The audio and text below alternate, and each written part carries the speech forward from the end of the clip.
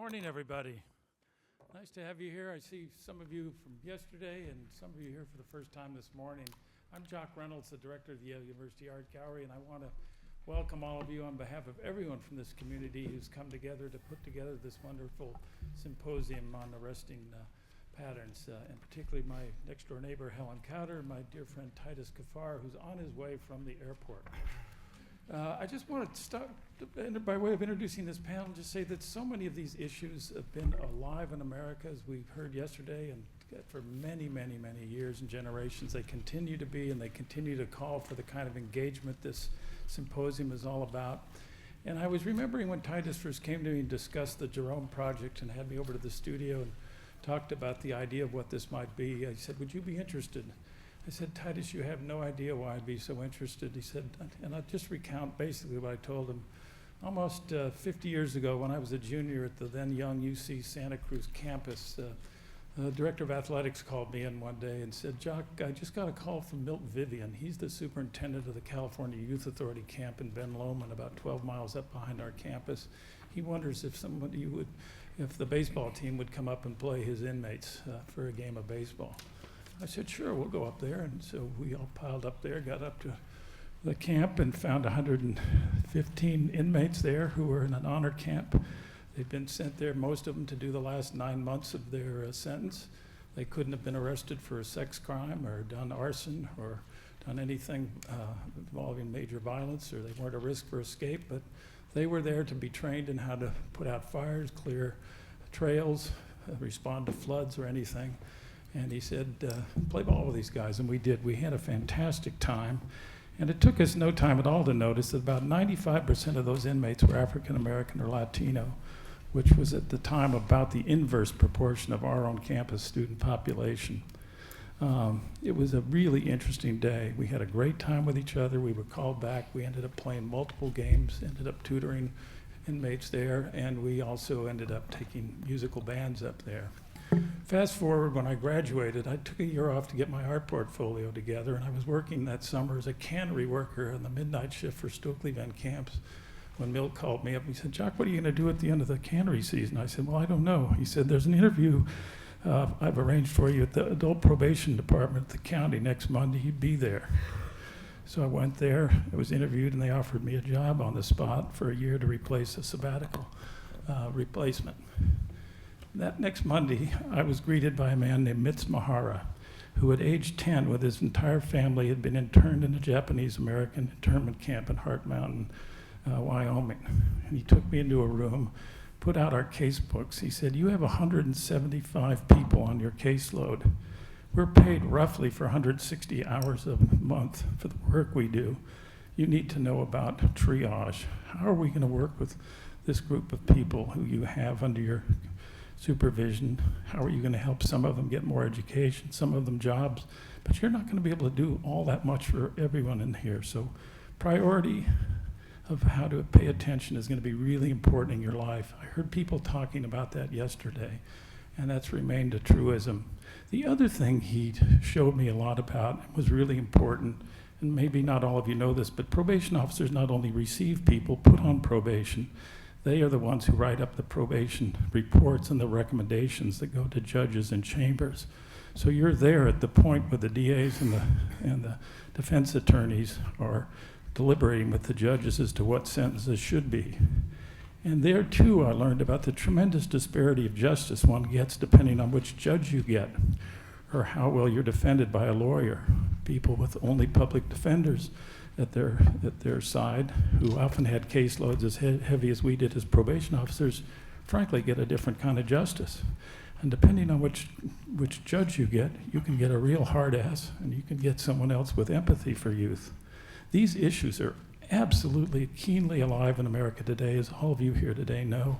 And I'm just thrilled to have so many of you here willing to talk about these issues openly and honestly together, and to see what we can do here in our community in Connecticut to make things better. So have a great time the rest of the day. Thank you, panel, and please start your discussion.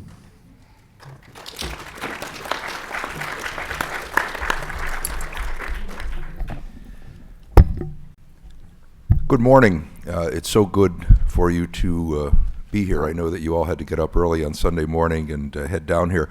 This panel will talk about racial disparities in the criminal justice system. I would like to take the opportunity. Oh, by the way, let me introduce myself. I apologize. I'm John DiCarlo. I'm a professor of criminal justice, and I write and do research and teach about some of the problems that we experience every day in the criminal justice system. I would like to take this opportunity to open the panel by introducing Dred Scott, who is a New York-based artist and whose work connects art and activism. And rather than continue to drone on, Dred actually has a presentation for us. Dred? Okay, great.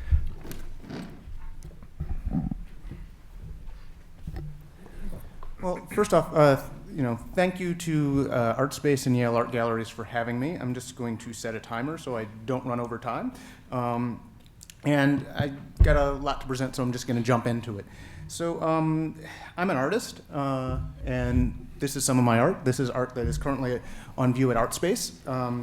And I've been making art for over 25 years. I make what I call revolutionary art to propel history forward. I have worked with prisoners, and I have worked with so-called at-risk youth. Most of my work shows in museums, but some of it shows in street corners, sometimes with and sometimes without permission. And as you can see, I'm kind of going very quickly. I'm giving real highlights of some of my work because I'm going to get to the meat of the talk with something else. So, a lot of my work draws on history, and particularly the history of people who've stood up to resist oppression. And I've made work that's addressed capitalism, U.S. patriotism, and what the U.S. flag represents. And I've made work that actually addresses the sort of foundations of American law and U.S. economy. And a lot of an overarching theme that my work touches on is questions of race and questions of freedom and emancipation. And so for the next little bit, you can perhaps bring the lights up because I'm actually just going to be talking at you for a bit, and then I'll get back to showing some more images in a sec. So the world, as I see it, the world's intolerable. For the great majority of humanity, there's tremendous suffering. And it is a tremendously harsh life. Most of the planets, about half the planet, tries to survive on less than $2 a day. And so the reason I make art is I want humanity to get to a whole different era. And I actually want people, the reason I get up in the morning is I actually want humanity to get to a radically different and far better era, without exploitation and without oppression. For that, we need revolution. And so the whole system that we live under is actually worthless, and no basic change for the better can be made until it's overthrown. And I'm a revolutionary. So rather than, with a panel that is talking about differing perspectives on disparities in the criminal justice system, rather than talk just about my art, which in the brief, 5 to 10 minutes that I've been allotted, I can't really go that much into the art. So I'm actually going to talk about some of the ideas behind the art that guide it, some of my philosophy and some of my politics, and some of the morality that guides the art. So this was a society that was founded on slavery and genocide. Everybody kind of knows that. But the implications of it are actually quite significant for the world we live in today. Looking at the criminal justice system and talking about differing perspectives, quite simply put, the criminal justice system is racist and enforces white supremacy. It's systemic, and it's institutionalized racism. Michelle Alexander's book, The New Jim Crow, which I assume some of you have probably read, and I hope more of you will read, shows that you actually don't need an overtly racist judge like the one they had during the Emmett Till trial to preside over the court in order to get a system where 1 in 3 black men will be imprisoned at some point in their lifetime. Things have changed sort of formally, but nonetheless, the reality has actually gotten much harsher for black people. Alexander shows that how in vast numbers are rounded up by the police, in particularly black and Latino communities. The cops have the backing from all levels of government to implement an unconstitutionally racist policing policy in those communities, and particularly it's based on the war on drugs policies. So once people then get arrested, they don't have access to quality lawyers, as Jacques was saying, and that greatly affects how long they go to prison. Defendants are often overcharged by prosecutors, and they're threatened with even more sentences if they don't cop a plea. Often for petty crimes. Juries are often stacked against Black and Latino defendants, and particularly a lot of Black potential jurors are struck from juries, leaving the cases the jury pool, the jury's disproportionately white. And once convicted, Blacks and Latinos do longer sentences based on often being convicted under drug laws, which mandate actually longer time and the harder time that people do. And then if people actually do get out, they face legalized discrimination from that point on, in housing, in application for education benefits and public benefits, and this often leads back to prison. And so, in some states, Blacks actually go to prison at 20 to 57 times the rate of white men. 2.3 million people are in jail right now, in jail and prisons, and about 1 million of those are Black, a little under 1 million. 1 in 9 young Black men aged 20 to 34 are currently imprisoned in the United States. So these statistics that I've actually shown, it actually shows how, in very stark detail, how racist this system is. But me saying that isn't anything new. Everybody here kind of on some level has an inkling of that. I put some statistics out there, but everybody kind of knows that. The problem, though, is that this system actually has no solution for the poor Black and Latino people in this society, particularly young men. It has no solution other than brutality and oppression. And the other problem is that so many people are willing to accept patently racist warehousing of Black people as the price of having a society which they overall find is just and equal.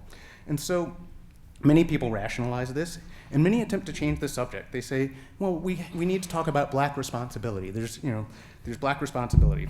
Everybody from Bill Clinton to Barack Obama talks about that. And also Bill Cosby, who's now fortunately sort of not taken so seriously anymore. Anyway, but this does tremendous harm and is morally bankrupt. As Ta-Nehisi Coates recently wrote, to yell Black on Black crime is to shoot a man and then shame him for bleeding. Instead, we need to discuss how do we get rid of this system. Looking at mass incarceration is one way to look at the systemic nature of racism in the criminal justice system, but murder by police is another. I've handed out a flyer that you guys saw with lists about 48 people that were killed by the police in the United States in the past few years. This year alone, 800 plus people have been killed by cops. Black people are killed at 3 to 4 times the rate of white people. And so I just actually want to look at some of these examples, if we could have the lights down a bit. So this is sort of part of why we're talking about this is Eric Garner. This is Eric Garner being choked to death by Staten Island police. And this is Walter Scott being shot in the back in North Charleston, South Carolina. But these are the images which have become ubiquitous. This is also Eric Garner. He had a life. He had a family. This is, his wife. This is Walter Scott. Mike Brown. Not the Mike Brown that was the pictures that we were typically used to seeing, but this is the Mike Brown who had graduated high school and was off to college. This is Tamir Rice, who was shot in Cleveland, Ohio, a 12-year-old boy playing with a toy gun by himself in a park. Police roll up, and 2 seconds later, he's dead. This is Nicholas Hayward Jr. So in addition to these statistics, Nicholas was killed when he was 13 years old playing with a bright yellow squirt gun in the housing project in New York City, and I know his father. His father is a fearless fighter and champion for the people to stop being killed by the police. He wants to stop police murder. And so it is very personal. These are not just statistics. This is Justice Howell. Justice was murdered by the police in Zion, Illinois. His mother and grandmother stayed with me. I know these people. Freddie Gray, neck broken in Baltimore. Anna Stanley Jones, 7 years old, shot while in her grandmother's arms when the police broke into the wrong house in Detroit. And then they arrested her mother. This is John Crawford, who was killed in a Walmart while carrying something that they sold in the store. And so one of the things is that people are actually finally standing up and fighting back against all of this. We know all these names and have seen some of these stories, many of which you probably know, because people have said, no, we're not taking it anymore. Particularly the people of Ferguson said, Mike Brown is not just going to be another dead Black person. They stood up and they rose up. And then later in Baltimore, people, when Freddie Gray was killed, they said, no, we are not going to live like this. We refuse to take this anymore. It's very courageous, and it's actually why we're having this panel today in a certain sense, and why people all over the country are wrestling with the question of race and justice. And so there's been a call that was put out by Carl Dix and Cornel West to make October, Rise Up October, particularly the 22nd to 24th of October. I'll later hand out cards for that. But they said, which side are you on in terms of stopping police terror? And in thinking about this, which side are you on, calling for people to have major demonstrations, particularly in New York on October 24th, I've been thinking, well, which side are you on mean? And I think, part of it for me means, are you for trying, convicting, and jailing killer cops, or are you for continuing to let them get away with murder? Thousands and thousands of people have been killed by the police, and there is no statute of limitations on murder. They could all be prosecuted. Are you for dismantling the new Jim Crow that Michelle Alexander talked about, a system of mass incarceration that is systematically enforcing white supremacy and destroying lives? And as part of that, as part of dismantling the new Jim Crow, are you for shutting down most of these prisons and letting the people out and giving them their lives back? Are you for stopping the police from killing people? It's actually a very simple question. Should the police continue to kill 800 people up till September, and then more than that actually this year? October 24th, you guys should be in NYC, be out on the streets, and be part of the demonstrations, and you should bring a busload of people with you. So, in closing, I said it's going to take revolution, ultimately, I think, to end police murder by police, and end this system that is systematically enforcing white supremacy. And in thinking about that, I came across a quote by Bob Avakian, who's the leader of the Revolutionary Communist Party. And he said, there is a potential for something of unprecedented beauty to arise out of unspeakable ugliness. Black people playing a crucial role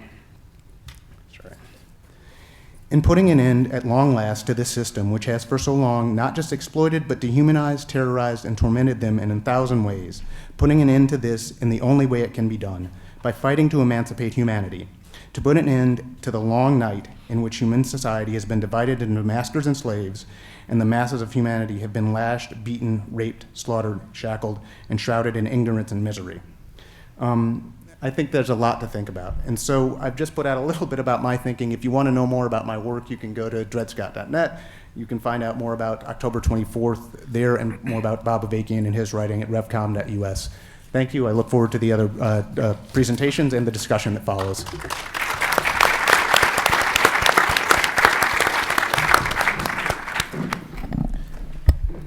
Thank you, Dred. Sure.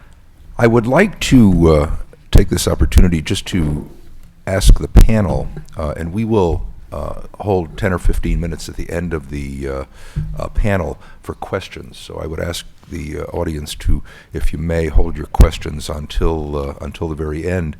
But I would like to ask the panel to take a second and kind of talk about what you thought of Dred's work and reflect on it, and how it relates to these powerful images relate to the criminal justice system, and what each of you do.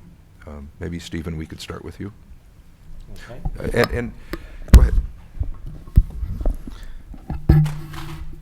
ahead. Dred, you described yourself as a revolutionary, and I think we need revolutionaries. But I also think that revolutionaries open up opportunities for other people to be able to effectuate change in the social justice system, in the criminal justice system, and the ACLU, and I in particular, in the position of leading it here in Connecticut, have a commitment to doing that, but through the system that exists. But people who are revolutionaries, like yourself, make it possible for people like me to get into meetings with legislators and with people who have positions of authority, so that we can hopefully move this ball forward as aggressively as possible. But I think it takes all of us to do this together, and to be respectful of one another, and to recognize the power that each of us has personally to be able to make that change possible, and that we need to work together in order to really change the society. Thank you. I echo what Stephen said. We can't do this alone. And I think what really resonated for me with what you said, Dred, and I really thank you for bringing this stuff to the public and doing it so relentlessly, is putting the person first, the impact on the person. I mean, these are systems, and many interconnected systems that we're talking about that structurally are leading to inequity in our society.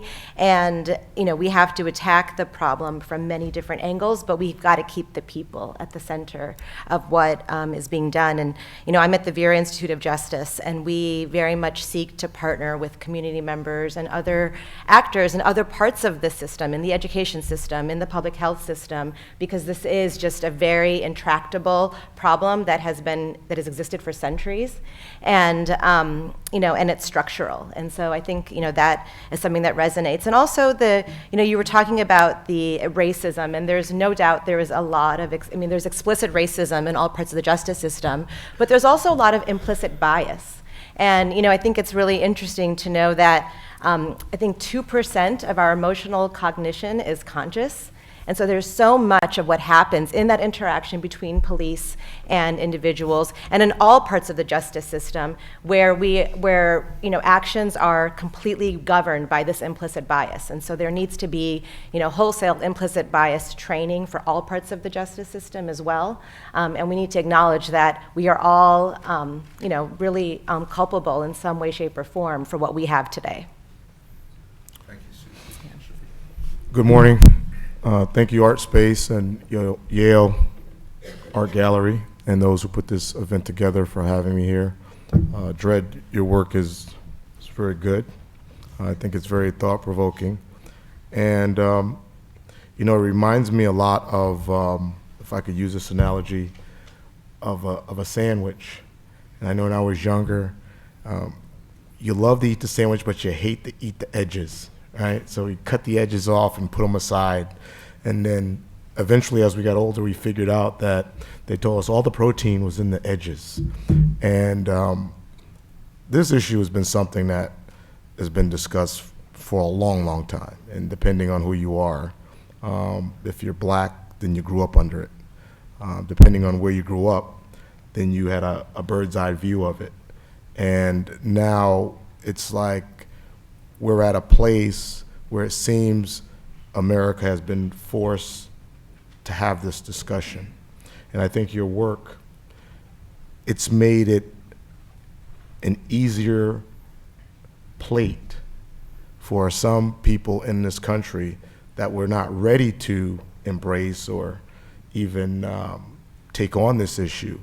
Now it's a little bit easier for them to do. And I think that this type of work, it crosses into a different population in our country of people that need to be having this conversation. I mean, what you pointed out around the racism and the bias and all the other things within the criminal justice system, but as I think about it, it's so much deeper than that. It goes to discrimination in homeowner loans, discrimination in colleges of who gets in and who doesn't get in, discrimination in the job market of who gets a job and who doesn't get a job just based on where they live, the color of their skin, their gender. So the issue is really, it's a dynamic system of layers, almost like if we made a big sandwich.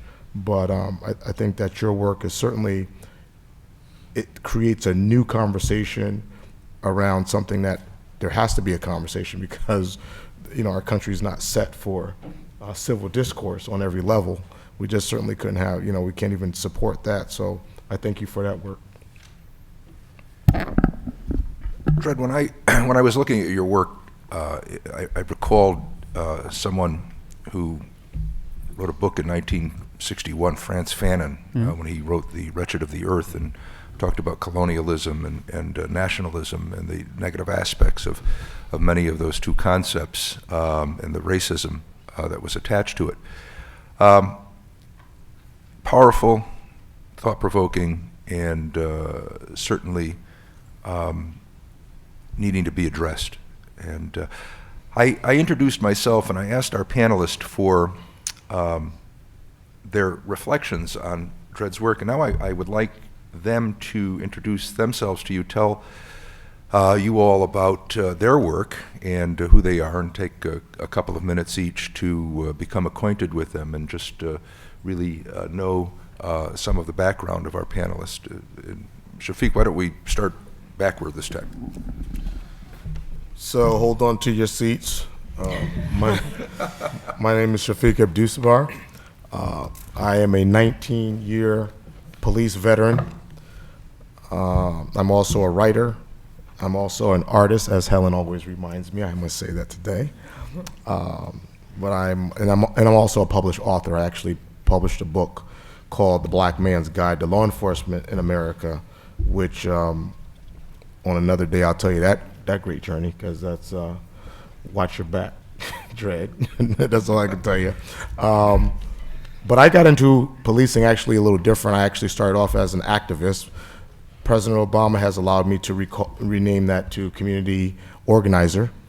And so I guess I would say I was a community organizer, and then I became a police officer by way of trying to find a way to impact the system.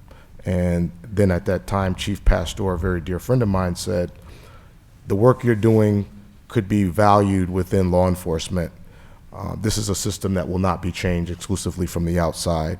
It will require people like myself and others to take a step, come inside, and try to impact change. And I can tell you Dr. DiCarlo, he probably can share these views, that it is a struggle, but it's a personal struggle that it must be something that you yourself are committed to. So that's the work that I do now. I'm currently a sergeant in the city, and I continue to write. I write for the Huffington Post. I continue to write on these issues around race and equality, inequality, poor people, black people, Hispanic, Latino women. Those are the ones that's often impacted by, I would say, outdated law enforcement techniques and philosophies and methodologies that were used inside of the country. So thank you for having me here. Thank you so much. Susan? Good morning, everyone. I'd like to first thank ArtSpace and the Yale Art Gallery for hosting this event and for inviting me to be on this panel with a very esteemed group of individuals. I'm the Chief of Staff at the Vera Institute of Justice, and I've been there for about 10 years. For those of you who aren't familiar with the Vera Institute, we've been around since 1961 and have worked to make justice systems more fair and truly fair, and structured in a way that they actually strengthen communities. We haven't succeeded. We've failed overall, but we are still working really hard. We have staff all around the country who are working on what I see as the most pressing injustices of our day, from the causes and consequences of over-incarceration and racial inequity to the unmet needs of those who are vulnerable, marginalized, and harmed by crime and violence. I specifically, in my time at Vera, have focused largely on keeping people out of the justice system. I think that once you are in the justice system, by virtue of being in contact with police, it goes downhill from there. And so we've worked really hard in improving police-community relations, having police be accountable to the diverse communities that they serve. We've focused a lot on police-immigrant relations, because in many parts of the country, immigrants are the new members of the community and are very vulnerable. And then I've also focused on other civil rights issues and ensuring access for those who are really vulnerable, whether that be being vulnerable by age or by religion, particularly in a post-9/11 America, when you look at Muslim communities, for example, and also those who have other barriers, whether that be language or immigration status. And so, as I mentioned, it's about, I think, really keeping people out of the justice system and restoring and strengthening community so that the solution can be in the community, and that's something that we're really invested in. Thank you. Thank you. Good morning, and I too want to thank all those who really made this conference possible, but it's nice to be back here at Yale.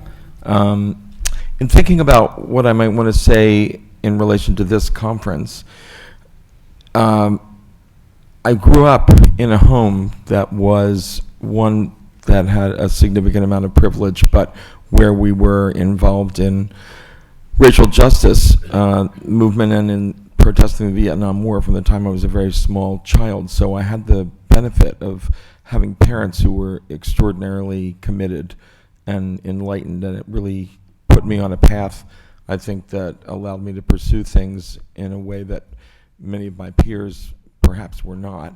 I figured out pretty early that I was gay, and I think that colored my growing up experience significantly and my activism. So in coming out at 17 in a time when this is, the year of Stonewall, so this is a significantly different environment than a world in which same-sex marriage has just been affirmed at the U.S. Supreme Court. that really colored my experiences throughout my life. This is a panel that's celebrating, along with all the others in this conference, the intersection of art and activism. And I started out my career at Brown as an art history major. Then I went to Yale to get a master's in architecture and a master's in art history. And then I went on to practice architecture for 20 years until I was tapped into the political system, and I became the first openly gay cabinet secretary in the country, actually under Governor Rendell in Pennsylvania for 8 years. Went on to run several nonprofits, and now I'm running the ACLU here in Connecticut, which is a real privilege and an honor. So for me, when I look at Dred's performance and I look at the way in which this conference is trying to make connections and inspire people to think in new ways about how their activism can be infused with connections to other parts of society, it seems particularly relevant to me that I have had a checkered career that started out in the art and architectural world and ended up in the political world in the nonprofit arena. But it's been a great privilege to be able to learn from many people who have grown up in different ways that are quite different from me. And I think the most enriching experiences of my life have been in stepping back and listening to others and learning from their life experiences, and how that's allowed me to do some of my work, I hope, in a way that continues to improve and help me understand how to affect people's lives in ways that support the kind of social change that all of us are here today to discuss. Thank you, Stephen. I recall some works that I have read that have talked about the criminal justice system. Specifically, John Simon, a colleague, wrote that the correctional system in the United States is very much a waste management system. He equated it to a trash hauler, a trash removal system. I remember Malcolm Feely writing a book called The Process is the Punishment, after he spent time in the New Haven court system. He opined that, indeed, as soon as someone entered the criminal justice system, it began to be a punishment rather than a study in justice. Just very recently, Stephen Rice from Washington State University and Sue Rohr, Stephen is a professor and Sue Rohr is the director of the Police Officer Standards and Training System in Washington State, wrote a paper for the Harvard, could I say that here? The Harvard Ideas in Policing series, and they titled the paper From Warriors to Guardians, and of course recalling Plato's Republic, and talked about some of the changes that were important in instituting change in the criminal justice system. We very often look at police as the most visible part of that system. Once someone enters the system after they're arrested, we don't often look within the courts, and we don't often look within the correctional institutions. I would like to ask the panel, how do we institute, or what do you consider the most important parts of instituting change in each level of the system? Obviously, cops don't work in a vacuum, starting with legislative processes, moving to the police, moving to the court system, moving to the correctional system. Where do we make change, and how could that change be substantive and reflective of equality? Just open it up generally. You want to go first? Sure. I mean, I think you know, the solution can't just be in looking at the criminal justice system, which is what I think you're getting at, right? I mean, our criminal justice system is too big. There are too many people that are working in the system. There are too many people that are being called upon to be social workers, to be healthcare providers, and you know, really guardians. I mean, I think that they are stewards of, you know, the government. They need to treat people well, and they should not be treating people like warriors. But we cannot be looking to the criminal justice system to solve all of these problems when we've got decreased funding for schools and hospitals. You know, mental health. I mean, yesterday someone quoted, you know, what is it, like 9 out of 10 people, you know, in prisons have mental health issues. I mean, that can't be the solution. And so, I think that with the resources that we have, we need to use them appropriately, but we need to, what I would call, like, right-size the entire system and actually shift resources away from, you know, these methods of social control that are not about, you know, helping people thrive and flourish on their own with their families.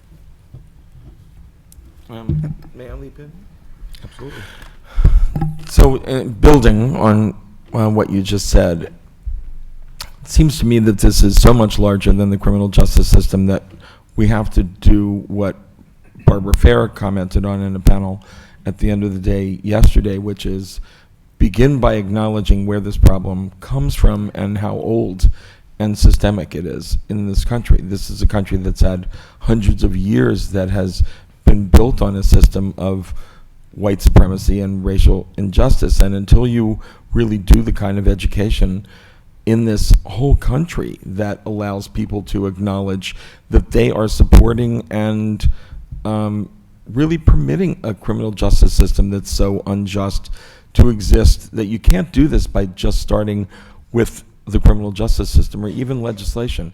And I think we'll have a chance to talk later on about some of the successes we've had here in Connecticut in spite of the disgraceful disparities that exist with regard to race. But I think that you have to start out by acknowledging that the whole system is corrupted. And until people are willing to have this public conversation and hold their elected officials accountable, hold people who are in positions of power and authority everywhere, whether it's the academic system or the corporate structure in this country, the military. I mean, every aspect of this country is infused with systemic racism and inherent bias. And it isn't just racism. Obviously, racism is the most profound and the most visible and obvious, but it has supported the injustice that has allowed bias against women, bias against people with disabilities, bias against LGBT people, bias against people of different religions and ethnicities, and every aspect of our lives. If you're not white and you're not, you know, a mainstream Christian and you're not heterosexual, somehow to be less than or other or different, and automatically there's a level of suspicion and mythology and stereotyping that goes along with whoever you are perceived to be in that instant that somebody assesses who you are when they first meet you. And until we address that and feel comfortable enough to talk about it, we're not really going to be able to significantly change the criminal justice system. I mean, I think the framework of the question of how we're going to sort of improve this criminal justice system, that's actually the problem. I mean, there have been changes. I mean, right now in New York, we recently had a lawsuit, Floyd versus the city of New York, which actually clarified that the police policy of stop and frisk was unconstitutional. And in theory, they've had to back off that. That's come because of all the resistance and actually some very good lawyering by the Center for Constitutional Rights. That's important, but I think that if this was like 1845, and we were looking at their system where 4 million people were enslaved, and there was a whole army of people bound to keep them in slavery, we wouldn't be, from our perspective, we wouldn't be saying, well, look, can we actually pass some legislation so that the slave masters whip the slaves less? We need to do away with this system. I mean, nobody here has said that this is not systemic white supremacy. Nobody's gotten up and said that they're comfortable with 1 in 9 young black men in prison. You've started out saying, you want to, the second somebody's actually encountered the criminal justice system, it's over. That is intolerable. We should actually be morally outraged by this and do everything we can to, follow through on your principles. End a system that has 1 in 9 young black people in prison. End a system where 800 plus people just this year have been killed by the police. I mean, I could go down lists of more and more people. The first video that I didn't show, but the image that I showed of 2 videos that's on view at ArtSpace is called Stop. It's of people who've been stopped and frisked both in England and in Brooklyn, New York. But these young men tell that they've been stopped 15, 20, 30, 100, 200 times by the police. And when the police stop them, it's not like, excuse me, sir, man, we have a nice conversation. They get molested. They get beat down. And so if anybody is saying that they can tolerate that, then there's really something wrong with us. Okay? What I'm saying is that we actually need to have a radical reshift and rethink. We're not, I mean, I'm not going to be comfortable if we say, well, okay, we get, some more legislation passed and actually just have a nice conversation and we can reduce the prison population to 2 million. That's unacceptable. It's unacceptable that the police are running through communities and destroying lives, that people have literally, legally are discriminated against once they become felons, that they're going to be forced back into prison. And the problem is, for those of you who are like, well, let's try and reform this, is that this system has no solution for that. I mean, if you want to let out, say, 2 million people from prison, what jobs are they going to have? Those jobs have actually been taken out and put. I mean, it's actually much more profitable for this system to exploit people in Bangladesh than in New Haven. Okay, and so I mean, I really think that you have this situation where it is much bigger. You're not going to actually be able to just rearrange some deck chairs on the Titanic and get to a just system. Okay, I mean, just one thing. I mean, we're in New Haven. In the news to me nationally, because Charles Blow's son had a gun pulled on him by the police in this city. For what? Because he supposedly fit the description of somebody. What happened if he flinched? He would be dead. And so we can't continue to talk about this as if this is like a minor problem that we can adjust. I mean, I sincerely feel that you guys want to change it, but I think that we really need to deeply engage how systemic this is. And that's why I say, look, first off, you should be out on the streets on October 24th, but also we need revolution, and grapple with that. Grapple with what it's really going to take to get to a system and a world that we would actually want to live in.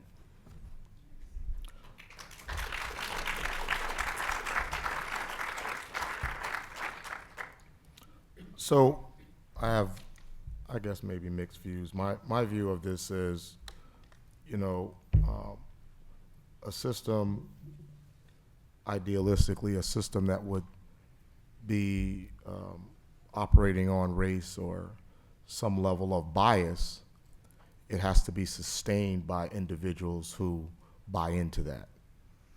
And so my belief is that it's a personal responsibility. And we can change systems and we can move letters around on the paper, but at the end of the day, when you are the decision maker in your office, when you are the decision maker creating policy, and you choose to go along with what has happened in the past, then you support that system. It's just that simple. And as I would agree with Mr. Scott, around the need to change and do all of those things. I mean, before, and I've been working with kids for over 30 years in this city, and before a young black male makes his way to Summers Prison, there's so many things that happens to that young black male before he even makes it to age 15. And the police are not a part of that. The police are not rushing into neighborhoods and rounding up 10-year-old young black males and saying, you're going to go to jail when you're 16. There's another system that's happening around those young black men, and it's poverty. Let's not forget, before we had the war on drugs, we had the war on poverty because black people were living in ghettos. And then we had a war on drugs that came along after that. I don't know if we won the war on poverty. I don't even know if it's off. I was talking to Barbara the other night, and we were talking on the phone, and it reminded me of the song that Tupac sang and said, there's a war on poverty so the police can bother me. We haven't changed that policy on poverty. But we will, as a country, we will go to Africa and save people in Africa. We will save whales. we're worried about a guy shooting a lion, but we'll walk by a poor child in a poor community like it's nothing. And it doesn't matter if that child's black, white, or Hispanic. They're poor, because that's how we operate. So this system is much more sophisticated than, in my belief, than a police officer pulling the trigger and shooting people, because often if you find the people that are getting shot are black and they're poor. They're white and they're poor. They're Hispanic, Latino, and they're poor. So even if you let everybody out of prison, they go back to the poor community. And if you read some of the other data, American Pediatrics, some of the Justice Department stuff, you'll find that the people that are most adversely affected by this system are poor. Color is just a side effect of poverty. And recently there was a report put out, I failed to bring it, so I can't even refer to actually who wrote it, but it was wrote by, I think, the guy from the Federal Reserve Bank. And they were talking about the passing of wealth. And what they found recently was that during the recession, they found that the people that were most adversely affected by the recession were, first, blacks, Hispanics, and Latinos, no education. Black, Hispanic, Latinos with a degree. And then it went on to say the people who were least affected, if at all, by the recession were white and Asians with college degrees. And so they compared to find out, was it education? And it was not education. What they found was that minority communities do not pass wealth well from generation to generation. And it's actually the passing of wealth which gives the leg up in this society. So if we go back to that, and we know that education for many of the hardworking people is a pathway into entering into this realm of potentially having money that you could potentially pass to your child, that's a whole different dynamic. And that ain't criminal justice. That's somebody sitting behind a desk saying, you're getting in college and you're not. You're getting this job and you're not, because I like the way you look. And I like the way you look. And you will fit nice in the portfolio of my business, the portfolio of my college, the portfolio of my department. So that's my perspective on really a lot of how this has to change. On the last note, and I don't want to go hard, but on the last note, these institutions that produce police philosophy, PERF, for instance, who I understand when I went to the Brady Foundation up in Washington, D.C., said it was founded by a black guy, so it's okay. But it doesn't have black men. It doesn't have black law enforcement officers and researchers and professionals that are in there able to develop philosophies on policing black, Hispanic, Latino people. It doesn't have the Hispanics and Latinos in there. Many of the police departments around the country do not have diverse command staffs. So I don't care how many black cops you see on the street, how many Hispanic cops you see on the street, it's who's in the office creating a policy. Because if those people are not black, if they're not Hispanic, if they're not gay or lesbian, if they're not women, then you're just gonna get the same rubber stamp, douche, broken windows, and that's gonna work for you. Is it working? That's the question, as you mentioned it. If it's not working, why? And what are we doing to fix it? Thank you so much. Since 1994, crime in the United States has literally plummeted. You would never know that by looking at social media or watching the news at night. I walk into classrooms and cocktail parties and ask people very often if crime is going up or going down. And I invariably get the answer, way up. And indeed, crime has, across the United States, plummeted by about 45% since 1994, and that includes both violent crime and property crime. How that happened is a great area of controversy. Was it social systems? Was it birth rates? Was it the end of the crack epidemic? Was it the aging of the population? Or did the police have something to do with it? Those are all valid questions and all propositions that have been put on the table. I would ask the panel to give me their views on, since the crime rate is down, and by the way, I forgot to mention that the crime rate is down nationally by 45%. New York City, since 1994, it's down about 80%. I would ask the panel to discuss how much of that is attributable to social systems, how much of it has paid a racial price, and if any, and obviously we see the debate between Bratton and Kelly on stop, question, and frisk in New York. And Dred, I put to you also, did the philosophies between these two police leaders in New York have anything to do with stop, question, and frisk, or was it, or did the mayor have something to do with it? But what happened? You know, what happened during the time from 1994, racially and crime-wise? What was the result? We know the result was crime coming down, but what was the result racially? Did this just start in 1994, what we're all talking about today? Dred, do you want to start? Well, I can start a bit, and I'm not a sociologist. I've read some of the books that other people have read. I have opinion on this, but I will say that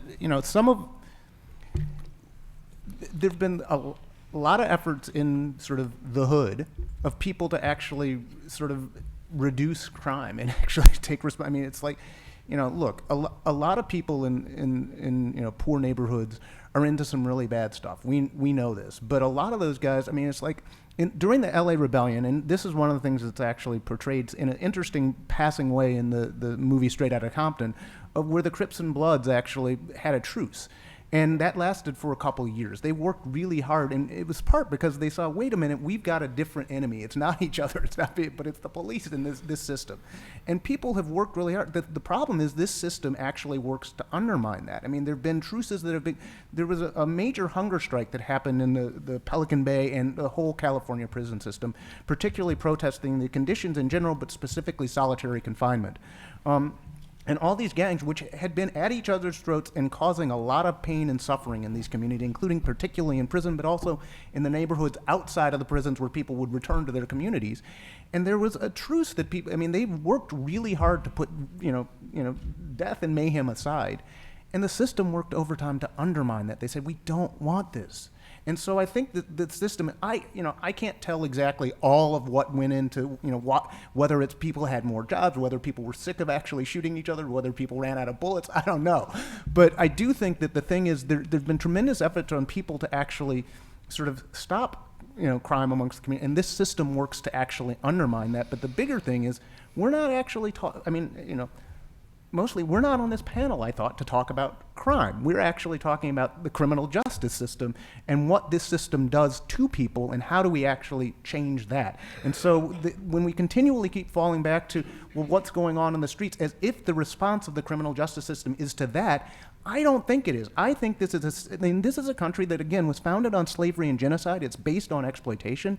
And what this system does to people is not based on trying to meet their needs. It's not that. You don't get 2.3 million people in prison. And when he says, look, it's not the police going into these neighborhoods, yes, there is poverty, but I'm sorry. The people that I showed in that first clip that were in this video of young men I worked with, between the ages of 12 and 14, all these young men that said at some point the cops run up on them and start brutalizing them. Say, are you in a gang? What gang are you in? You're wearing red. Why are you in a gang? Why are you doing this? And they haven't done anything. Your pants were sagging or something like that. Well, it ain't illegal to wear your pants around your butt if you want to. And yet the experience of these people in this neighborhood is for just walking down their streets as the police go violate them and brutalize them. And that's their indoctrination. And they know that all the kids older than them have this happen. And so this is not some accidental thing, and it's not just that there aren't enough black people on the police force, at the command structure. This is systemic. This is a system based on exploitation.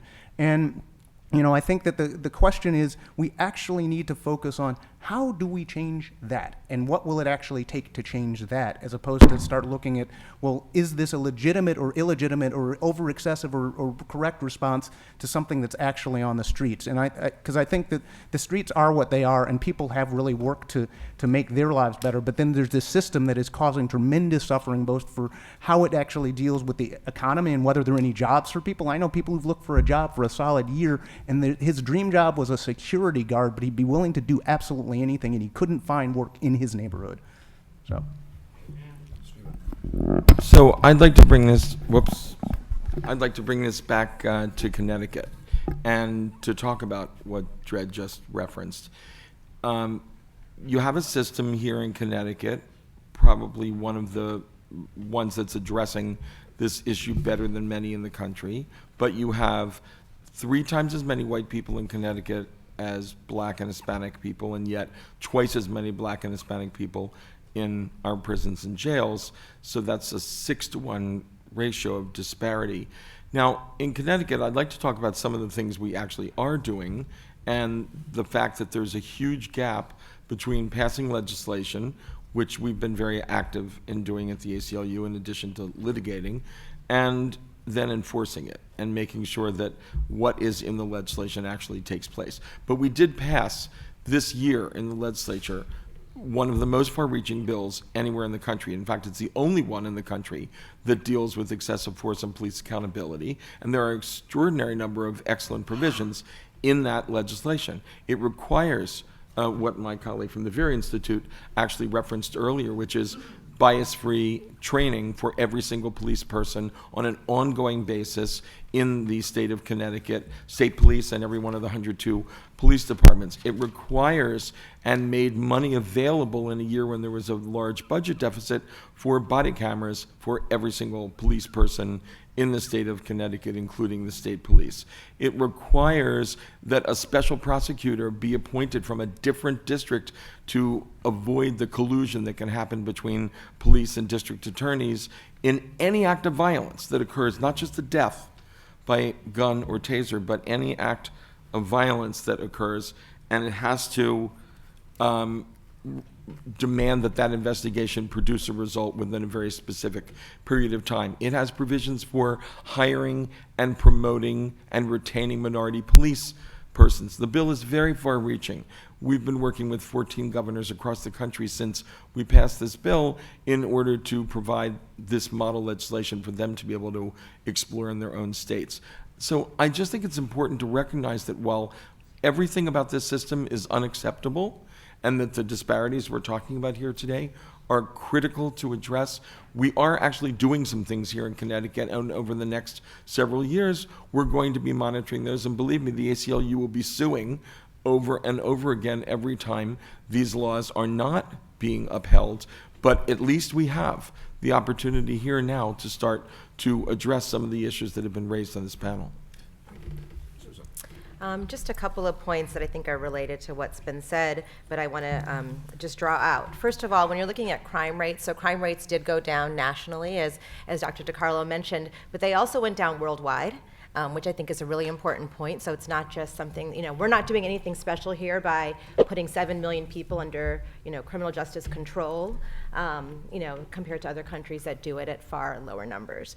The second thing is I think that this narrative of crime rates going up has been the Kool-Aid that everyone has drank to justify, right, the oppression of people of color, of black people and brown people, and the incarceration. And I think that was very convenient, and I think it's very important that we make sure that we don't fall into that trap again. And then the third piece is, looking at crime rates, it also, this obsession with looking at crime numbers has really driven the way that policing policy is carried out, right? So, you look at any sort of CompStat meeting, which is a meeting where the commanders of police departments come together and decide how they're going to deploy their resources, they're looking at crime numbers. And then what that also does is it creates a perverse incentive to not report crime numbers when it actually is happening. So community members who actually do need the help for police are not getting the help that they need. And then the fourth piece I'll say is that focusing on, crime, this desire to keep down crime or keep communities safe is not what's driving incarceration. And I think you can really see that on the immigration front, which is really where all of the gains that we're making on the criminal justice side, all the problems are now being transferred to the immigration side. So in the federal prison population, immigrants who are charged with illegal re-entry make the largest number, the largest percentage of individuals that are in federal prison. And illegal re-entry does not pose any public safety risk. So I think it's really important to just move away from this focus on crime rates, as Dred and others have said, and to really look at what the impact is on certain communities, and also just realize that we can't just stop focusing on the criminal justice system. We've got to look at what's happening now in the immigration side, because it really is all just transferring there. Thank you so much. We have 1 minute left, Shafiq. No, go. I know that you're a quick talker. So part of the crime, the way it looks, is because the system keeps changing. So it used to be NYBERGs. And when it was NYBERGs, which was the national... Incident-based reporting system.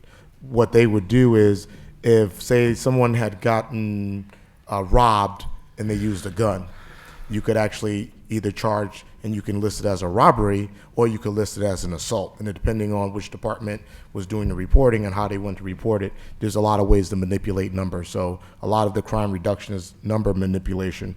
But I remember when I came back home to New Haven back in the early 90s, and my mother would always remind me that when people die, it's not about larger numbers of people who die to make the difference.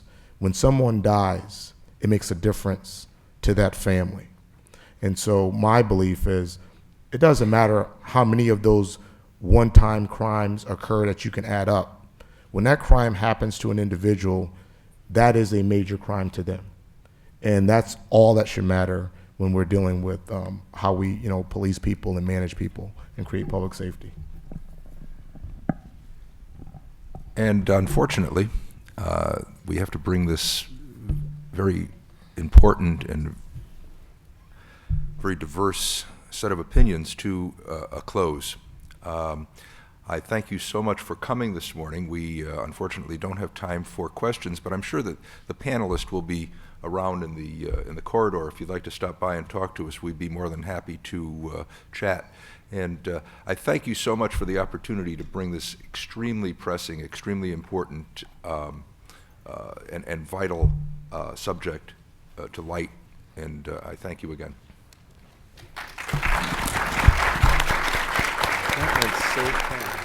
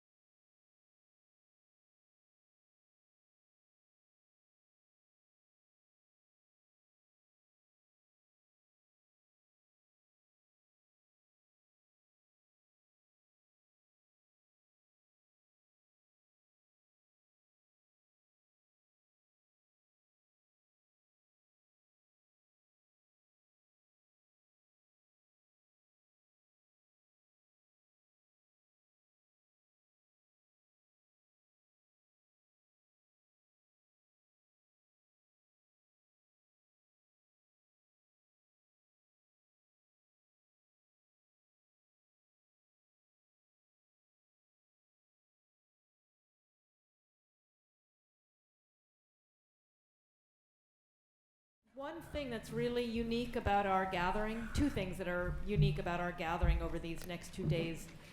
Every panel is headlined by an artist. ArtSpace believes that artists are vital to showing the path for change, for advocating, for illuminating the need for change in ways that might not be possible in any other way. So you'll see that every panel today begins and is with an artist who will stimulate the conversation. The other thing that's unique about our event is that we've worked to bring people involved in the criminal justice system who aren't always at the same table and who often don't work together. So for example, veteran cops and activists and youth and community leaders. We're together. We may not always agree, but we are here discussing these problems together. So with that, welcome again, and I will pass the mic to my colleague, Leland Moore. Thank you so much, Helen. Before we begin this panel on stigma and mercy, we're going to have a presentation from artist Sean Dalpiez. Following the presentation, we'll get into a substantive discussion about stigma, mercy, and how that relates to the conversation that we've been having today and yesterday and for the past couple years in the major news media. So without further ado, Sean. Good morning, everybody. I'm going to read a piece, well, part of a piece called Unison. It's interesting in the environment in which I wrote this, and not just a prison setting, but it took place during a time when we started a poetry reading in a prison, which is positive, right? And got a lot of retaliation from correction staff because there was such a large number of guys who were incarcerated gathering in one spot, and they were intimidated by it, right? To the extent where they ended up setting people up and tried to kick people out of the prison, right? Because it was too intimidating, right? There was too much of a positive leadership in a correctional setting, which was a threat to the welfare of the prison. So I wrote this poem in response, and we performed it, me and two other individuals who I was incarcerated with, so I'll just read you a piece, all right? And it's entitled Unison. Unison, you see, uni sung, and it's never been you and I, son. It's always been you and I and some other Sunday. And on this Sunday, it's all about unison. So uni sung and I sent word, but was word sent when Poppy spent every cent of train fare on abandoning my welfare? He spared me an answer, so this is how Sean coped. He copped dope, bought hope on consignment, stole some iron, and let off shots at the sirens of mommy's verbal diamonds. Enrique had the nerve to chime in as he dozed on silence and confinement, spending time in Sing Sing in the Florida Bing. Before cancer dined on his spine, our last conversation went something along these lines. He said, Mijo, there comes a time when you get so damn tired, when you get so damn uninspired that your words are no longer my day. I replied, why? Because you weren't a man today? He said, no, mijo, tú no eres un hombre. I said, yo soy un hombre hoy. He said, coño, my boy. I said, yo no entenderte. He said, ¿por qué? I said, I forgot my Spanish. He said, como que? I said, I forgot my Spanish today because you forgot my family yesterday. You see, I'm a man today, mírame, so look for they've kept me in the crooks of their righteous eyes. They beat me with telephone books and booked me as Caucasian. It was an occasion for a mortician, a double homicide, and despite the yellow tape, my blood never lies. Poppy pulled the trigger, piercing my left side. Bystanders filled the night. Bev said bye-bye to Poppy with a handful of ashes and a 2x4 glossy. Casito Jr. floated like a memory buried in the land of the Nuyorican. They mutilated Puerto Rican with their Caucasian consciousness. You see, it was an occasion that I can't conscience. I mean, I claimed fame, but I couldn't claim Rican without friction, so I claimed addiction. From magazine bags of junk to stuffed sugar bags of funk, I played peddling punks in Big North and Center Yards. You see, it's never been the cards. And even though we've come this far, I still got gods on earth and salsa kings stripped of their omnipotence and rings. I got DOCC civilian dreamers with clipped wings. So it's no wonder why Uni can't help but sing his allegiance. Like these young gods on earth, I've been pledging allegiance to this united fatherless state of America. I pledged allegiance like red vengeance, baited the blue with prison sentences of lyrical hooks, hooked lessons of venom from Enrique with a small cannon jammed in his waistband. Both of us wasted bands of green on white heroin steam. You see, I pledged allegiance to malfeasance and resentments. The sentiment was mutual. We were both desperate for contentment. In allegiance, I pledged to my father's ash, empty of resentment and resurrected with forgiveness. I forgave every nest and spangled my banner instead with the thick, knotty dreads of unison. Like a father to a son, unison said, "Spangle your banner, my son, not with red stars, blue bandanas, or black and gold glamour, but rather spangle your banner with the forever fire of a resistance to a system with pistons deeply rooted in the kitchens of our dysfunctional wishing." Like father to a son, unison proceeded. He said, "Spangle your banner with responsible decisions for the beautiful children, left in limbo, your kinfolk, hands folded as they pledge allegiance to the star-spangled banner of prison's fatherless stronghold." Like a father to a son, unison concluded. So from here on in, unison shall begin each one of our conversations. Unison shall be the new age salutation. Peace.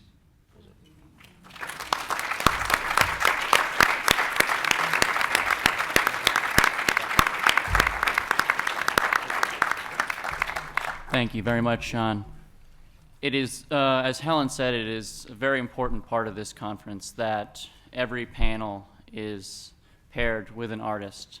Woven throughout this entire conference has been art as a medium for social change, as a tool for people to interpret, as a safety for people who aren't comfortable discussing things that they would like to discuss, and as a prompt to encourage people to think deeper about things that they need to think about. So without art on these panels, I think it would be a very different discussion. I'm an attorney. I work for the state of Connecticut. I am very grateful to be involved in this whole project with ArtSpace. I've been working with Helen and Sarah and Shelley and the great team there. And part of that experience for me has opened my eyes to the importance of art, which is something that a couple months ago I may have more cavalierly dismissed as something that I could be spending my time on something better. But over the past couple of months, it's really hit me hard and hit me home that art has a crucial role to play in our society, and that supporting the arts is very, very important. So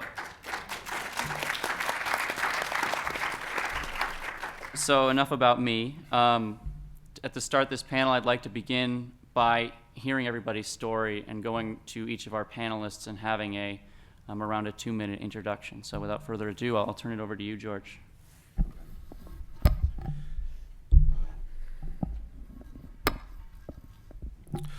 Yes, my name is George Chochos. I'm a third-year student at Yale Divinity School. However, I didn't get there through conventional means. I spent 13 years in New York State prisons. From 2000 to 2011, I spent 11 and a half years on a 14-year sentence for robbery. When I entered the prison system, I was drug addicted. I was actually in a state of cocaine psychosis. I did not receive any mental treatment, and I think that's where my faith comes from. However, I arrived at Sing Sing, and I knew that from 1994, roughly around 1995 on, there were no higher education programs in the state of New York, except that I found out when I got to Sing Sing and walked into the wrong section of the chapel building and ended up in the New York Theological Seminary's Master Professional Studies classroom. It was the only professional master's degree granting program in the country at the time, and I didn't have 4 transferable credits to my name. I got sent to Clinton, and if anybody has heard about that, it was recently in the news for various reasons. Spent about 2 years there, went to Eastern Correctional Facility where Bard College had just come in and started a program. They didn't know what the program was going to look like because they didn't know what level of research we were able to do. However, they transformed the school building into a college, and then offered associate's degrees, bachelor's degrees, and 10 years to the date from when I first entered that classroom by accident, that NYTS classroom. I was back there graduating with an associate's degree, 2 bachelor's degrees, and I finished a master's degree. And I met someone. And I met someone who's on Yale Divinity School's advisory board. We were using a textbook co-authored by 2 Yale Divinity School graduates who were from 2 different parts of the country, and they just happened to be, doing a book tour near Sing Sing. They came in, and me with my big mouth at the end of it, I said, what's the possibility of somebody like me going to a place like Yale when I get out of here, and not expecting like a sneer or something? And the person said, I'm on the advisory board. Call me when you get out. However, thank you for the applause. However, I'm always cognizant of the fact that I acquired my education in space because I had done some things that really caused a lot of harm to a lot of people. 2 of my kids grew up without their father. I don't know the psychological damage that happened to the people in the banks that I robbed. So it kind of motivated me to want to do better, to help people. And as I did, and I'll try to be even more brief, when I was released, I worked as a chaplain and assistant director of operations at a rescue mission, served on the board of Club Zoe, which offers after-school programming to kids in the most impoverished section of my hometown of Albany, New York.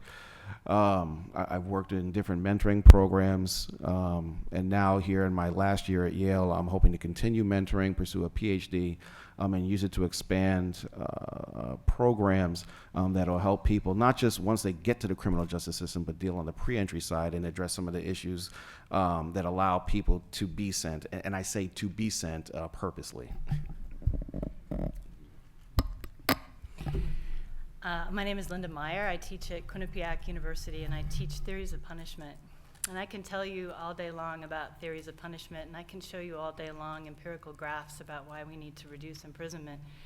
But the only thing that really makes a difference, I think, is when you actually hear the stories and the poetry, and you see the people. And in my view, that's what makes the revolution that we're talking about this morning. That's what makes the revolution. So, listen. My name's Matt Krosman. I'm the Director of Research and Publication at the Yale Center for Faith and Culture. My background is in theology. I'm also a pastor at the Elm City Vineyard Church here in New Haven, a church that my wife and I planted about 8 years ago. It's a multi-ethnic church invested in the city. My wife and I have been here in New Haven for 18 years and have been just challenged again and again to hear individual stories and to have our theology and our experience of the world, our understanding of God and of who we are as human beings expanded by the stories of the lives of the people in this city across various lines of difference, racially, socioeconomically. So I'm glad to be here, largely as a learner on this panel on criminal justice.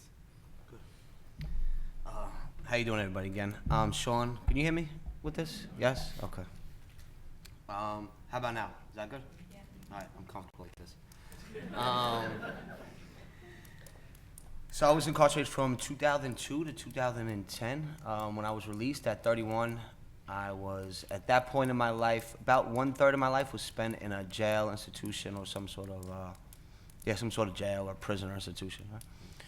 While I was incarcerated, I got my associate's degree. I was very fortunate. And I always like to say that is that in many ways, considering my background, I am very fortunate. But I also enjoy it because my act of forgiveness is speaking about the horrors of the system, right? So I make forgiveness an action through speaking about the horrific conditions that mass incarceration creates, right? So since I've been home, I got my bachelor's degree, I got a master's degree. I work for an agency that gave me a shot, and they gave me a shot to be a maintenance worker because of my felony background, right? With how many felonies out of my record. And it worked out. I got past probation, and I'm with that agency for 5 years. So I'm a trainer for the agency. So I train staff on how to work with youth in the foster care system. Primarily, I work close to home programs. If anyone's familiar with the juvenile justice initiative called Close to Home. So before training, I also worked with the Close to Home initiative, where I had a house of 6 boys who came out of a secure detention facility, so like Attica for adults.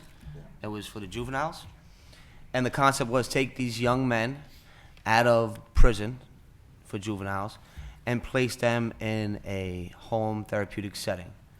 And allow them to get treatment as opposed to on the chow, as opposed to locked in a cell, as opposed to clanging keys, okay? And so that was the case. So now I'm training, and outside of training is just I enjoy doing conferences like this. I try to spread the same message, right? I could tell story after story of once you're behind those walls, it's another world. Sure is. And there's another norms. And especially if you don't have family, if you don't have people like this in the room, people get lost and never heard of again, right? So I was a fortunate one, because I made it out of there, okay? So that's me in a nutshell. I'm very fortunate to work with adolescents and try to get them to go on a different path. Right? So that's me in a nutshell. Thank you very much. It's very important that every panel has a diverse group of people from diverse backgrounds to diverse ideologies, so that all of you participating can get as full of a picture as possible of each panel's topic. In particular, this panel is centered around the idea of stigma as it relates to people who are formerly incarcerated and the concept of mercy in our criminal justice system and the role that plays. Now, obviously, mercy can't be applied in every case as something that is the be-all and the end-all, but the question for this panel, the overriding question is, what role should it play? Is it playing enough of a role?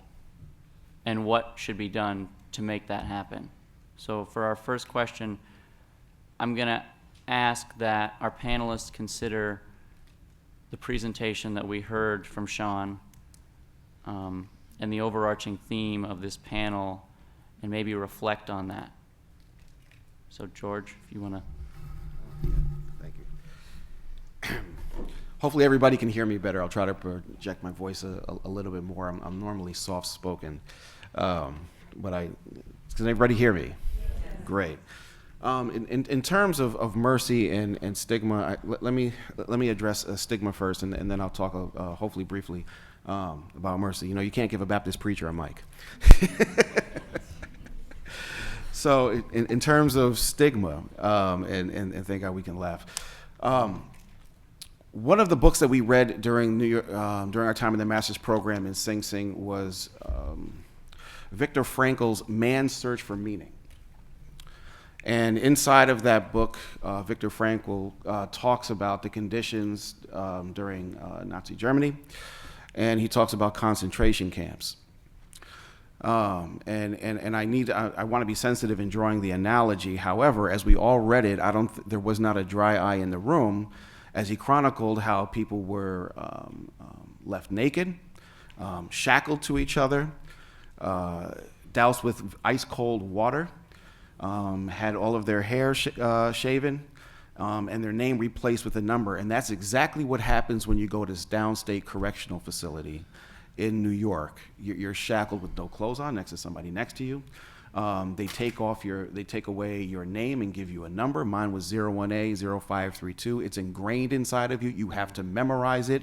You have to know it all time. Your name does not matter. It's your number. And the number reflects the number of prisoner you are when you come in any given year.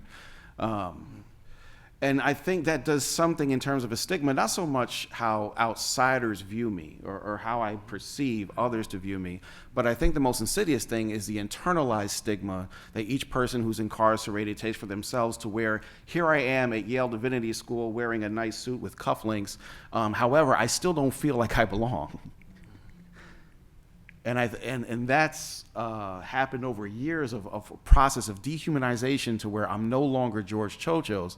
I'm 01A0532, convict. And that stays with you internally. I think the psychological damage that happens inside of prisons may be even worse than the physical incarceration itself. Even though that experience is completely dehumanizing. Especially in a country that is quote unquote civilized and developed and advanced.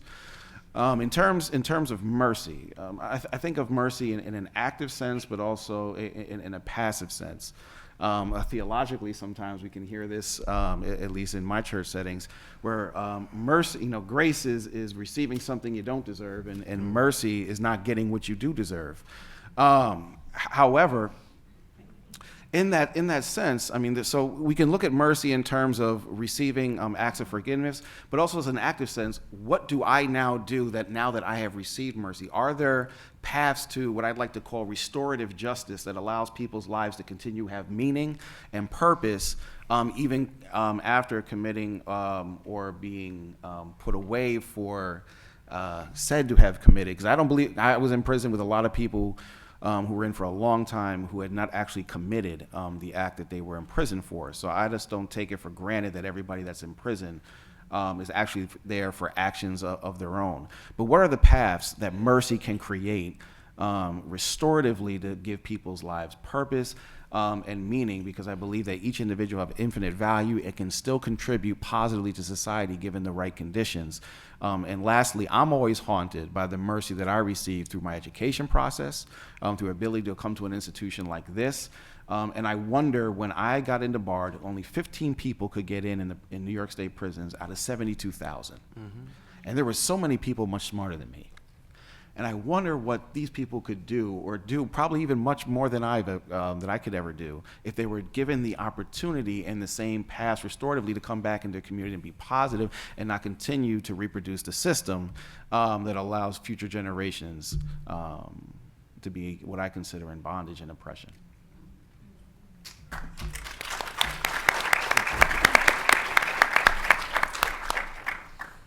Well, both of the stories that we've heard this morning echo a lot of the stories that I hear from working at the women's prison in York, where I have been trying to teach some college courses through Quinnipiac. Wesleyan has also done a terrific job of trying to get into the prisons in Connecticut and offer some college courses. And that experience is transformative, I think, certainly for me. And for the students that I bring in to witness these stories, but I think also for my students who bond with each other. And I see the mercy of that happen all the time. And when I say mercy and grace, I'm talking about, and I actually would disagree with Leland, I say you can have mercy in every case. Because here's the deal. Most of us live in a cocoon of mercy all the time that we don't even notice. We catch a break all the time. People, my daughter goes to the hotel and says, I lost my key, can I have a second key? And the guy says, well, where's your ID? And she says, well, it's locked in the room. And he says, oh, that's okay here, right? Most of us, and I'm talking most about us white people, we get breaks all the time. We get taken seriously. We get trusted. We get, oh, you don't have $1 here, have $1. Oh, you need a ride here, have a ride. Oh, you need to borrow my phone here, have a phone. That's the kind of mercy that I think we need to extend beyond the white community. And to do that, I think we really need to reestablish trust. And the way to reestablish trust is to talk to each other and to hear these stories and to go into prison and to meet people and to see what their lives are like and to hear about that. And I talk to my students and they say, the thing that makes the biggest difference to me in my life is, when the prosecutor came to the sentencing hearing and said, you're a piece of scum. And, I took that inside and I remembered that, and that stayed with me for, the length of my sentence and after I got out. But it also stayed with me when the judge or, my fellow, the volunteer or the teacher said, wow, you're really good at this. You need to do this. And I realized that you're more than your crime, and that you actually have this whole other life that I didn't know about and that I think is really exciting. And you have all these great possibilities. And those are also the things that people take with them and carry with them, both inside and out. So I'm very inspired by your poem, and I hear that sense of let's not pledge allegiance to resentment. Let's try to understand each other and develop those empathy moments. Sean, what I heard in your piece, especially with the theme of unison, it made me think about the ways that the extension of mercy or the non-extension of mercy, this attitude of resentment, creates or breaks community for us. And so for me, as I was thinking about this, the theme of this panel, I think one thing that's really important to consider is what does stigma do for those of us who project it onto those who carry it, right? What do we get from folks carrying stigmas? What do we get to say about ourselves, and what kind of community do we get to create with those who don't carry that stigma? And I think that's I think a really important question, because I think that sometimes the systems that we produce them, and we contribute to them, and we continue to fund them financially and socially because they actually do something for us. And so I think Mercy, I think, challenges precisely those ways that we form communities based on like the good people, the bad people, the people we don't want to be associated with. And what I heard in your piece is a kind of a different way of making community, a different way of organizing community.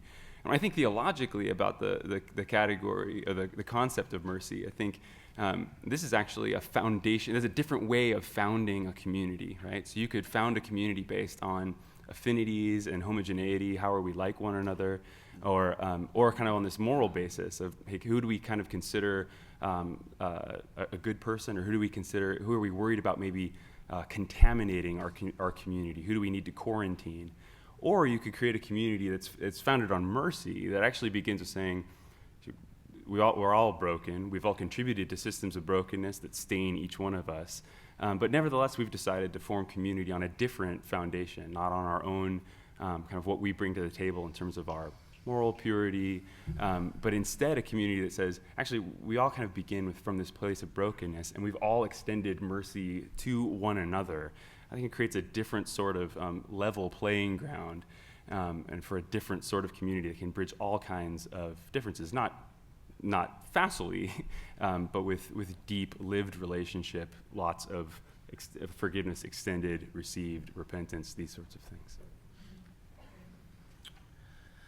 I have a lot of thoughts. What George was saying really stuck with me with the DIN number. Because it's very true. I started with 0381615. And it's interesting that I can say it that quick. However, it was years upon years of just inhumane treatment, right? So along the lines of we're talking about stigma and mercy, we have a hard time separating person from behavior, right? Which is two different things, right? There's a person and there's behavior, right? And often behavior is driven by what? A lack or feelings, needs, and wants. Typically, that's what behavior is driven by, right? In a real simple form. But it seemed like we've evolved in this sense, not in a good way, because when you talk about mercy and stigma, our form of criminal justice used to be what? Blatant violation of the body, or blatant violence to the body, right? In a public forum.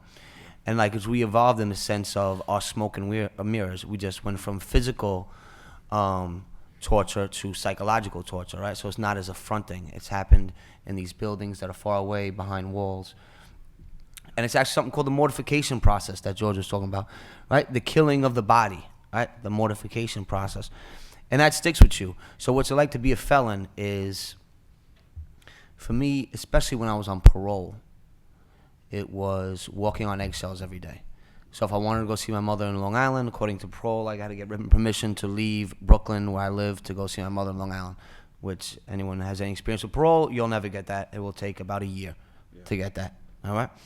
So you talk about systems. You're talking about going into a parole, and they are making you basically strip. I used to go to parole on Merrick Boulevard in Queens, Jamaica, Queens. So basically you're on, or in Brooklyn. So you're on the block in the middle of the day, stripping down. Like, it's uncalled for. It's all part of what? The stigma, right? It's all part of the stigma. It's all part of break down the person, right? I'm not really looking for mercy or forgiveness or stigma. I'm not concerned with that, personally. And I think that needs to be the route of individuals who were incarcerated, formerly incarcerated, to take, right? Is I'm not concerned about your mercy. And I think that's one of the reasons, and I'm not talking about the room, I'm talking about that ideal of once you become incarcerated, you pay your debt to your society, and it seems as if you're always in debt, You can never get out of debt. Right? And it was like, it really came to a point, and this point was not too long ago, where I got tired of being in debt. I got tired of, the other day I got pulled over by the NYPD. And my normal reaction is, I would get scared, even if I wasn't doing anything. It was just so ingrained in me, right? But now that's not the case. It's like, it's taking that back, right? And I don't think anyone really wants mercy, is not concerned with stigma. I said, there's a lot of guys out here right now who are formerly incarcerated who are doing very well. But there is mercy, though, because it's in a protected sphere. I also know other guys who work outside of the social service arena, and they deal with a lot of kickback because of their background. I was like, when are you going to let someone go? When are you going to let someone live, right? It's funny, this topic George brought up, and I'll end on this, intergenerational incarceration. I was talking to someone from a program called Children of Promise, and they work with the children of incarcerated parents. And I read and I was having a conversation with this young lady. She told me that she read that 70% of children who have an incarcerated parent end up being incarcerated themselves. Then I started to think, which I never thought about that, because when I was in Coxsackie Correctional Facility, that's when my father passed away.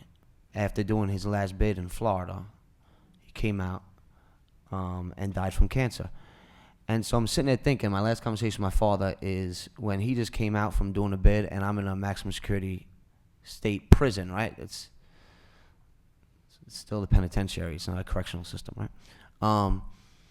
And it made me think, now I have a 2-year-old son. Right, so now we got an intergenerational chain of incarceration, right? And to me, I think that's one of the biggest things that needs to be focused on, because we start talking about the children, right? I went through what I went through, and for the most part, I got most of my scruples intact, right? However, that's something I don't want my son to. So it's about watching those behaviors. It's about being real careful of what I expose him to, right? Or who I allow him to be exposed to. How about that? Because I know what he'll get from me.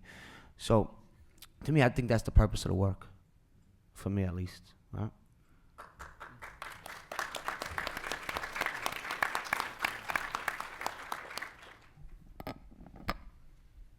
So I think in conversations before this panel with Matt and Linda about stigma as something that sticks to you and something that you can't wash off. You've been marked in a way. Whether that mark is because of the amount of money that you have, or your criminal history, or your race, that is a mark. And it creates a different class within our society. The buzzword today has been reentry. I think society is realizing that people don't go away once you put them in prison. They're there. And I think there's a lot of discussion today about, oh, well, they didn't just leave our consciousness, they're still there. And how can they become productive members of society if, when people are released, their debt is never paid? So for my next question, I'd like to consider whether and to what extent mercy and forgiveness have a role to play in the current criminal justice system, and how that would be implemented.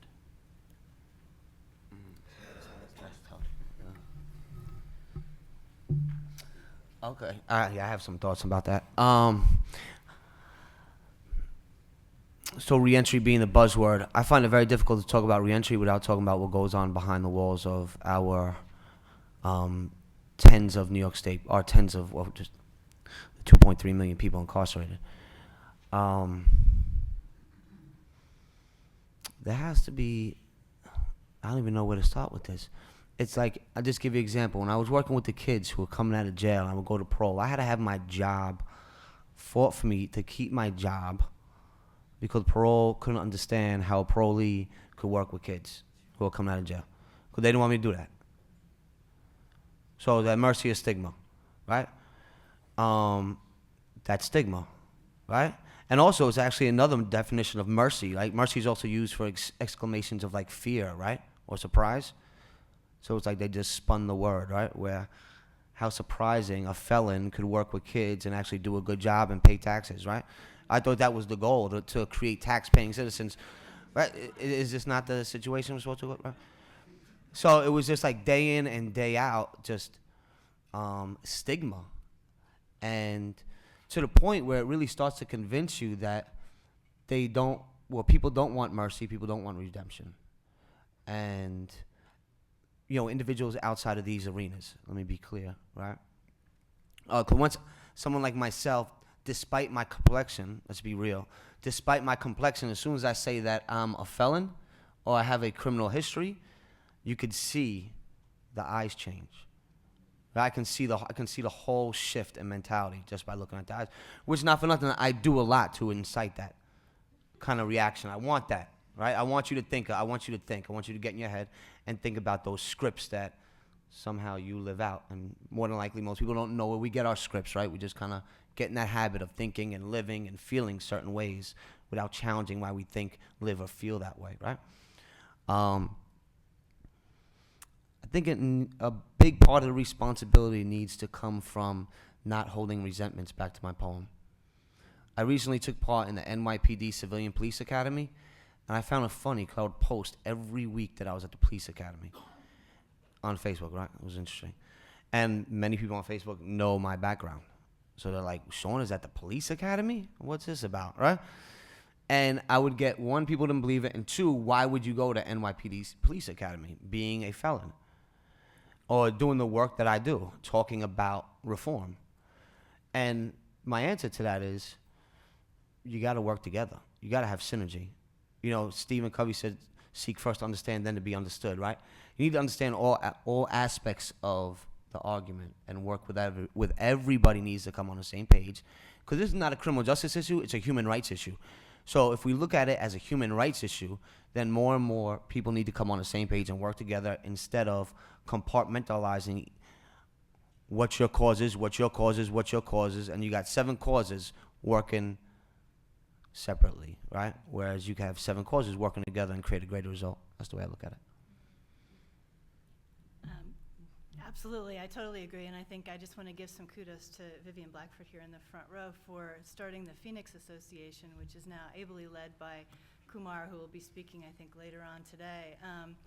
And that's exactly the model, is to try to get folks who have been successful after prison coming back and telling, and educating the correctional officers, educating the police officers, saying this is what works, this is what doesn't work, this is what is going to make things better, and this is not. And I think that's the kind of synergy that we absolutely have to have, and that is just really exciting to see.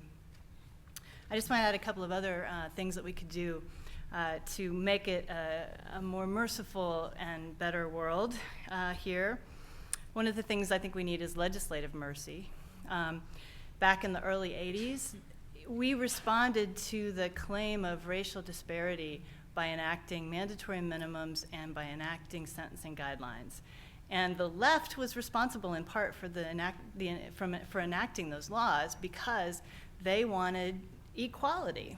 And they thought, well, if it's coming from the legislature and you have to have this sentence for this crime, everybody will be treated the same way. Well, guess what? It didn't work out that way because there's so much discretion at the lower levels. It's like and I always give my students this example, if you see me walking through your backyard, are you going to think, 1, that I'm crazy, or 2, that I'm out to burglary your house, right? So that initial gut judgment that's based on race is always there, even from the calling the police stage. So we can't ignore that. We can't do that kind of, we have to have legislative mercy too. Okay, we have to allow those discretionary judgments to be made not on racial grounds at the lower levels, and we need to train people to watch out for that implicit bias. So I think that's, we got to get rid of mandatory minimums. They completely distort sentencing, and they make it very, very difficult to create a kind of individualized and actually just sentence. I think the other thing that we need to do is recognize that the people who are most impacted by crime are also the people who are most impacted by incarceration. And so, that community needs to be in charge of its own criminal justice in more ways than it has been. And that means, I think, allowing victims a role to play.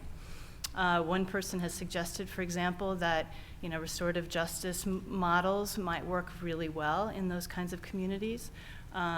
Restorative justice may also mean that we have a sort of we allow the prosecutors to give sort of 10% discounts on sentencing for helping the government out. Why couldn't we allow victims to have a 10% discount, right? For That's pretty good. What about victim offender dialogue in prison? How about even if you have somebody who's committed a violent crime and who's in prison, maybe they'd like to apologize. Currently, there's no way to do that. You're not allowed to speak to your victim. You're not allowed to write to your victim. You're not allowed to express any kind of apology. And sometimes your victim doesn't even know that you'd like to do that.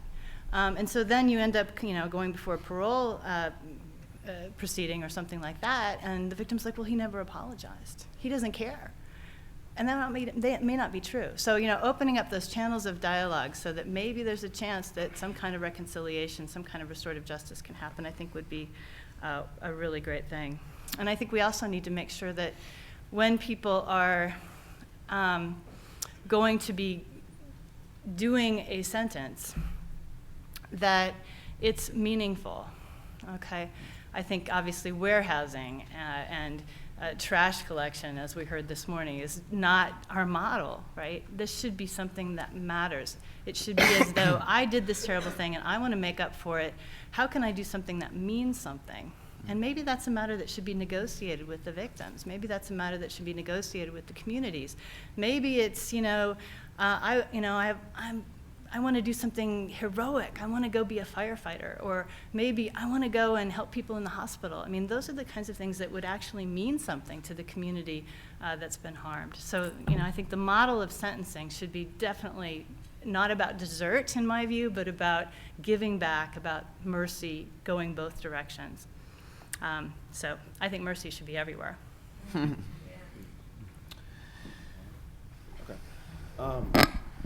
I'm not sure that I have any particular answers. However, I would like to raise some problems and some issues from my own experience of dealing with people who are reentering from society, talking with law enforcement officials, and also my own personal experience.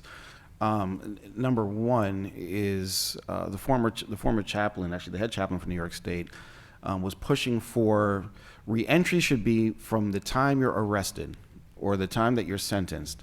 Reentry should be in the mind of the whole prison industrial system. Your whole sentence should be towards reentry. However, I'd even like to push back a little bit about that, and I may have heard this in your piece. I'm thinking of the French historian who wrote "Is It Crime and Punishment?" Maybe that's, or "Punishment and Crime." Maybe that's the name of the book that I'm thinking of. Where he talks about how did we get to a place to where everybody goes to prison for whatever if you commit a crime. Why does everybody go to prison as if that's the panacea for addressing problems inside of a community? You just warehouse a person inside of a prison. And I don't use the word warehouse lightly. The programming, say, in this state that's supposed to allow for people to be corrected and come back into society is failing at 79%. I mean, the Connecticut Department of Corrections is very blatant and very clear that 79% of the people that are released from Connecticut state prisons commit a new crime within 5 years. I would have to ask, is that an individual problem or a systemic problem? And if it's a systemic problem, then why are we continuing to waste almost $1 billion a year on programming that's failing at 79% of the time? In New York State, where I come from, in Albany, and I'm sure it's similar to New York City, I'm sure you heard of Eddie Ellis, who's a dear friend of mine. He said 70% of the people in New York State prisons come from one of 7 neighborhoods. What is going on inside of those neighborhoods? What happened to the economics in that community? Why has jobs left and all we've gotten is heightened police presence and social services? And how is that supposed to add to the life chances of those who are growing up inside of those communities and to make them stakeholders in American society instead of criminalizing them? I think another point is, and is what you talked about, what we do inside of the prison.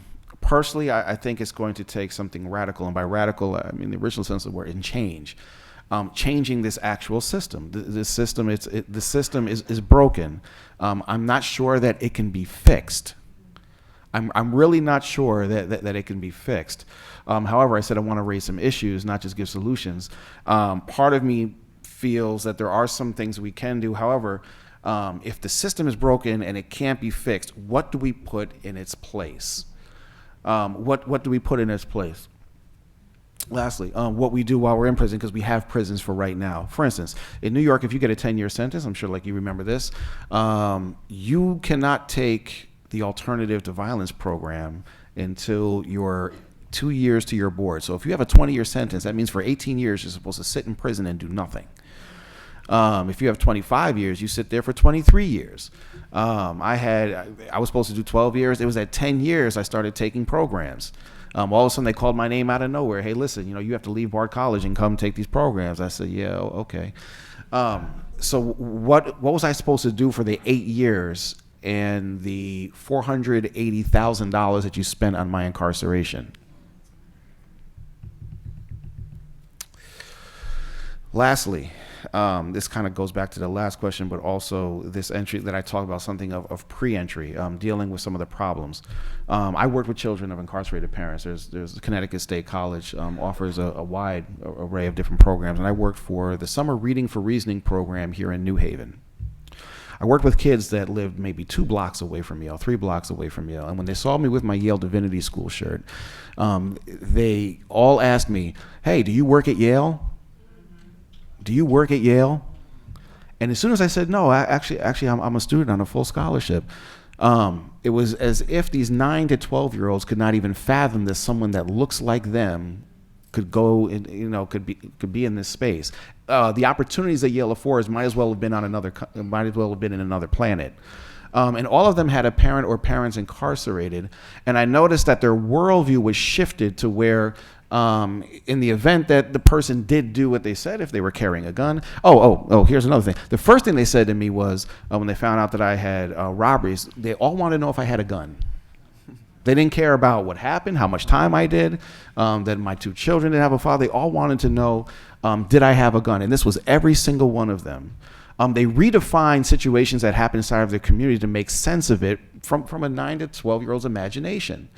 And they turn it into, they almost glamorize it to some extent. And this is where the intergenerational piece is. Imagine having to make sense, living in abject poverty with limited life chances, not even knowing what that is. And then having a mother or father who's doing 15 years for robbery or for a shooting or something. How do you make sense of the love that you have for your parent with the fact that the community had to lock them up like an animal? They have to glamorize it. They glorify it. They turn them into community heroes, which means that over time, the way they view their society is, I can do the same thing because I'm a hero. And that sounds very simplistic. However, that's the mindset that they have. And I don't think our rap music is really helping anymore, but without getting too far off track, I think we need to reevaluate the system. We need to reevaluate what's going on inside of our communities that are disconnected from mainstream culture, whatever mainstream may mean. I think we have to look at the children that are growing up in abject poverty, and why are certain communities like New Haven and specifically the Hill and New Hallville as a prison or a school or a ghetto to prison pipeline,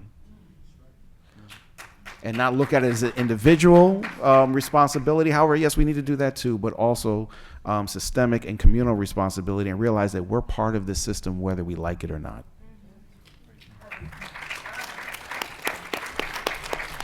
I just want to say, George, there is no off track at Arresting Patterns. The panels are divided into different subjects only because we want each subject to have an opportunity to be considered, but everything is relevant to everything else. So if we go and we start talking about our Family Matters panel that's going to be happening later today, that's entirely relevant to this panel. If we talk about our prison policy panel later in the day, that's entirely relevant to this panel. This discussion is meant to be holistic. And what I really hope for everybody here is that you take this discussion home with you and you keep it alive and you keep it going. Because if we don't, then we're back at the status quo again. So I'm sorry, Matt. Sorry to interrupt. I'll turn it over to you. Oh, I don't have too much to add. On 2 points just to pick up. I mean, George, you talked about kind of how early this process begins and where we actually need to pick up these issues. And I think from the point of view of faith communities and what the responsibility of faith communities are, and you know this, I think the question began with kind of the comment that reentry is the buzzword, and we've had some interaction with the faith-based committee of the Reentry Roundtable here in the city of New Haven. It's doing important work, and I think thinking about how faith communities can be helping in the reentry process, I think is really, really important. We've experienced that in our particular church community, and it's a really, really meaningful, important part of kind of seeing, in my case, in a Christian church, the gospel message of forgiveness and reconciliation actually works out with the community, with folks who actually have offended against members of the community, of the church community, and have found their way back into that church family. But I definitely think the point is well taken, that the work begins far before that. And I think you asked, why are folks being warehoused, and you provocatively brought that up. Why is it simply a warehouse model? And I think it is because in part we have this purity logic to it. We're not thinking as a society about what are we doing with these people. What are they to be doing? I keep saying they, as I'm speaking from where I am. What are these folks supposed to be doing during this time? We're simply wanting to subtract them from the society. It's a purity logic. We're just trying to get them at arm's length in order to preserve an imagined purity that we imagine ourselves. Of course, theologically, the obvious point to make is that that's precisely the source of impurity in us, is that desire to find impurity and put it at arm's length. Jesus was asked about purity of eating, right? And was asked, hey, how do your disciples eat with unwashed hands? And he said, don't you understand? It's not that which goes into a person that defiles him or her. It's that which comes out, right? Our response to the brokenness of our world can't be, I'm going to figure out a strategy to kind of quarantine the brokenness so I can preserve some imagined purity that I assume that I and people like me have.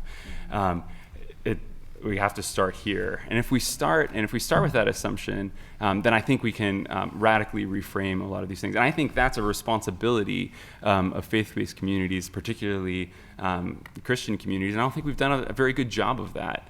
I think by and large, we've allowed the rhetoric and the important theological language of sin and repentance and all this, frankly, to just fund the prison industrial complex. We just said, oh yeah, you've done something wrong. We have theological language for that. You haven't just wronged society, you've wronged God.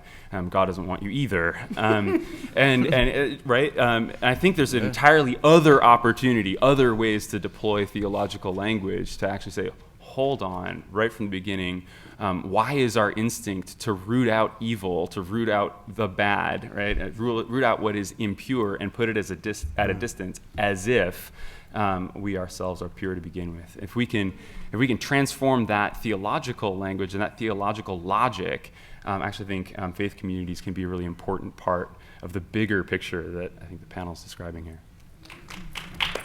Well said.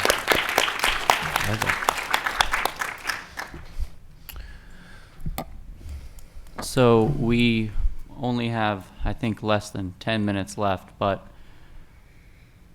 I would like to explore that purity logic and the idea that stigma is that place where people consider impure, and how that relates not just to criminal justice, but issues of race in this country and labeling. So maybe George, if you're... Yeah, I was thinking.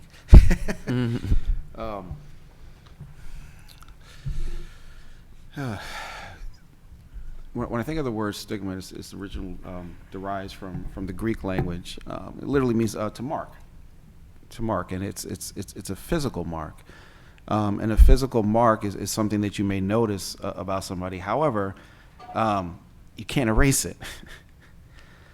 And I think that's one of the most insidious things with being labeled a felon or a convict, is that it's never erasable. The sentence, you never pay your debt to society. The sentence is never over. And another thing about being inside of a system, sometimes there's things about the system that you don't even realize that we've internalized, that allows us to otherize people, even and act towards them in certain ways that we don't even realize is implicit racism or bias or prejudice. For example, violent crime is only 10% of crime. However, it's 90% of what's on the news. And normally they say, well, the person was also on parole. And so that begins to shape, and we have inside of our minds a particular model and pattern of someone who is a felon. I think that's one of the things that needs to be challenged. So our own implicit biases and prejudices, but also inside of our system and inside of our society, how we look at other people who may be a felon. So I think changing the concept, maybe even getting rid of it altogether and starting to use different language, because the language we have employed and developed over time has so many things attached to it that it's impossible to see somebody as other than us, not another one of us. So maybe changing the language. Number 10, I just want to add, end with this. One of the things that really struck me with the kids I worked with who had a parent incarcerated was their own internalized level of inferiority that they had about themselves, that they could never see themselves at a place like Yale.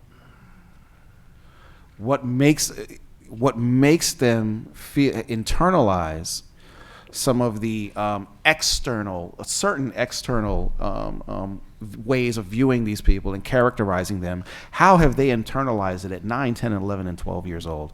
And now how does that internalized state then lead to acting in ways that are not helpful for themselves and others? So I don't know how we're going to change the language. I know in terms of reentry, I like to use the word returning citizen instead of ex-convict, instead of felony offender, violent felony offender, as if that's all I am. So returning citizen. So maybe changing some of the language. Also realizing maybe some of the roles that we play into it and how we even think when we drive through a certain community. I'm sure that we're more apt to lock our doors in our cars in some communities than others. Just even viewing certain people and looking them in certain ways and realizing how that produces the responses inside of us, and how did those responses get there? How did those automatic responses get there? Great. Just a couple of things about Connecticut that are good, I think. One is, of course, that we are working on the ban the box, and I think that's a superly important way of reducing stigma in terms of getting people through the door into a face-to-face interaction so that they can really make their case that they should be employed. I think another thing that's really great about Connecticut is that we do have a pardon system that erases the records, and you are legally allowed to say, no, I have not a record anymore.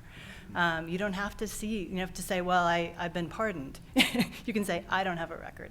Now, it's very difficult in the age of the internet to make that really work, and I think that we need to do a better job of communicating with credit reporting agencies and other kinds of data keeping organizations that that's really true. But that's the stance that the Connecticut legislature has taken on pardons, and I think that's great.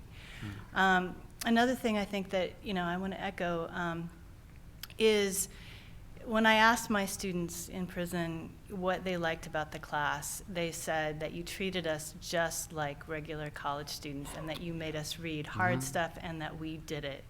And we did stuff that we didn't think we could do. And that's huge. That's really huge. So, it's the micro interactions. It's like, who, and you have to watch yourself. I have to watch myself all the time. Who am I making eye contact with? Who do I feel afraid of? Who am I averting eye contact from? Who am I greeting on the street? Who am I saying hello to? Who am I making feel as though they belong in this community? I think those micro interactions are absolutely critical, and we have to watch ourselves all the time to make sure we are welcoming people as we go around our world. just real quick, if you can. Yeah. So the only thing I would add is just that we can tend to approach a problem like this as like kind of in a problem-based sort of way, a pathological. That's part of the purity logic, is that there's a problem and we need to fix it. But I think the kind of holistic picture we're getting up here, I think really turns on casting a positive vision for what does a flourishing human life look like that we're all chasing down, regardless of kind of our histories. And so I would just put that out there. I think that's what you're offering students when you come in and create that sort of space, is to say, let's have a positive, constructive vision. That's what a returning citizen has access to that an ex-convict doesn't, depending on the language that we use. I would just agree. I would say language. I found language to be really important. For instance, the evolution going from the penitentiary to the correctional facility. Right? It used to be called penitentiary. Now they're called correctional facilities. It's the same thing goes on. The whole concept of alternatives to incarceration is why there have to be an alternative. Right? Which kind of makes what incarceration is the dominant focus, but we have alternatives, right? So it's language. Like when I work with the kids who come out of juvenile justice, they all have expiration dates. That's what their paperwork says, expiration date. This is when you expire. So basically, the concept is when they're done for whatever crime they committed, right? So I think language is extremely, extremely important on how we word what we talk about. And when it comes to systemic changes, I do some work on Rikers Island. You're no longer allowed to solitarily confine a 16 and 17-year-old in New York State. Yeah. Right? However, there's a new term coming up called de-escalation cells, right? So you gotta be careful. Gotta be careful of language, right? We can call one thing something, as soon as it gets banned, all we gotta do is change the language, give it a nice euphemism, and same practice goes, but on paper it looks like we're reformists, right? When in actuality it's the same practice, it's just smoke and mirrors, right? So we gotta be careful that how we talk about and how we put this stuff down on paper and what we work towards in the language we use. Huh? Thank you. I just want to thank all our panelists for this panel. Give them a round of applause.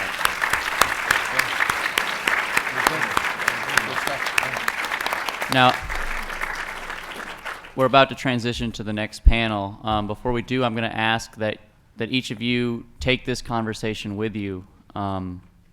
Utilize Twitter. Take our hashtag and own it and make it your own. And make it your own conversation. Because that's what's really important at the end of the day when this conference is over.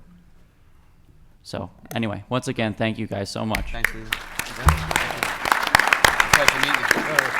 Thanks so much for your piece. Yeah. We've organized a very special program right now, which involves visiting parts of the Yale University Art Gallery with a guide for about half an hour to go look closely at relevant works that are relevant to our conference. And I encourage all of you, and the way we'd like to organize this is for anyone who's interested in participating in one of the small guided tours to come to the center aisle. In the back, you can see a series of individuals who are raising their hands and waving. And if you can gather in the center aisle, we'll be taking small groups of about 15 people into the gallery. We will all reconvene here back at 1 o'clock. There'll be a break for lunch. But I encourage you, there's been a really thoughtful selection process, thinking about what's on the walls in the galleries now. I hope you will all take advantage of this. So if you could stand in the center aisle, and colleagues from the Yale Art Gallery will come and grab small groups of you, and we'll go through the museum.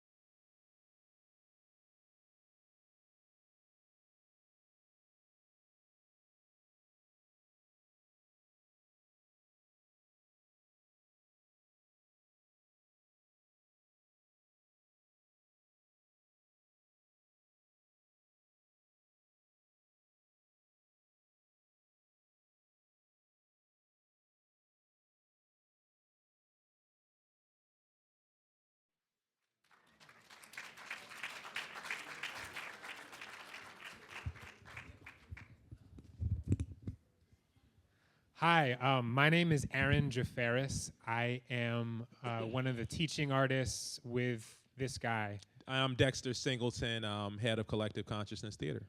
And we had the pleasure of working with a group of high school students this summer for 3 weeks, looking at issues of race in the criminal justice system. Right. And these young people, for those 3 weeks, were inspired by visits from formerly incarcerated people, as well as people who work within the justice system on the other side, lawyers and people who were influential in that way.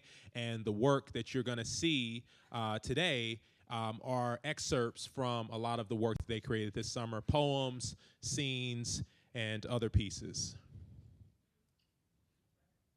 Here they are. Here they are. Let's present them.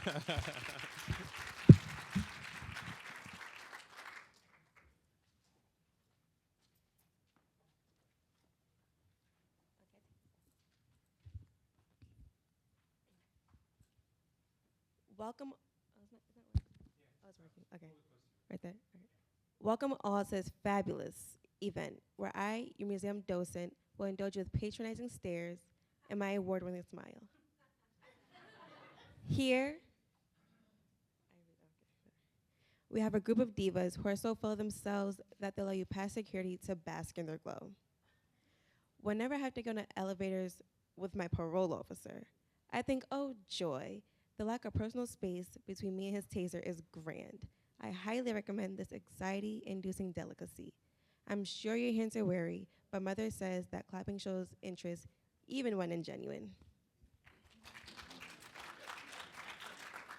Without further ado, let's give a warm welcome to our first performance.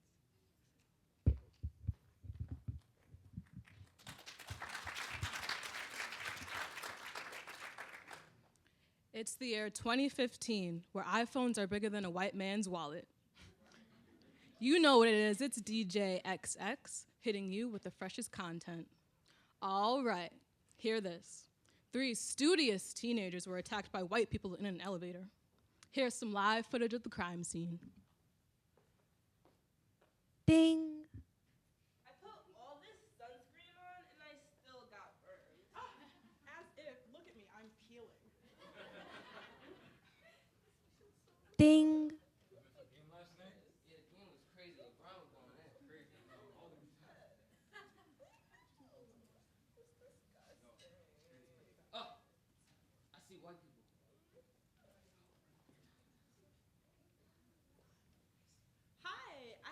In Afro-American studies, so I'm not racist. Yeah, me either. In fact, I'm throwing up my interpretation of soul food soiree. All my cultured white friends from Yale will be there. Here's my name and number. You two should totally come. I would love to exploit you. See that? Paula Dean over there is trying to adopt us. Paula Dean? It's like Hansel and Gretel. First she cooks us up, and then... And all that unseasoned food. Look, man, you got him. I don't even taste good. Yo, stop playing. Plus, he could dance. All right. Chill. If you just act normal, maybe they'll go away. Ding. Hi, I'm having a soul food. Anyways. Do you guys see that? Yeah, we know. We better be on our toes, because you know they might try to colonize this elevator, too. Or start playing frisbee. Oh my God, do you hear that song? Oh my goodness! Hopefully when God's gonna take this from living. Look at them. Enjoying their pumpkin spice lattes in those Vineyard Vine shirts. They're so menacing. All right, that's it. I'm calling the cops. They're so threatening. Look at the way their arms are positioned. Those are obviously gang signs. Hello? You gotta get out of here. Police? Ding. Hey, wait, are you still coming to my party? Ding.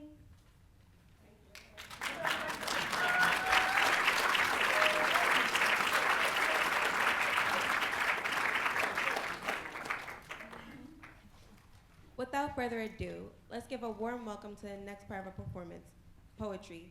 It'll taste so good that you'll slap your mouth. Take your misconceived perceptions and picture this. It's okay. I see your face through the caged window staring into the abyss. There's death at every single corner, A shank is the blade that will end you in the corners. There's some love in the pan. Court's out of session. So every single morning, your mother wakes up mourning. The life they said you took never met your presence. Pieces tied, wrapped up, a never given present. Blood as pure as the lamb, but to the eyes of the jury, you're a black-faced lion. There's truth in your words, but they still believe you're lying. So thoughts ramble through your head as you search for meaning. You're concentrating, gyrating, world spinning. You're living, ideas excited, but you can't express it in prison.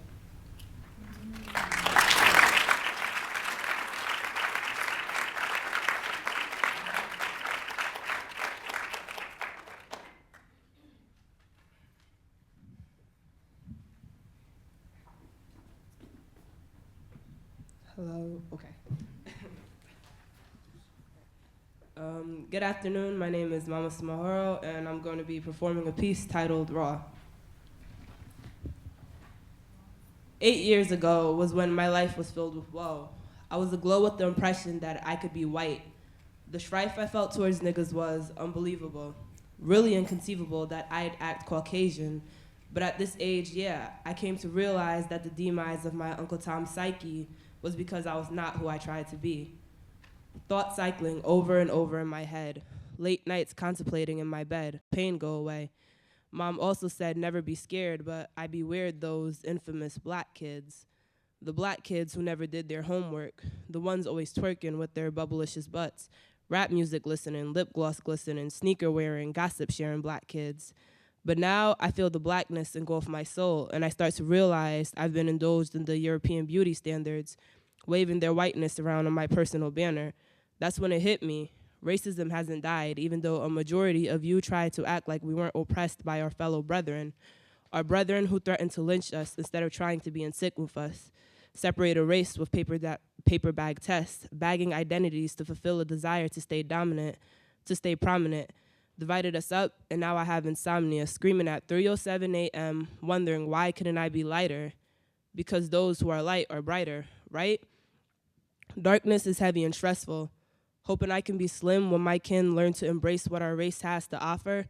Our wide hips helped raise kids to prosper.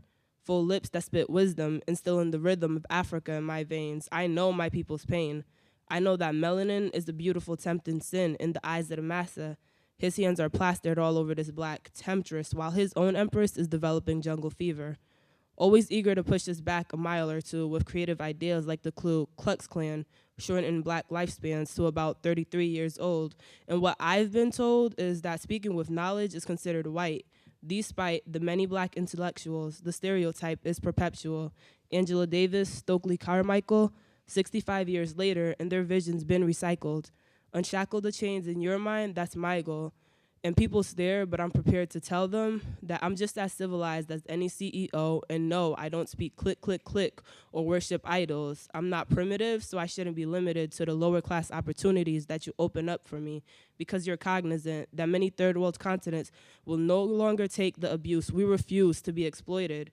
You know, I'm just a kid from New Haven, but I'll stand in snow, sun, and rain just to let you know my thoughts, I defend them, connect the dots. I'm a contender. Thank you.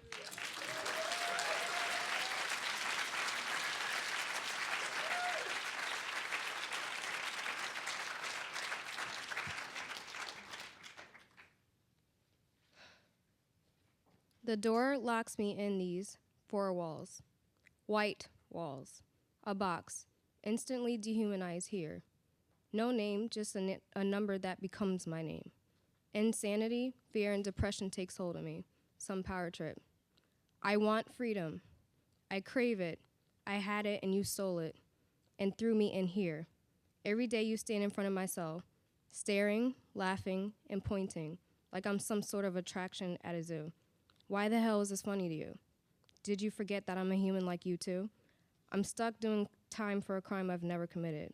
It's funny how I look into the mirror to see a person who's intelligent, a person who wants success and happiness like you, a strong, loving person.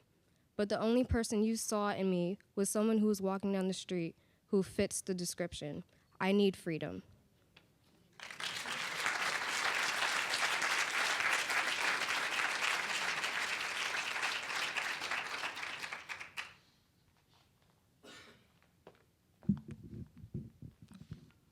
Hello, I'm Ivory, and I'll be reading my piece entitled Contrast.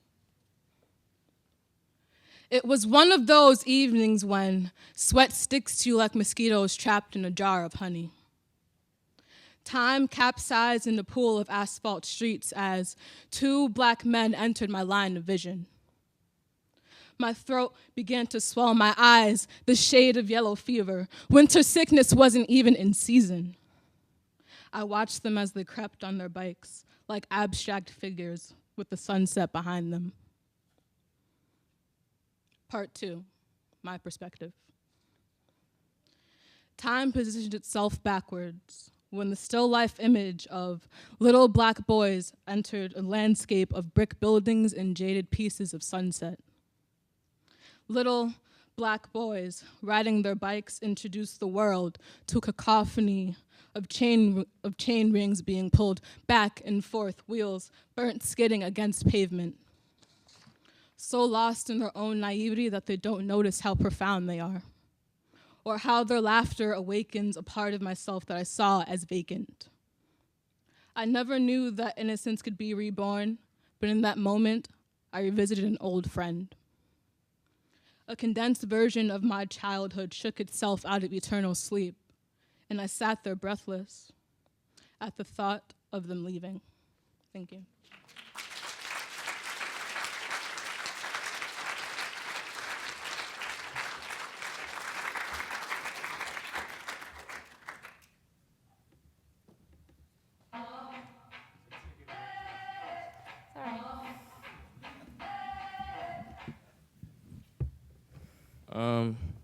Hello, my name's Gaylord. I did this song with a rap with another participant in the program, but he's not here today. So I'm gonna try and do both parts, and it's about two prisoners in jail.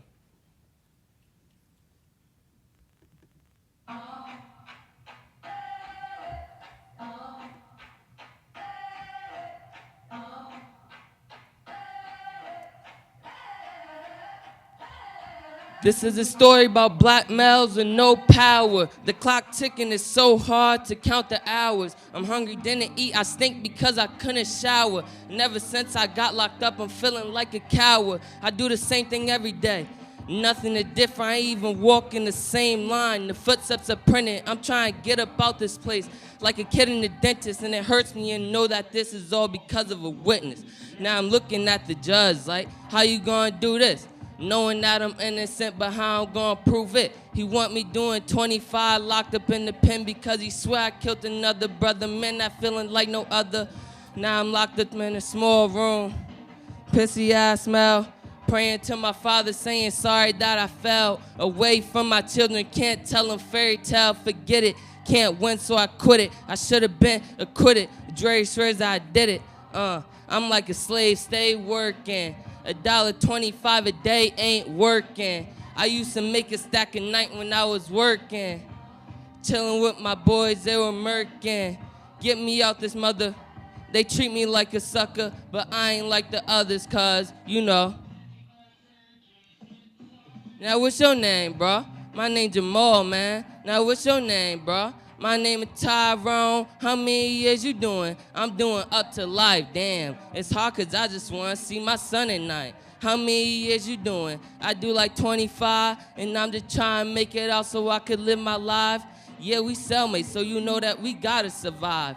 Yeah, we fighting back to back so we can stay alive. I'm tired of CEOs cleaning up felons like dirty clothes. I want to fight back, but there's that anger I cannot show. Gotta watch our foes, can't trust a soul, that's how it go. Yeah, I'm tired, about to break, yes, I'm breaking. That's what I'm hating, and I'm feeling all this heat. It's like fire, I feel like Satan. Football days running through holes like Walter Payton. They judge us because of our pigment. They want us to all forget it. They started and we gon' finish. I killed them and got the sentence. Game, I ain't playing no scrimmage. I hope you all get the image that jail ain't nothing to witness. Jail ain't nothing to witness.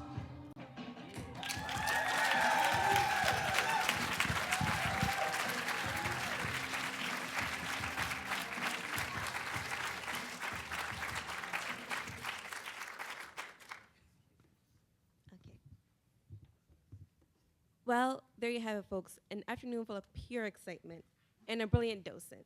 Yes, I'm tooting my own horn. Watch as I leave and stare at you all patronizingly.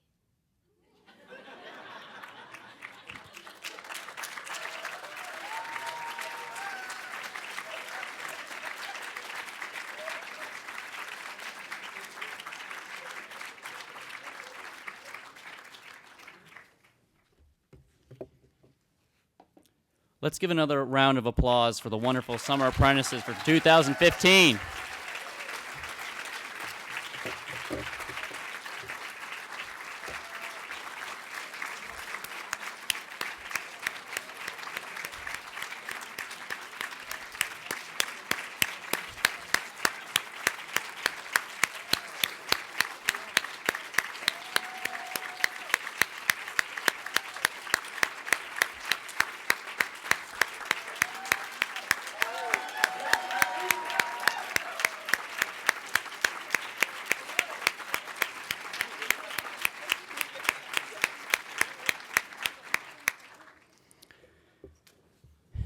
It is now my pleasure to introduce our keynote speaker. For Clint Smith, inspiration comes from his community and his students.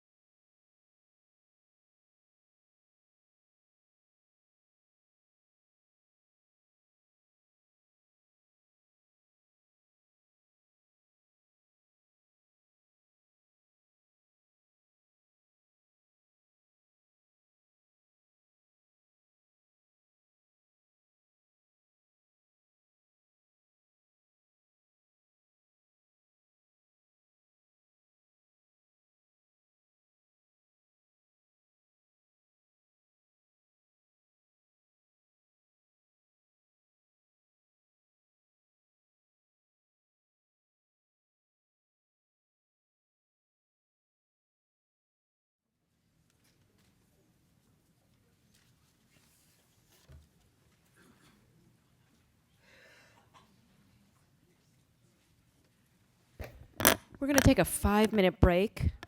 I would ask the panelists who are part of the Family Matters, Kumar, Titus, Donald Brayman, Giselle Jacobs, and Robin Porter to make their way to the stage.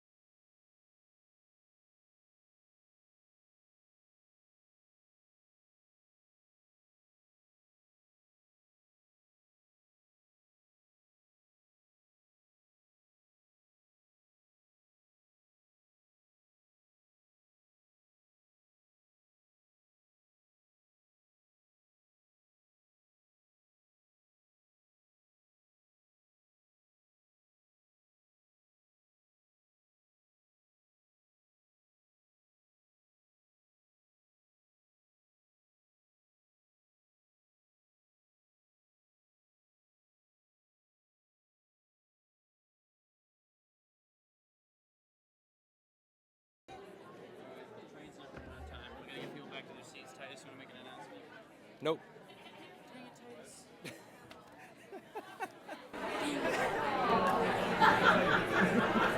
Got it. Was I supposed to be in there? Yes, you are. I feel like we should have left them out. Can we get one? Shortly, so if everyone could make their way to their seats.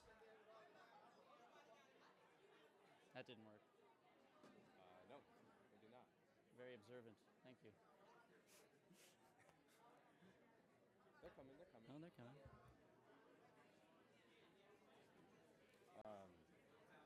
How do we get?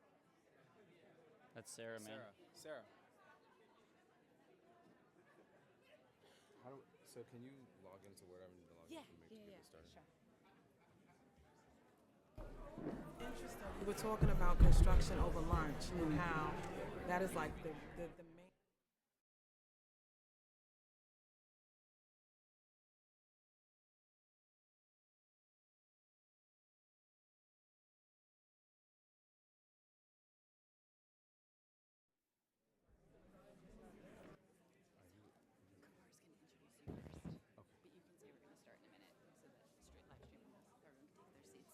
If everyone could please take their seat. The panel will be starting in a moment. That's why I started mine, because I was wanting to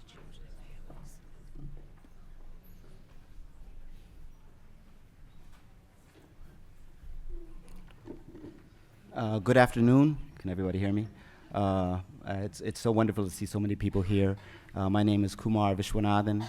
I'm sorry about that last name.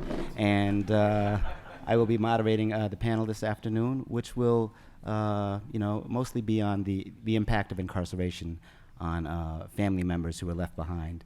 That often doesn't get spoken about, and they were wise enough to include that so we can get a broader and a deeper understanding of how much it impacts those who are left behind in the communities. So I will open up by introducing Titus Kafar, who will deliver a presentation for you. Hey, how's everybody doing?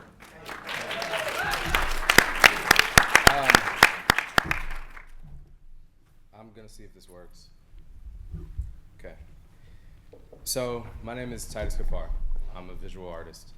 I've been making paintings for quite a while, and I've realized recently that I've had this strange interest in erasure. Let me step back for a second, though. I started this project called the Jerome Project, which was an investigation into the criminal justice system through the name Jerome. We'll get back to that in just a second, but hold on to that. As I said, as I look back at my work over the last 10 or more years, I've been very interested in erasure, absence, holes in narratives, and the family stories that we just don't like to talk about so much. All of this work, in retrospect, functioned as a kind of a shroud, really. This is Jerome. This is my father. I left my father's house when I was 15 years old, and I will never forget that day. We were sleeping at his girlfriend's house, and I heard upstairs rustling and a smack and broken glass, and I ran upstairs to see his girlfriend laying on the floor, and I was pulling glass out of her back while yelling at him and asking him, "What are you doing? Everything you've ever told me is the opposite of what you're doing right now. I don't trust you. I have no faith in you. I don't ever want to see you again. We don't need to talk." It would be another 20 years before I saw my father. It's a really, really long story, but I ended up in California. This Haitian immigrant saw me just on the block playing with his kids and decided that he saw something in me. I mean, that's what he told me. He said, "I see something in you. And I know that if somebody doesn't help you now, you're gonna get in a lot of trouble." That man changed my life.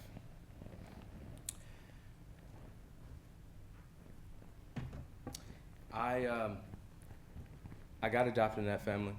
I went back to Michigan, where I grew up, to visit my grandmother. And when I was at my grandmother's house, I showed up to the front, and my father was waiting there.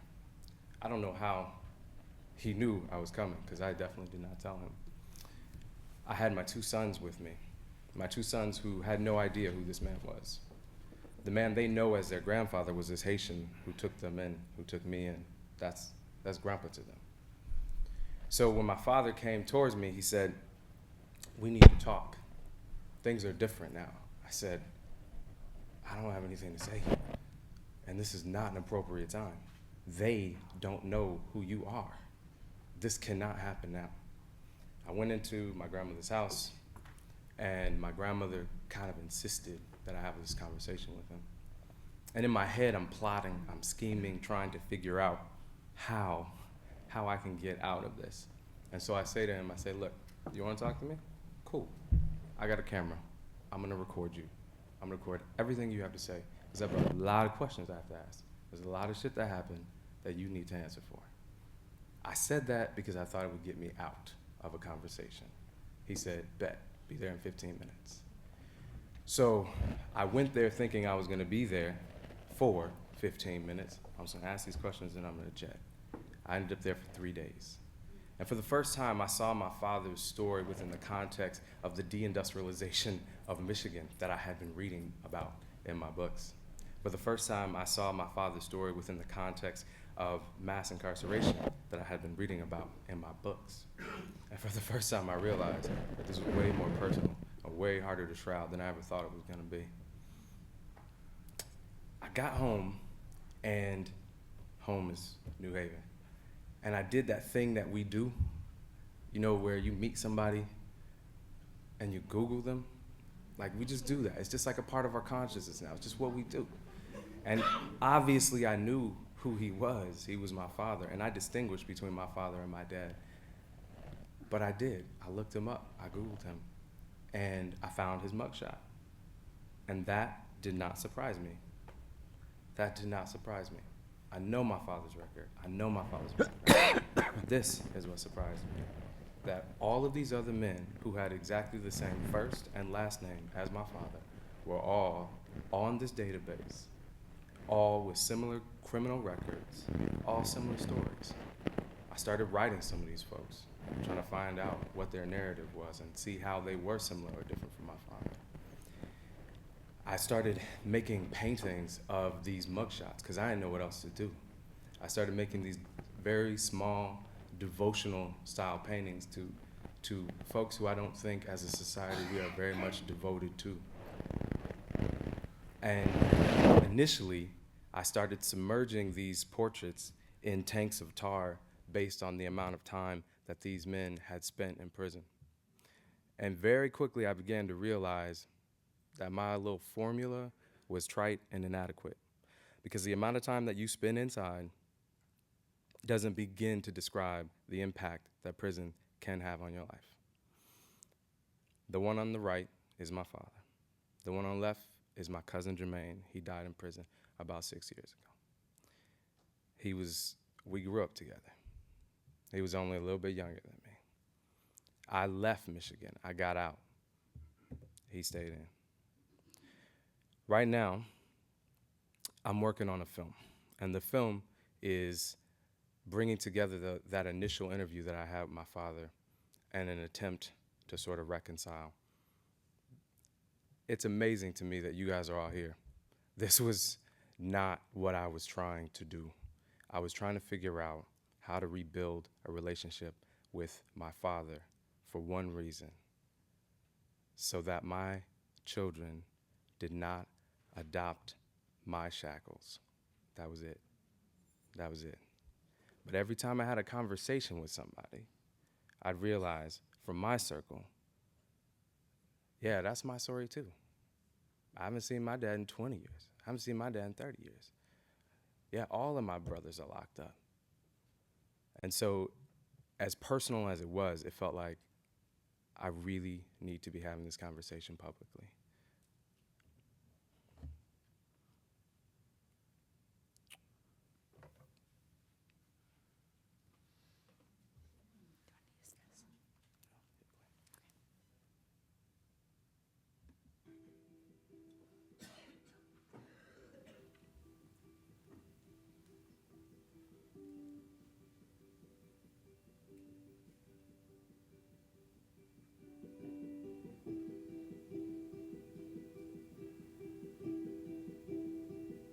What's your name?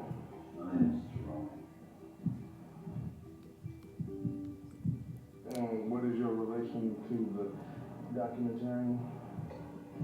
He's my son. He's my oldest child.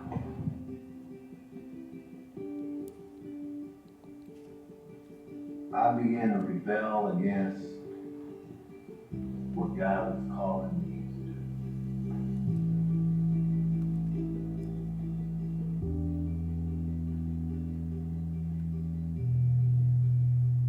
I got on drugs. Who can think straight on drugs? You get a different priority. What? And then I left. You become selfish. I left and I was gone for another 15 years. I know. I had a choice, but I didn't have a choice because my choices were limited because of the things and people that were around me. After that, there were no other choice for me but to deal with my own mess that I had made. I had to go through that valley until I could come up out of that jungle. I was tired of running from them. I started running toward them. They started running from me. What do you think I was doing while you were doing that? Being covered in the grave. So every night, every morning, I was praying. That's the problem. Hold on. Watch over and keep my That's the hair problem. up. That's the problem. That's the problem. What's the problem? Like, I can't say that. I can't say covered on the grave. It's not that you can't say that. That's not it. But what it does is it neglects the reality of, frankly, the shit I was going through. My life just got turned upside down. He put such an impression on me. What do I mean? Daddy scared me. I was very scared of my father. Why? Why? Yeah. Homie didn't play that. You didn't get in line, you take it out, you put you in line. That's why it's hard to call you dad. Why I keep saying Jerome, because I'm like, I feel torn. I feel torn. Because when I needed you to be there, you took off and left.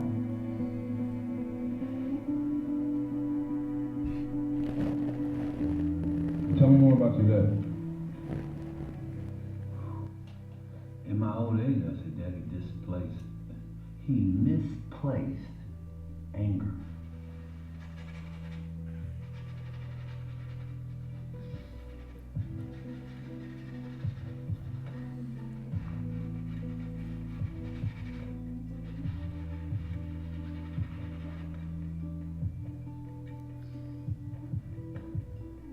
I know so much of me is in you. I know so much of you is in me. I can't fight that. I'm not trying to fight that. We're gonna take a while. We're gonna work through our stuff. I'm committed to that. I wouldn't have had you here if I'm not committed to that. I hear you. I hear you. And I'm realizing more and more as you grow, devastation that takes place in your life.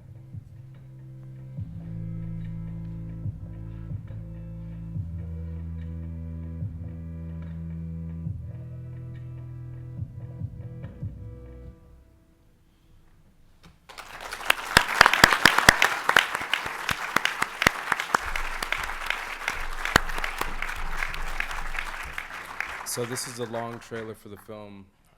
Still working on it. It's coming. It's slow. It's emotional. There's only two reasons for me. This is my father and my son meeting for the first time. For me, the Jerome Project is about reconciliation. It's about hope. It's about the hope that maybe within his lifetime, my son's lifetime, the criminal justice system might actually be just.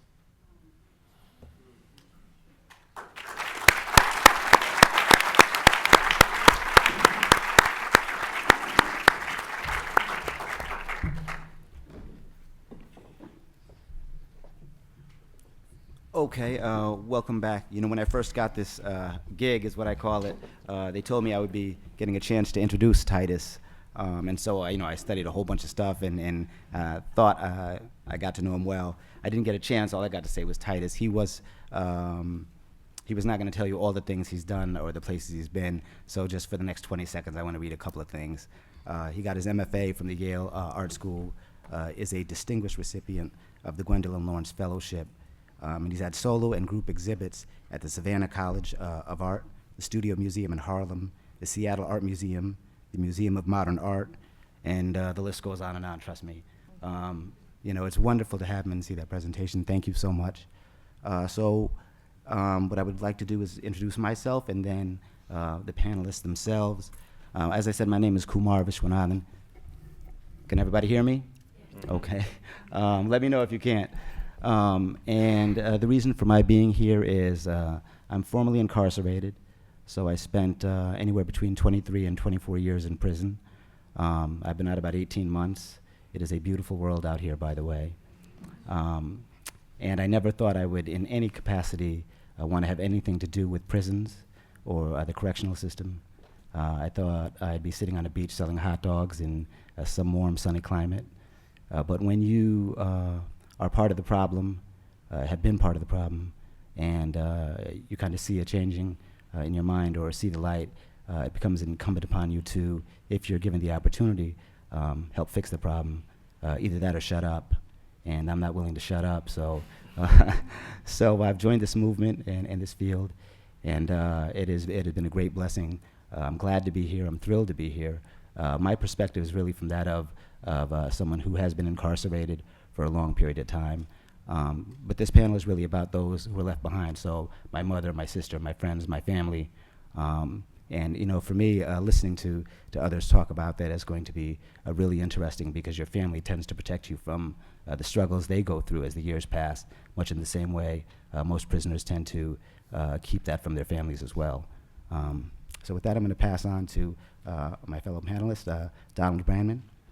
And so we have about 2 minutes. Yeah, 2 minutes.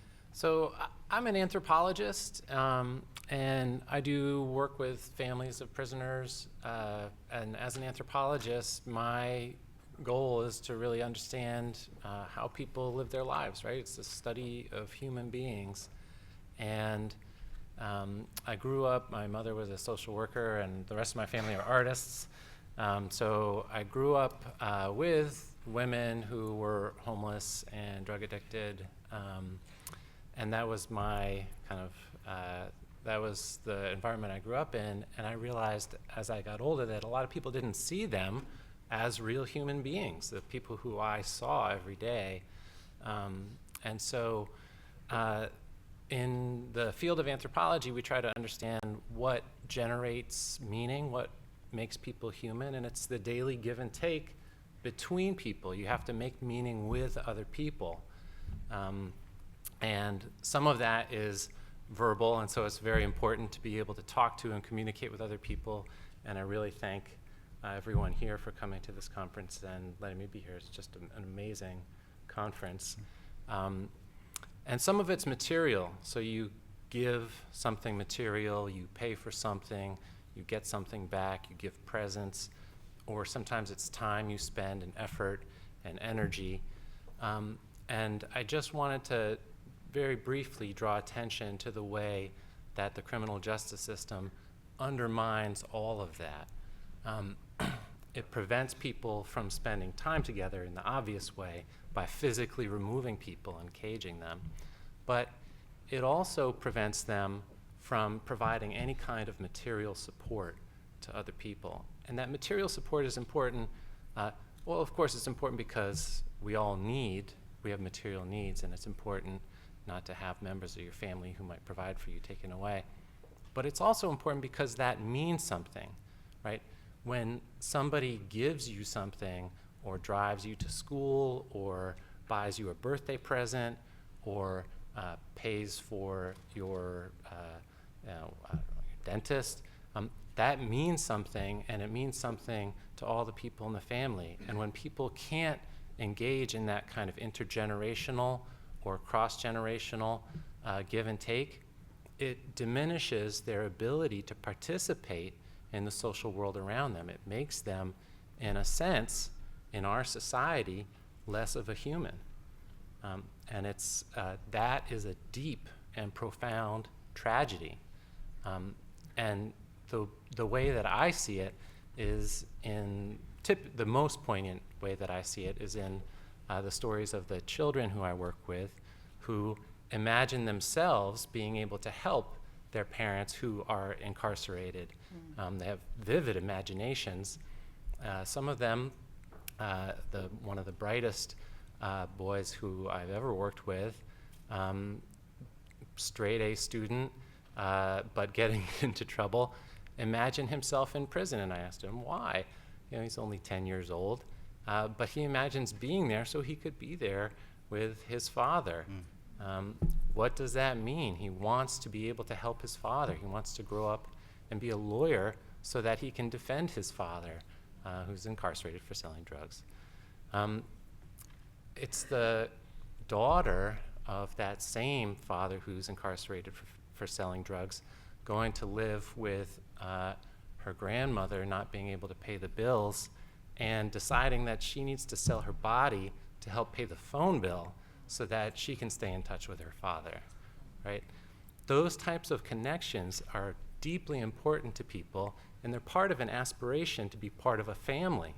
We all need family, and we all value family, and we all dream of having a happy family. It's also the kind of diminished hopes of the women who are married to or have children by the men who are incarcerated, who eventually give up, right? And they say, I can't do it anymore. I talk to people on Capitol Hill. I live in Washington, D.C., and they say, well, they should kick those men to the curb. But that can't be right? These are the same people who say that they value family values, right? They want the United States to be structured around family values. And to tell that woman that she needs to give up on her family seems to me to be profoundly tragic. And I think that giving voice to those types of lives and that humanity is what this conference is about. And I've heard a lot about silence, and I really appreciate the way that the artists and the poets here are refusing to give in to that silence. There's a whole other set of silence that has descended on white and wealthy people like me, but I'll leave that for another discussion. So you can see the passion already, right? Don't let me get talking. For the bios or for your introduction, I'm going to need it to be just a couple minutes, but I would also ask, while you're talking about yourselves, maybe if you could reflect on what this presentation meant quickly as well, because it was fabulous. Well, hello everyone. My name is Giselle Jacobs. Oh. All right.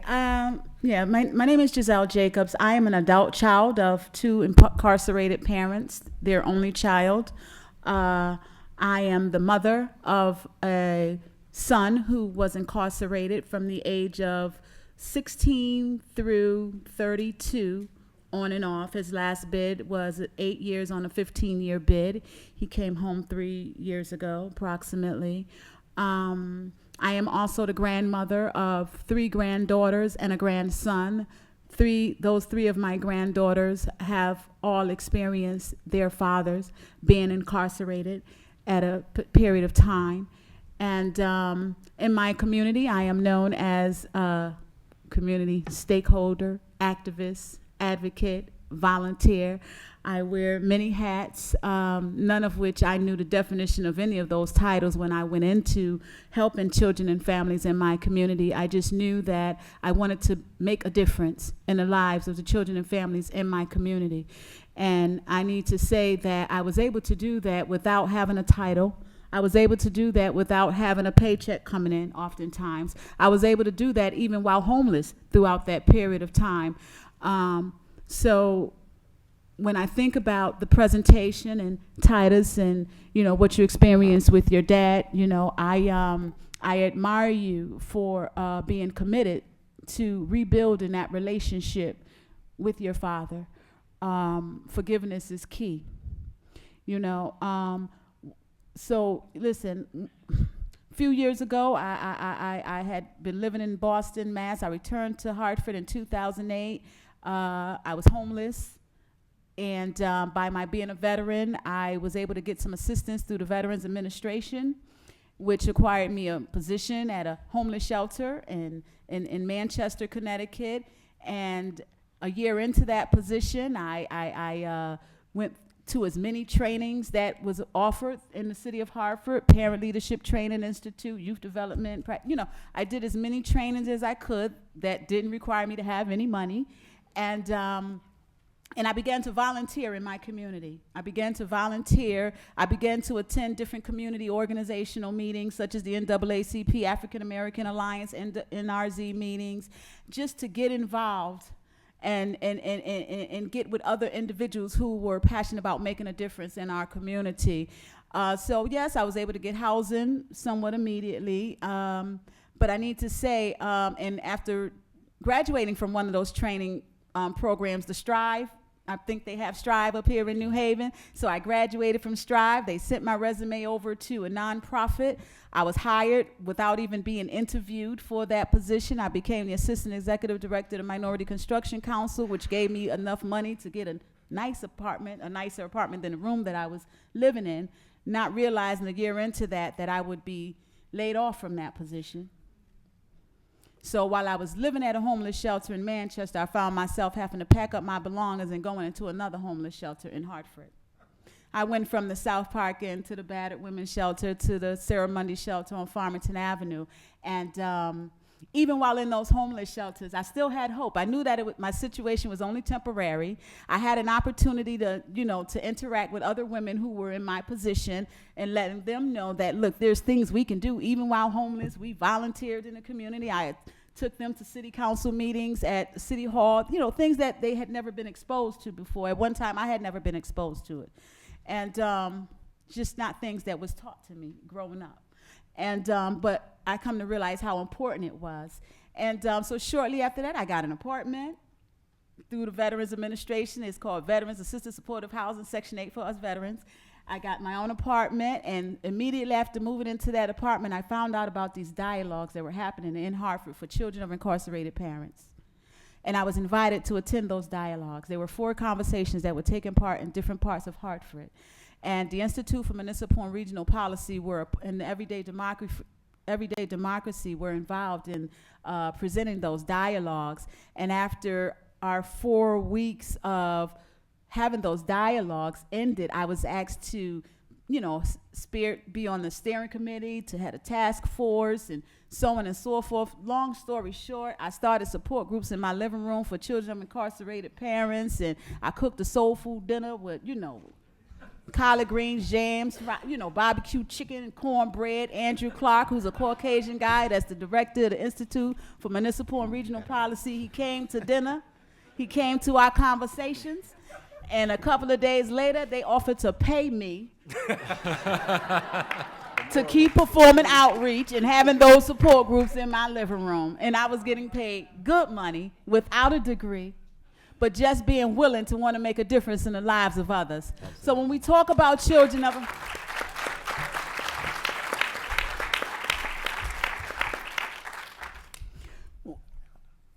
When we talk about children of incarcerated parents, there's a Bill of Rights that was developed in San Francisco, California. There are 8 of them. The Bill of Rights, which reads, I have a right to be kept safe and informed at the time of my parents' arrest. I have a right to be considered when decisions are made about my parent.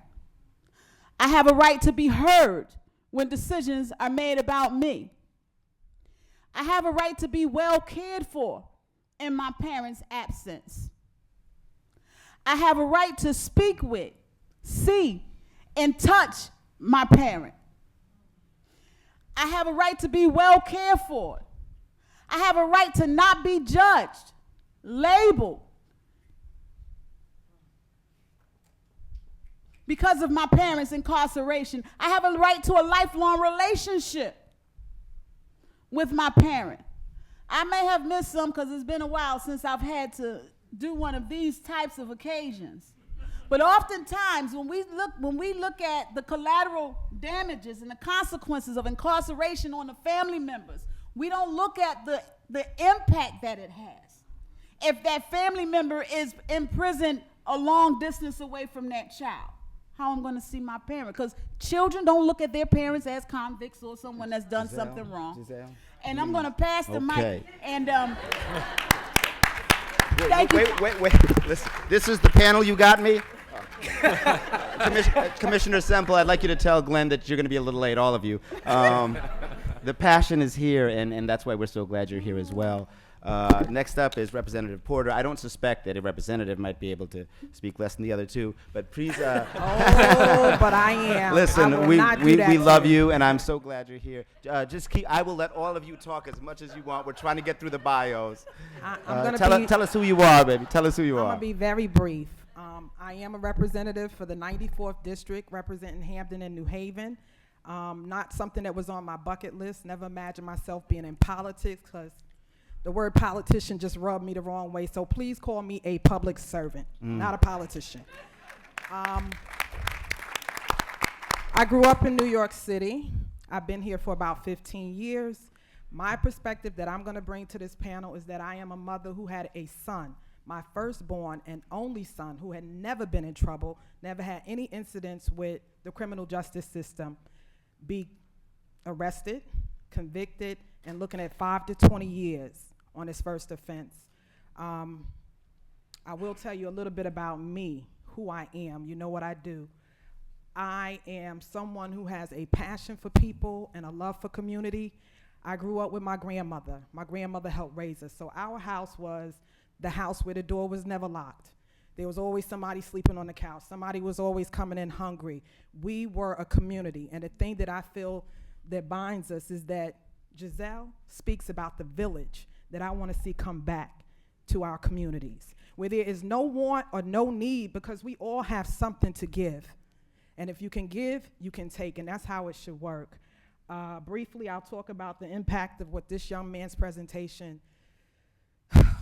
It was very emotional for me, especially being a parent who had her son go to prison, and know that there were things that if I could do again, I would have made sure that he had a male mentor, even though his father was not around, to teach him how to be a man. Because a woman cannot teach a boy how to be a man. So for all the women that talk about being the mother and the father, stop it. Find someone that you can trust to mentor your males, not just your boys, your girls too, because girls need their fathers as well. I applaud you for the intestinal fortitude. I applaud you for having the courage to do what you're doing and reconciling with your father. And I applaud you for understanding that it is generational and you have the power to change that. Thank you.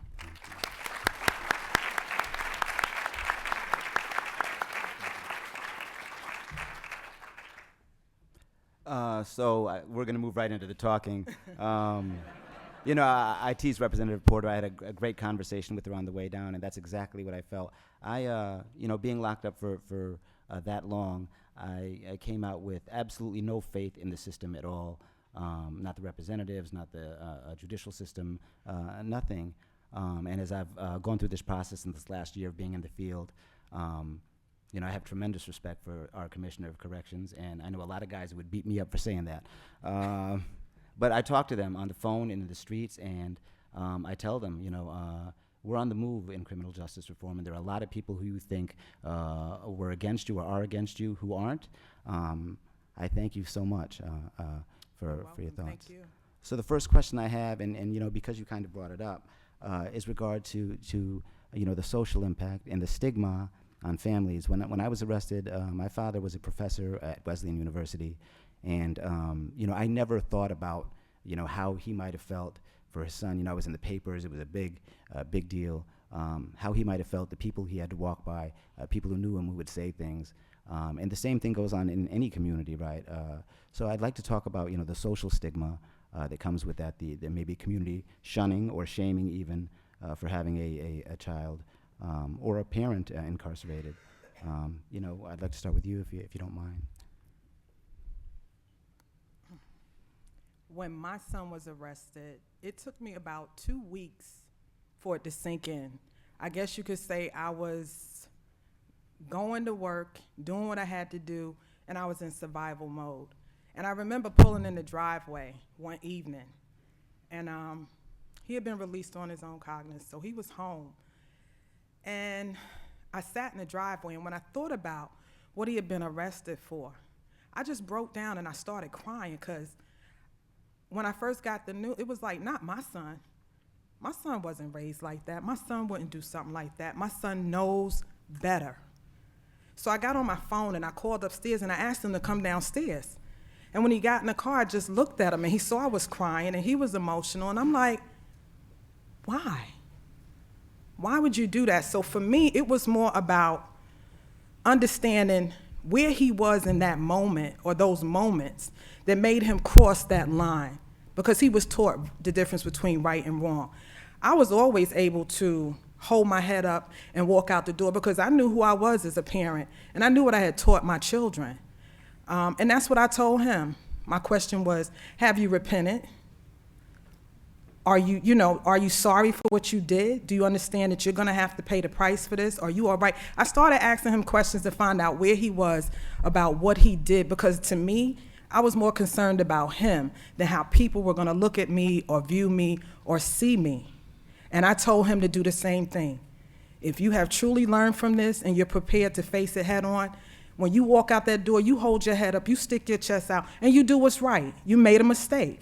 It doesn't mean that that defines who you are, but understand you will have to pay a price. So for me, it was more about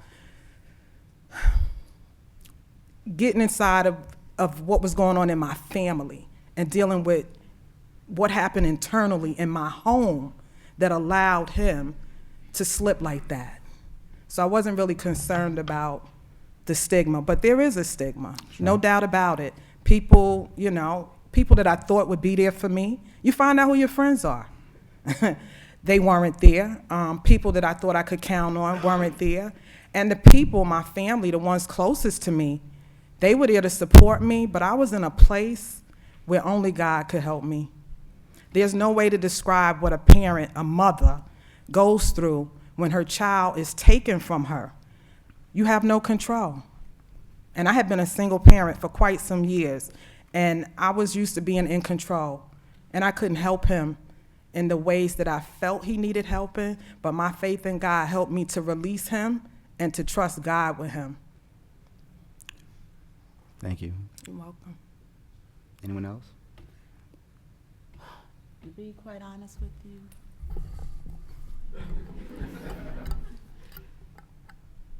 at the time of my son's first incarceration, he did the crime when he was 15. He got picked up when he was 16. You know how that goes. So, and I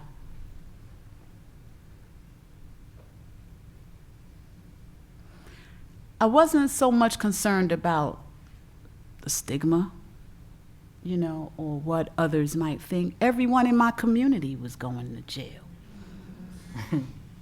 Most, individuals, especially those males in my family, had been to jail,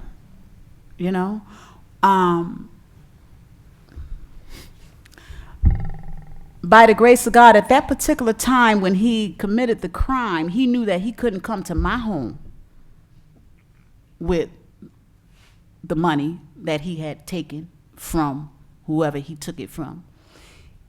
He instead went to his dad's house because he knew that he could go there with it. He had 6 brothers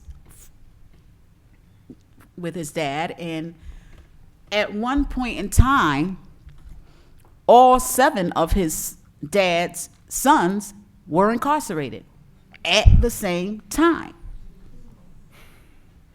Right? So, had I known earlier on what I may have been able to do so that my son may have been in a position to make some different choices for his life. See, I don't think the crime was committed when he picked up the gun and went and committed the armed robbery. I'm gonna tell you exactly what he did. right? Because it's important that we tell our stories. Because in telling our stories is what's going to help others to come to realize that they may not have to make those same choices. I'm not here to sugarcoat nothing. He did an armed robbery, right? And he, listen, at a building where he played at all the time. So it wasn't like he was a smart robber.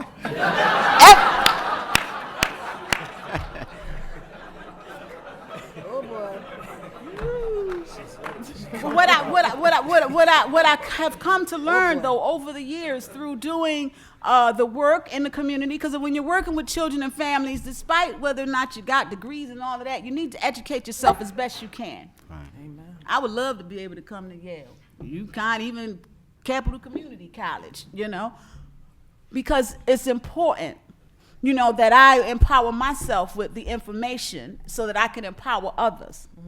When I went into the military, my son was 5 years old, right? And the reason why I went into the military is because I wanted to change his environment. I wanted to get him away from what I had been exposed to. You know, things had happened to me when I was a little girl that had never gotten addressed. You know, and I knew the path that took me down, right? And I didn't want that for my son, right? So, but my son had, you know, by our being separated, you know, I was told by the recruiter, you know, you go to basic training, AIT, then you get your son to be like a regular job. That was not the truth. I finished my basic and AIT, and I was due to go overseas, which meant he had to get on a plane by himself at 5 years old and go down to Florida. While I was overseas, my son was traumatized from that separation. I have come to learn that children who are separated from their parents, whether it's incarceration or being in the military, it's the same trauma, it's a similar trauma that they experience. So while I was overseas, my son was in Florida with my father's mother, losing big blotches of hair, acting out in school. You know, when I did get stationed back stateside, I was stationed in Washington, D.C., where I was able to take him, get him with me, and bring him to Walter Reed Hospital. They said, Giselle, your son's been traumatized due to your separation. You need to get him in therapy. Well, I was a young mother. I didn't see them, you know, I come from a community, you go to therapy, they're gonna think you're crazy or something wrong with you. We don't do therapy in our communities. At least then I didn't believe in it. Today, I have a new perspective on therapy. However, I didn't address his issues from that. Oftentimes, our young people were out there making decisions and choices based off of something that happened in their childhood that never got addressed. So, I don't mean to cut you off, but before I forget this, you know, you come from the other end, right? The parent of incarcerated children. But to be a child whose parents are incarcerated, right? Did you have to deal with that kind of stigma? Just, you know, the father not being around, and then all the other collateral consequence? I just made up stuff. So I was pretty lucky in that. So I was adopted when I was 15, and that adoption wasn't any kind of like formal thing. It was, as I said, somebody saw something and said, sure, I need to help this kid. And so I got separated from a community that was almost entirely black to where this was a kind of a normal thing. All of my first cousins, all of our fathers were in prison or drugs. That wasn't odd. And then going to California and being in a different community, a different demographic, I found myself isolated and realizing that I just probably shouldn't talk about that kind of stuff because that community doesn't understand this other community over here. So I'm just not gonna talk about it. And so when someone says, oh, where's your father? I'll find some way to get around that question. And I just spend a lot of times like finding ways to get around those questions. And now, you know, after this project, can you just express how you see your father differently, if you do so? I mean, I know that's a big question, it's right? It's still, you know, it's still like 15, 20 years. And this is what I told him. I said, I'm committed to trying to make this work, but I got to be real with you. It's not going to be a father-son thing. Like, that's gone. Right. Like, that's gone. We can have a relationship. You will definitely have a relationship with my children. I will not stand in the way of that. But I'm never going to be able to relate to you like that again. But that doesn't mean we can't have something very good So let's work towards that. Let's see what we can do. And we had this very long discussion about this, and I said, you know, I'm grown. You have 12 other kids, like, that are not. Go to them, like, call them, send them birthday cards. Well, their mothers don't want me to say, I don't care. Just let them know that you want to. If 20 years later they don't get a single card, but you can say, I tried, I sent them, ask your mother, maybe she has them in a box somewhere, then you will be on the right side of good, right? He is changing, because since our reconnection, every birthday of mine, he sends me a birthday card with $5 in it. Praise God. So, I think it's also important to just say things are like that this type of art and poetry is changing the way that people feel about telling their stories. It's opening up that space and making political change and social change possible, right? The more stories you hear about full human beings living this experience and doing it in a way that is unashamed, right? Just to be a person who's valued and valuable to our society changes the way that people think about what's possible. And part of it is the new Jim Crow has changed a lot of people's minds. Every college student is probably reading that now, and they understand that there's a context to it. And when you live in a society and you understand that there are a lot of people who are experiencing the same thing that you're experiencing, it changes what was just a personal and kind of isolating experience into a social and a political experience. And so I think that this artwork is really an important part of this in this conferences. I think the activism has to come with that, though, because what can happen is it could just become the norm. Like, oh, you haven't seen your father in 20 years? I haven't seen my father in 20 years. We bond about that a little bit, but nothing happens, right? Or, oh, this person is in prison. Oh, yeah, my people are in prison too. We bond about that, but like nothing ever happens. I think the art and the activism have to go together. I'm not someone who believes that I can put a painting on the wall and it's gonna change the world. If I don't say anything, if I don't engage the conversation, if I don't bring people in, it's just a painting on a wall. Maybe you have a good feeling about it, but if you don't do anything from that, then it's not enough to me. So, I mean, I say that in thinking in particular about the ways in which, for a lot of young black men, we get stopped, and it's kind of just like, we all know that. Like for a lot of white communities, it's like, oh my God, really? It's happening that much? But we're all like, yeah, that happens. Like, it happens regularly. And we've kind of just taken it on as like, I don't know, not a badge of honor, really. But this thing, it's just norm. It's norm, and it shouldn't. It's status quo, and it shouldn't be. And I'm happy to see that now with Black Lives Matter and a lot of other campaigns, there is art and activism happening hand in hand. And I think it's important not just that it happens on this side of the proverbial wall, but also inside, where prisoners are incarcerated. I mean, it gives them the power to see themselves outside of themselves. Creative writing. I know Sing Sing does a big theater put on every year. And you would be surprised. It's like you said, someone was on stage early and they were talking about they were shocked because of, the inmate mentioning Ulysses and different parts that were coming up like, wow, I shouldn't have been shocked that he's educated or that he's intelligent, but what does that mean? And it's like you give them the opportunity to open up and find those things out about themselves. Sure. You give them the opportunity to tap into that inner being, because for so long they've been told they're not worth nothing. They don't mean nothing. I have to say very quickly that what I do for a living is I work for the Phoenix Association, and our organization is comprised of all formerly incarcerated men and women, and our founder, who hasn't been locked up, but we're working on it. You know, they're men and women who are socially conscious and civic-minded. They're empathetic. They're articulate. They are struggling in this life, right? It's still a struggle, but we give them a little bit of training, and we go back into work with correctional agencies and criminal justice agencies with the idea of not telling them what they need to do, but engaging them in a dialogue about who we are and sharing our stories with them so that you know, they can see us as human beings and then take that one step further and maybe it's easier for them to see those in their custody as human beings as well. To, you know, a rising tide lifts all boats. And thank you, Commissioner, for bringing us aboard. We have a lot of help, and our people are fabulous, right? They are good men and women who are all trying to do the right things, and I tell them they got to do it better than everyone else all the time.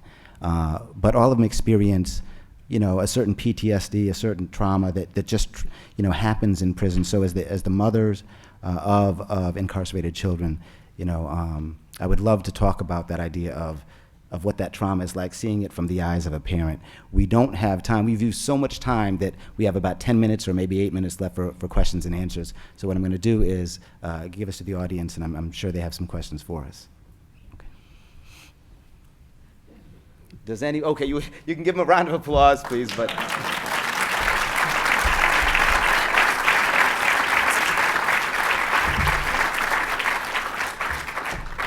Questions? Yeah, you're gonna have to come. You're gonna have to come to the mic. Oh. Come on. Just quickly, I was involved in a case, and there's been some discussion about it. Bobby Johnson, he's here. It was a false confessions case. He was exonerated recently.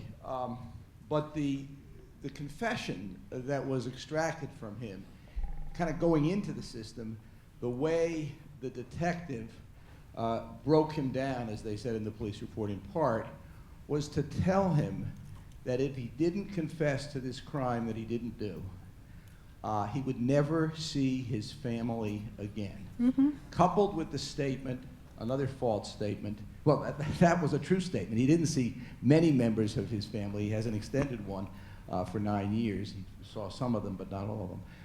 Coupled with the statement that his grandfather had supposedly hired the detective to help him out. So preying on the importance of the bond of young people with their families in the isolation of a police station is a way to get them to do things from the criminal justice system, officers bringing them into the system. And I think it's interesting that we're talking about what it does once you're in prison and the problems once you get out. But there are some cases, unfortunately, where that isolation from family and exploitation of our need for family gets misused. You know, I'd have to agree. And by the way, welcome home. And sorry for, you know, I know what it's like. It is hard enough to do the time when you know you did it and need to be accountable. I cannot imagine even having spent that much time in there what it's like to not having, not do it and still be incarcerated. Does somebody have a question?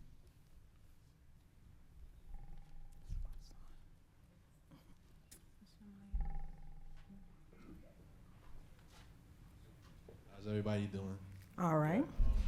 One of the biggest reasons for incarceration in Connecticut and across the United States is violations of probation.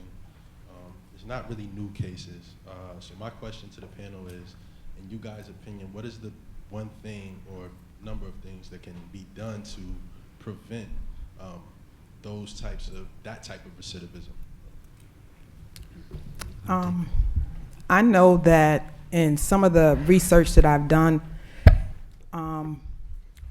one thing that makes a big difference is family involvement and the relationship between the person that has been incarcerated and the support that they have once they come home, and not just once they come home, but actually while they're incarcerated. So I think, and it's unfortunate because there's so many barriers when you're talking about visiting someone in prison that keep you from doing that. We talk about children who have parents in prison. It's not the place you want to take a child. They make it. There's nothing for the children to do. Some of the places do have books for the kids to read, but that's not suffice. You're talking about infants. You're talking about toddlers. There needs to be a place where these kids can be kids and also at the same time spend quality time with their parents. Oftentimes you go into these prisons and you're treated as a visitor like you're a prisoner. There's a lot of things that need to be changed within the system and also with the way we deal with people when they come out of the system. But I think what's in our control as loved ones of those who have been incarcerated to be more involved, to be more of a support system, not to be judgmental, just to be there and to make people feel like they count. Because when you feel like that, I think it keeps you from doing the things that would have you recidivate. Thank you so much, Representative Porter. I'm so sorry we are out of time. What I will say to you is that the panelists should be around for the rest of the afternoon, and I believe at the closing. I don't want to speak for everybody, but feel free to catch them in the hall and around here and speak to them. We thank you so much. Thank you to Art Space, to all the staff. It's been a great afternoon.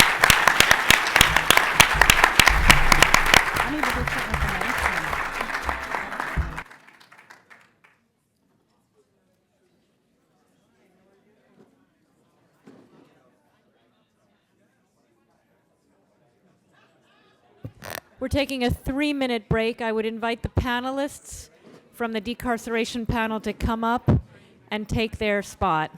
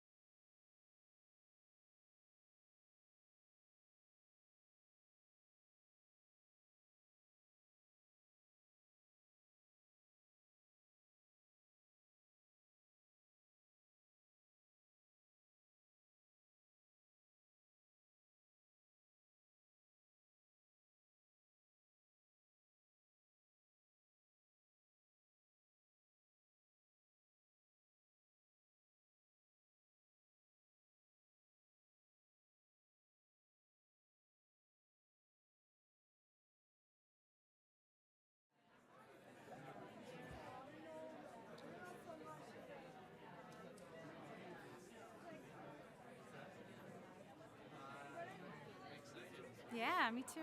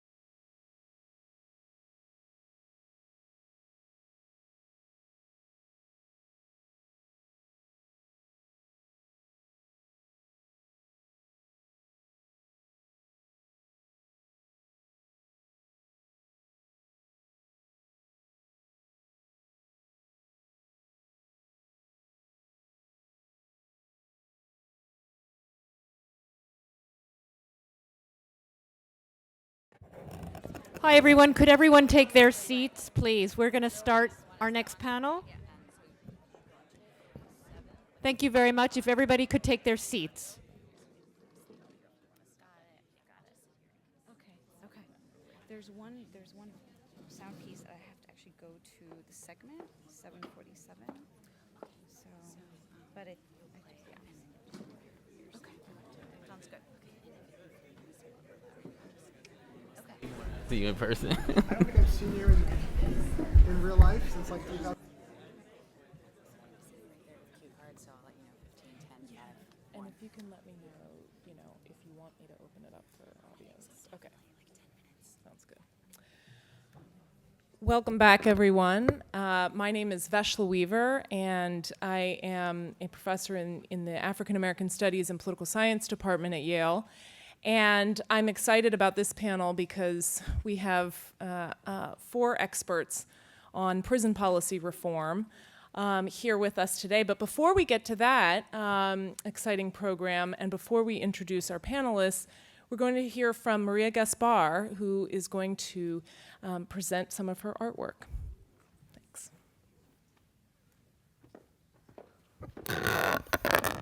Hi, good afternoon. I'm pretty honored to be here sharing the stage and this conference with a lot of just amazing people, and I'm really inspired by a lot of what has been said. My name is Maria Gaspar. I'm from Chicago, and I'm an artist. I'm also an educator. I teach all over the city, lots of different arts organizations and informal kind of educational spaces, as well as at the Art Institute of Chicago. I'm going to briefly talk about a project called 96 Acres. And it's a project that takes place in Chicago at the Cook County Jail, which is the largest pre-detention facility in the country. I was 12 years old when I first visited the largest architecture of my neighborhood. I grew up a few blocks away from the Cook County Jail. It was part of a Scared Straight program, which some of you might remember. And it was meant to discourage at-risk youth from juvenile crime by scaring them straight, a subsequent failed program developed in the 1970s. And I was struck at the time by the number of black and brown men, folks that resembled my family, my friends, and my community, the people I cared about the most. But at the time, I had no understanding about the prison industrial complex, nor did most of my friends.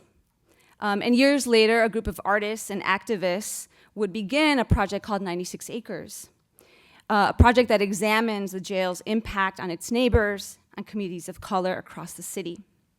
But before this, I want to share some information just to give you a little bit of context and a sense of scale in reference to this photo that you see here. I took this photo from the administration building at the jail. So 96 acres is the equivalent of about 74 American football fields. 96 acres represents the largest single-site pre-detention facility in the country, the Cook County Jail. The jail consists of about 100,000 detainees yearly and about 10,000 daily.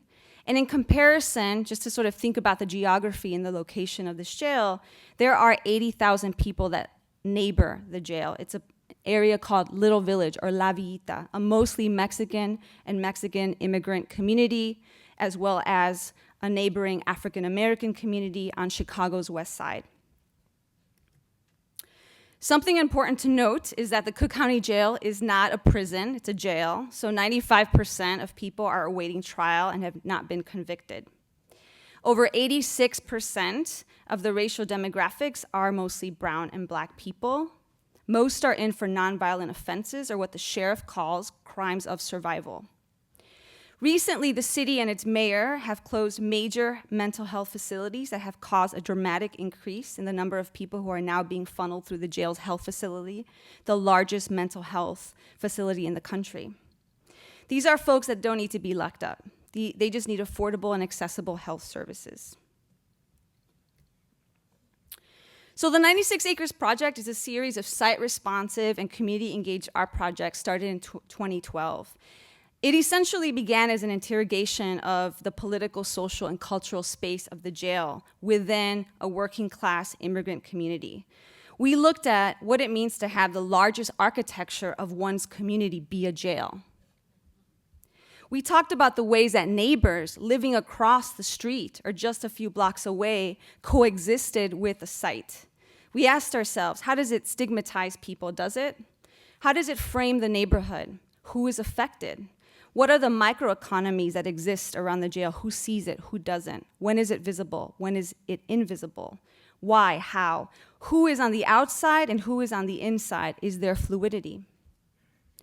The project has grown in the last 3 years, and now it includes a steering committee, an education initiative of dedicated community activists and artists.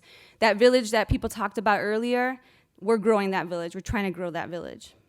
We've got educators, community leaders, formerly incarcerated individuals, radical educators from local high schools that are part of our committees. Essentially, it's folks who care about their neighborhoods, people with radical, creative ways of thinking about the world, importantly, people who are greatly concerned about the dire effects of mass incarceration in this country. And those who seek to imagine a greater, better, more loving, more tender, and critical world through art and dialogue. 96 Acres is also about the many folks who are not represented, people who are locked up.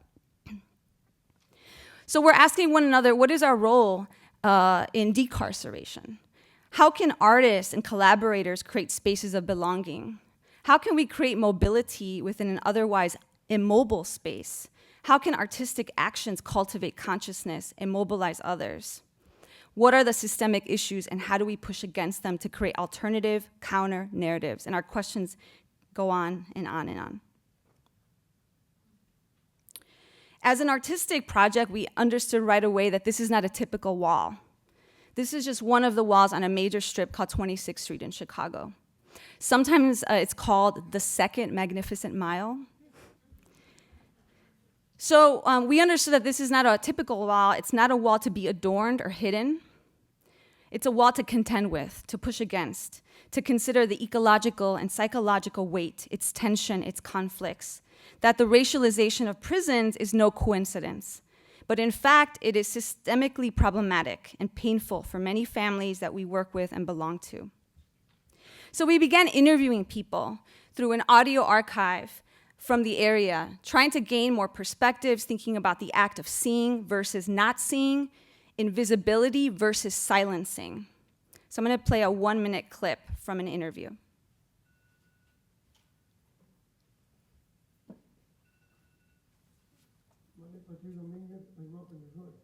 All my life I've been here. I think it's good to have that jail right there. Because it wouldn't be there, it would be more crimes around here. You know, it would be more crimes and people would be able to walk at night. And having the sheriff there and everything, they'd be watching out for people, you know, trying to hurt other people. I don't think they're going to get rid of it. I mean, if they get rid of it, what's going to happen then? I didn't place a stigma on it, that I lived close to it, but I started to realize that once I started leaving the neighborhood to go to the north side to get into theater, to get into art, and I realized there was a stigma associated not only with my neighborhood, but with the fact that I lived in such close proximity to Cook County Jail. I personally never saw the jail as part of the community. So I never interpreted, well, why is it here? How does this define the community? Like I said, I just sort of saw the community and then the jail was separate its own thing. I guess I never really thought of it as something that would form what the community was all about. We've looked at the ways that neighborhoods and communities coexist with places of incarceration like this one. How does a jail in one's backyard produce a psychogeography, and how does that psychology reflect on its residents? For example, the yearly Mexican Day Parade, actually taking place today, sets up floats along a main segment of the jail wall, making it a kind of backdrop, performing a sort of disappearing act. Other informal architectures, such as the Carnival Festival that runs along the jail every summer called Taste of Mexico. Is this the wrong location? Is this the right location? And in what direction are people looking?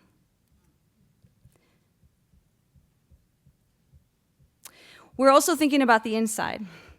The wall has two sides. Can we make it impenetrable? So we're looking at we're working with folks that are transitioning, folks that have spent time at the jail or other prisons all over the state. And we're also thinking about the fact that the majority of the people in Cook County Jail are coming from 6 zip codes in Chicago. And we're asking ourselves what's being negotiated between those walls. So with these questions, we've produced 8 site-responsive projects within the last year, and we're continuing this effort. We've been working with young people and community folks from all over the city as well as other states. And this is a brief excerpt from one action produced by about 10 young people from the neighborhood who generated text collectively and power washed it onto the jail wall. Here's a short clip.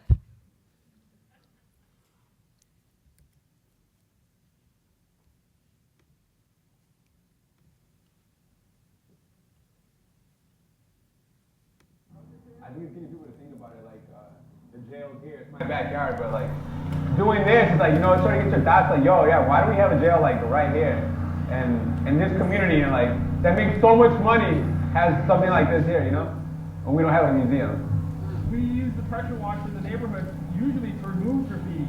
And isn't it interesting because this is like reverse graffiti. So I really love this idea to use it to put a positive message just by cleaning. Seeing like, oh, today's your day, you might just change your thought on something that just happened or something, like an argument you might have had with a loved one in there. When you look at the jail, you see people, but you don't see them as a person. You see them as someone that did something bad, someone that's just bad society and deserves to be the place they are. But sometimes things that people don't really do bad things to be in there. So I think that was a really important point at the end that she came up with, right? That sometimes people don't do bad things to be in there. And so this is the kind of effort that we're trying to mobilize, really thinking about what is our role as a community. We didn't necessarily ask for the jail, but it's in our backyard. So what can we do to really get more people to really think critically about it? And also to really include those stories by, you know, a lot of folks are affected by this jail. A lot of people spend time in there, not just as somebody being detained, but also folks that work there. You know, so can we have conversations about that relationship? So we've got lots of other projects, but I'm just highlighting a few. This next project just took place a few weeks ago called Park, and it's a data visualization project that was then physicalized. We invited 100 color-coded cars based on the racial demographics of the jail, so 67% black, 19% brown, 14% white. And they parked on the residential parking of this one street that faces both the jail and residents. We did a live radio broadcast of B.B. King's Live at Cook County Jail concert from 1970. The reason is because we were thinking about and wanting to talk about prisoner rights movements and what has changed since 1970s after a lot of the rights movements and riots took place. This is the second warden that we have that's a psychologist. The first one is the one that brought B.B. King to the Cook County Jail. And when they had the concert in the yard, a lot of the detainees were able to invite their family members to come in and listen and participate in the concert. So it was a very kind of historic moment. During the event, we not only played the radio broadcast, we also invited people just to have conversations, and we did a lot of recordings of people's stories. So here's a 15-second clip.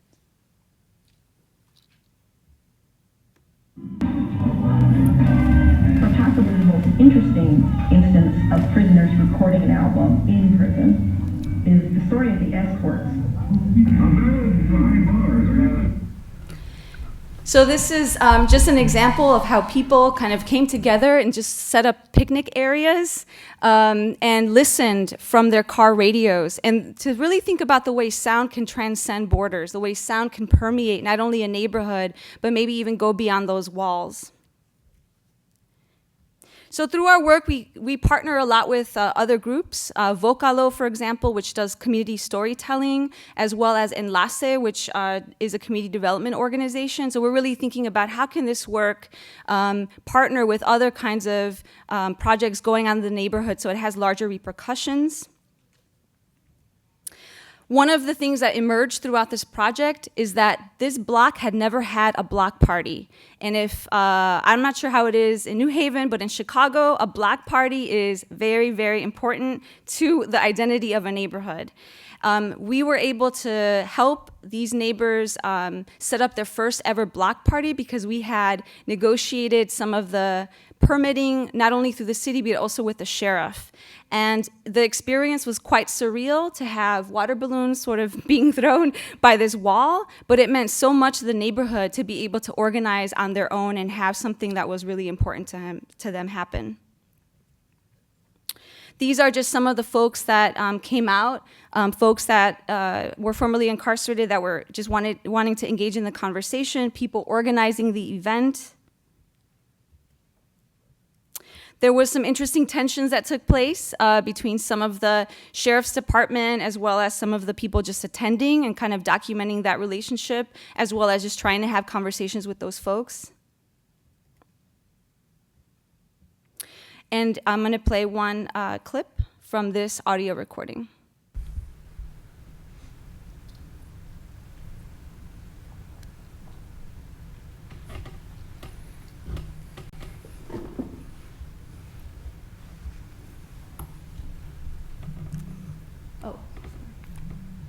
The skill affects the community. I teach at Seymour prison, and so people who are currently incarcerated at Seymour most likely came right through Cook County because most of the people incarcerated in Illinois state prisons are from Chicago. I think it has a lot of effects. I think, you know, when people go to school here, they sometimes know that they're going to end up here, and it's quite a negative thing to carry on as a kid. You know, your dad went to jail, your uncle went to jail, your Seymour went to jail. You know, like you kind of have no choice to think that you're going to go end up there too. And I have a cousin now who's like, who's been in prison now for 5 years. He has another 13 years left. And I haven't seen him when I grew up with that kid, you know. So you end up thinking like I grew up with him, his uncle. Two of my cousins actually are also with jail and then deported back to Mexico. In fact, I know a few sheriff's deputies. So the last project I'll talk about is called Letters Home and Freedom Time. This event just took place last night, but we invited 2 projects to take place onto the Cook County jail wall via a projection.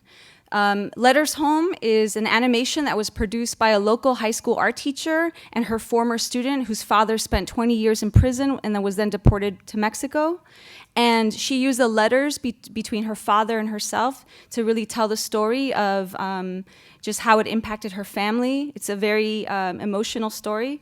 And then the second piece that we projected was a series of animations by the Prison and Neighborhood Arts Project at Stateville Prison. And it was men that are serving several life sentences prepared these really beautiful, kind of heart-wrenching drawings, hand-drawn animations about freedom and time. And it was about the way they experience freedom and time when they're on the inside.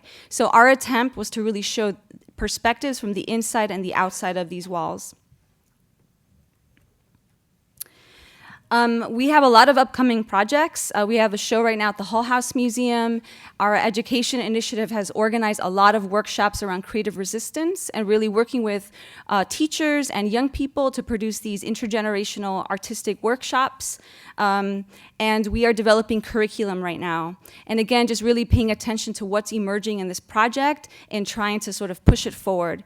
And if anybody's interested, I have one zine that was produced by an artist in Chicago with Project Nia, and they worked to produce a story that helps children whose parents are incarcerated to sort of help them engage and really think about and talk about their own personal story.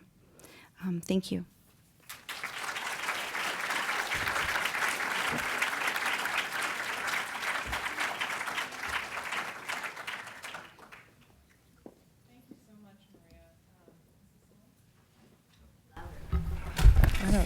Okay, it is on. It's always important to begin these kinds of conversations with the actual people who are undergoing this trauma and with the just sheer importance of the physical architecture and how it is made manifest in these communities, and the communities don't stop existing. So in this panel, we have a very big set of questions in front of us. As I said before, I'm Veshla Weaver. I am a political scientist who researches people who have been incarcerated and how it affects their what I call their custodial citizenship. And so just a bit about myself. I got interested in this topic, a sort of unusual topic for a political scientist to be interested in, even though this is one of the major ways that our government interacts with communities. It's one of the major points of contact between some neighborhoods and the state that we know of, that rivals in impact the welfare system, the child protective services system. And so I got interested in this because I was interning at the Southern Poverty Law Center, and during that summer, I went and volunteered at a program for inmate mothers, aid to inmate mothers. And it was the first time I had ever been inside a correctional facility. And I was really, really disturbed to see that many of these women who had been incarcerated for low-level drug offenses, for writing bad checks, not only were separated from their families, but in most cases their children were hundreds of miles away from where they were incarcerated. And the mothers would be let out of prison and given virtually nothing to get back on their feet or to reunite with their families again. And so we started a program to, in fact, I was the first one that donated my car to a returning citizen who needed a car, needed a way to get to and from home and to her job place. And then I went on to grad school and just started studying these things and realized, I mean, this was before the moment when incarceration had really become of national salience, and really realized that for as much as we talk about community well-being, there was very little knowledge at that time, right? Michelle Alexander hadn't written her book.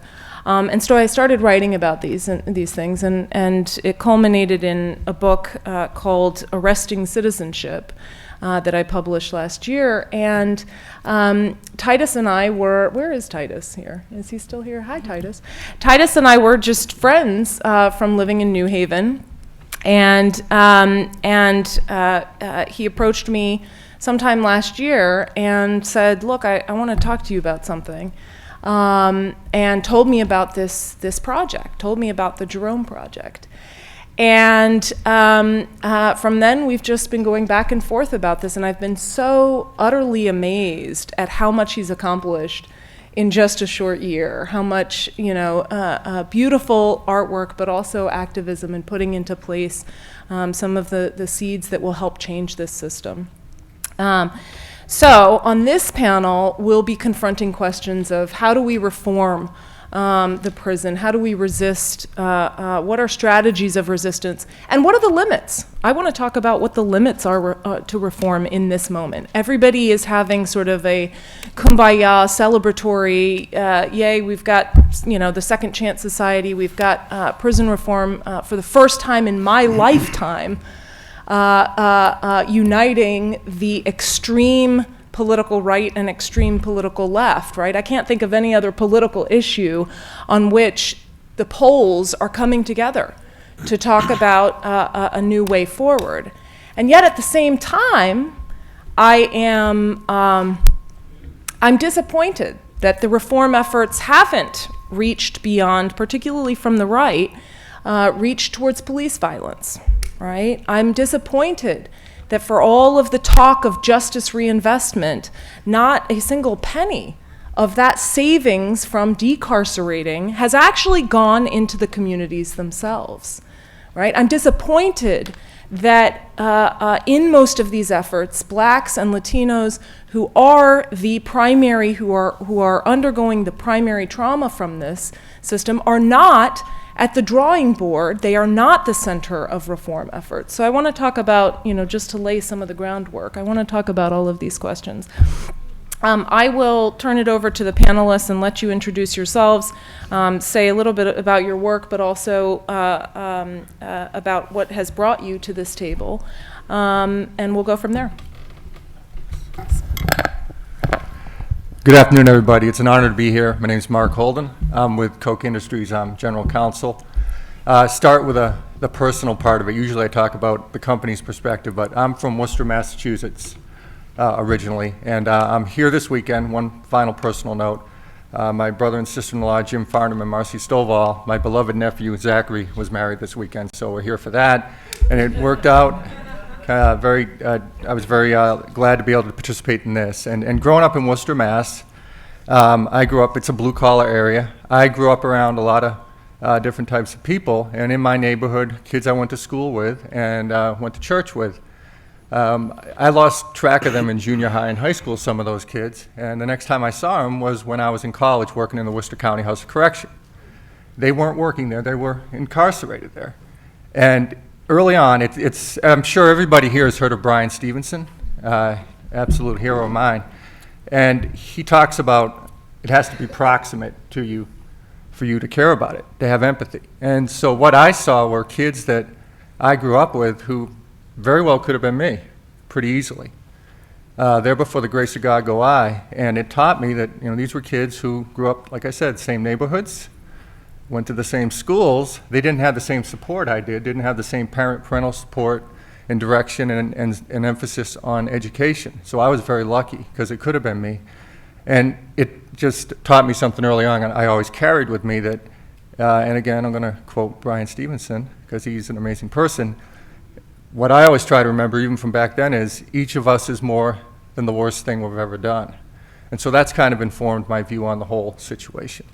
Now, I work at Koch and been with them at Koch for 20 years, and Charles Koch is a classical liberal.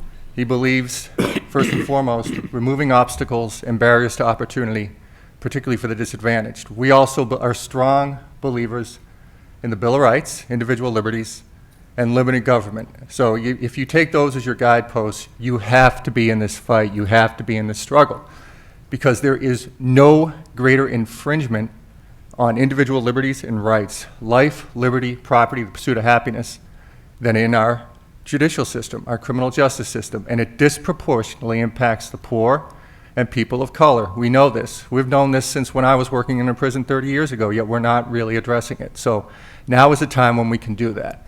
And the other thing I just want to mention briefly, the reality is we now have a two-tier system, and race plays a huge part in it. A bigger part of it is poverty. And so much depends on where you were born and who you were born to.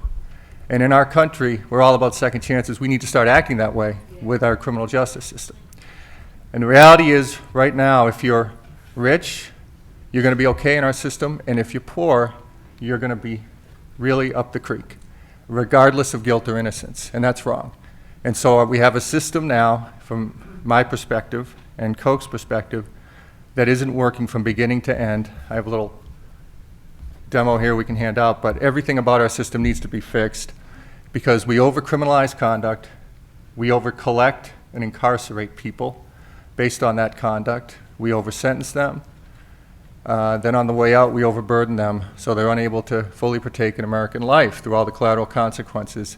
And from our perspective at Koch, there needs to be comprehensive criminal justice reform across the board, and it needs to help those people, again, the poor, who suffer the most in their families, because it's no surprise that this continues and continues and continues. It's the definition of insanity. We keep doing the same thing and expecting different results, but we're not getting them. So that's why we're in this fight.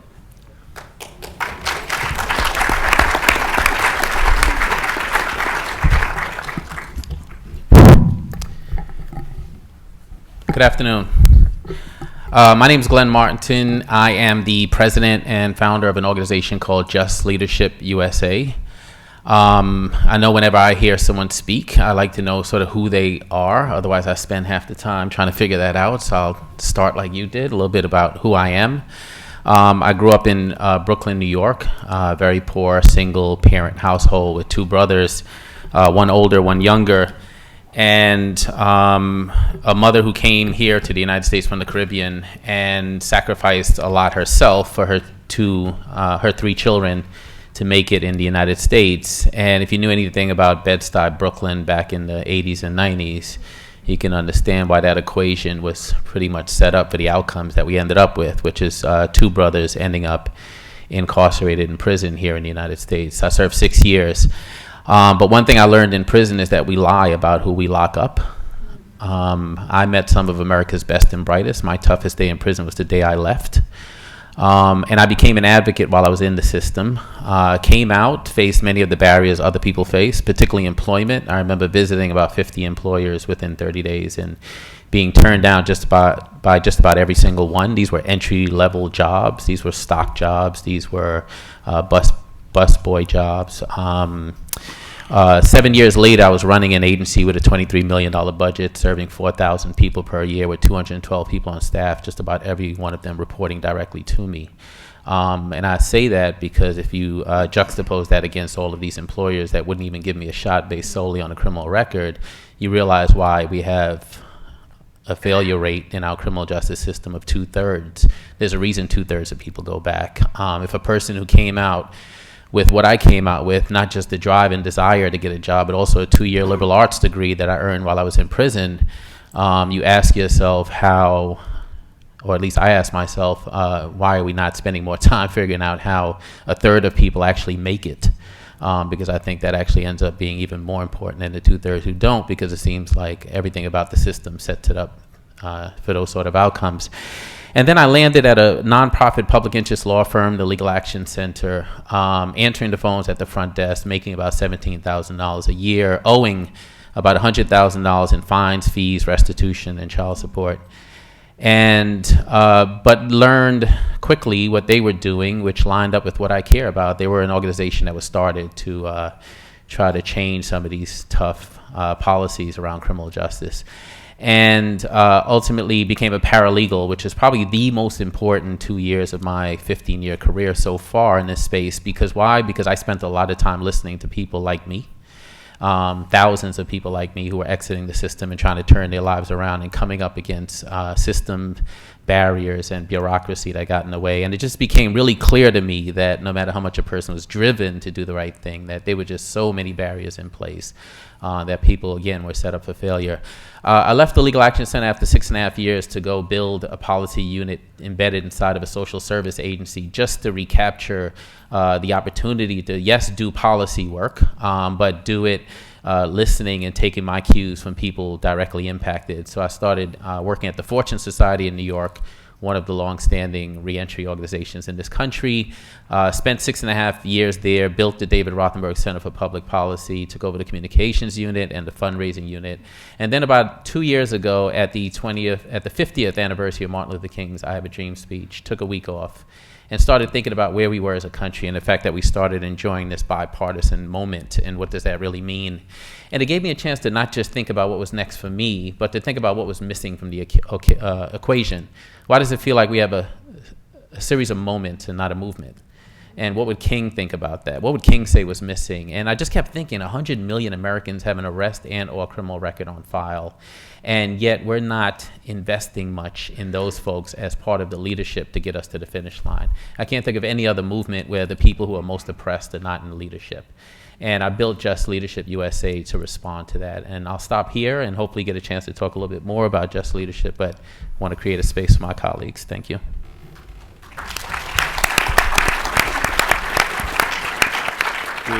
Good afternoon. If anyone finds an iPhone in the audience, I lost mine. I kind of need it. My name's Scott Semple. I'm the... Looks like somebody has Hey, an look at iPhone. that. Hey, that was quick. Man. Thank you, Titus. That's a relief. Now you can focus. Wow. Okay, back to reality. My name's Scott Semple. I'm the Commissioner of Correction here in Connecticut. I new to the job.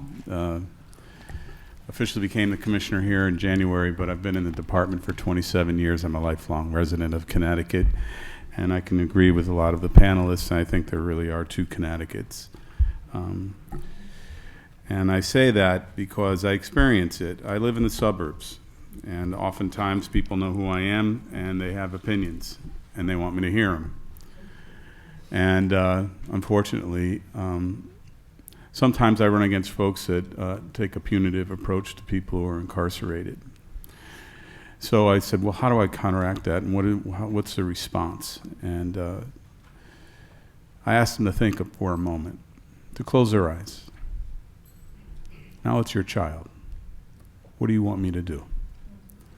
So I'm very, very interested in moving people forward, putting dignity into this system, and hope.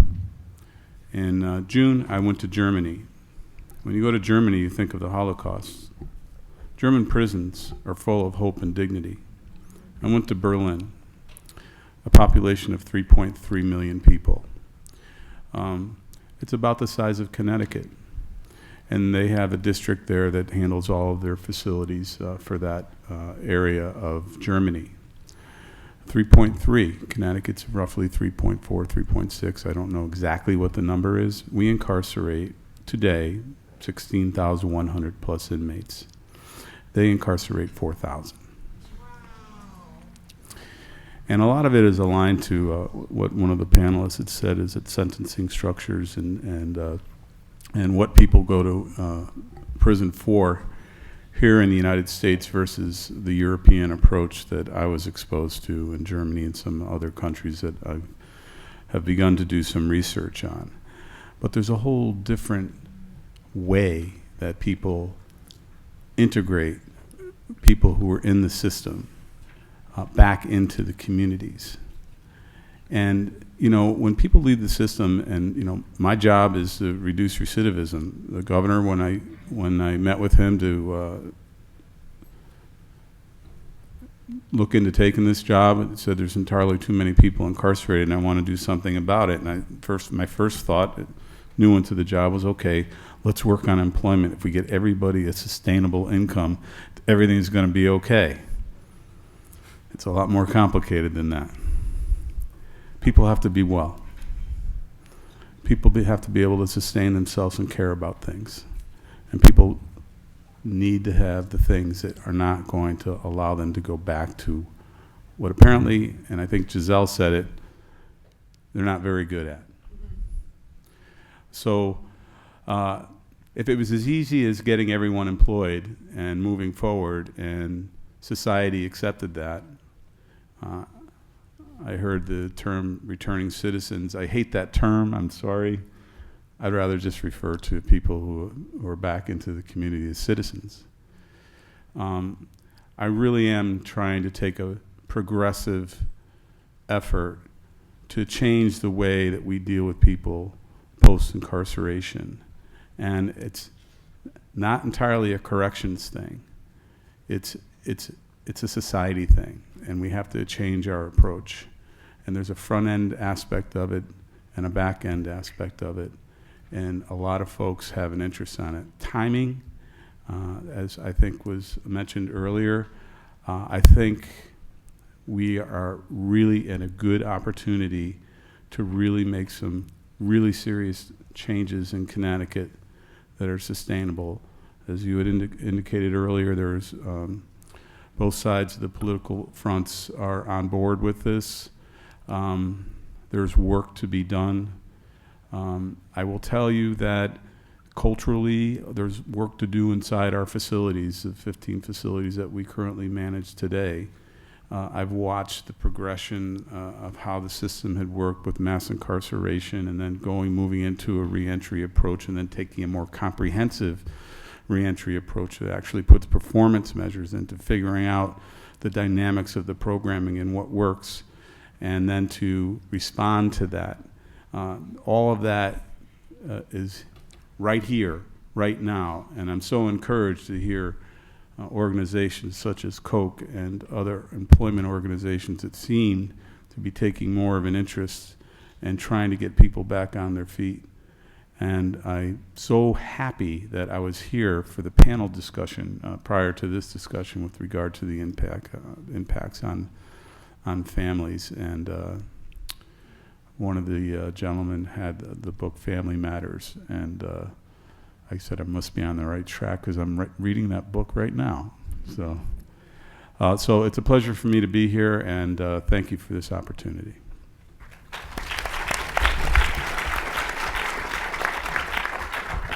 My name is Peter Wagner. I'm Executive Director of the Prison Policy Initiative. We're a national think tank that's based up in Western Massachusetts. And I started the Prison Policy Initiative when I was in law school 15 years ago, at a time when the idea of prison reform was a joke. You'd say, like, I think we should do something different, and the response would be either silence, to be polite, or that people would just laugh at you. And that's the biggest thing that's changed, is that now we're allowed to have that conversation. I'm not sure very much has happened, and I hope we get to talk about why that's the case, but that's different. There's a space now to have this conversation. And at this time, I set out to, I went to law school to do prison civil rights litigation, and I learned I wasn't cut out to be a litigator, so I wanted to find something else to do with these skills they were giving me. So I went looking for a policy project. And I discovered that there were so many people in our prison systems that it was breaking how our democracy works. Because the Census Bureau counts people in prison as if they actually were willing residents of Enfield and Summers. So if you don't live next to the state's largest prison complex, your vote is worth less. And every decision that the legislature makes on criminal justice and everything else is tainted because our whole system of democracy was based on the assumption that we're not going to lock up large numbers of people in the wrong place. And so we started this movement on prison gerrymandering, but there's also a whole other things that are just like this. The prison and jail telephone industry, something that, like, you know, I can call home for nothing, but families can have to pay up to $1 a minute for, the short answer is for no legitimate good reason other than that some monopoly companies and the people that they do contracts with want to. And there's, you know, now there's the video visitation industry, there's the release card industry, there's the sentencing enhancement zones that decide to punish crimes more harshly by where they are, not by the severity of the offense, but by its location. All things that come down disproportionately on African Americans and Latinos and on poor people, but that's not something that the system, the people in power have a kind of real problem with. We can leave for another day whether it's intentional, the effects are kind of clear. And I think that's the really kind of short-sighted decisions that our country has made. And the way to kind of put this in context and to wrap this is that Connecticut is better than most states. Connecticut has a lower incarceration rate than a lot of states. But if Connecticut was a country, it would have the highest incarceration rate in the world. If you excuse Rwanda, which, you know, is still dealing with the aftermath of a genocide, and Russia, which used to have a higher incarceration rate, the nearest competitor to Connecticut for the use of the prison is El Salvador, which is known as the murder capital of the world. So there's tremendous room for improvement. And that's what's exciting about having all of you here today to talk about.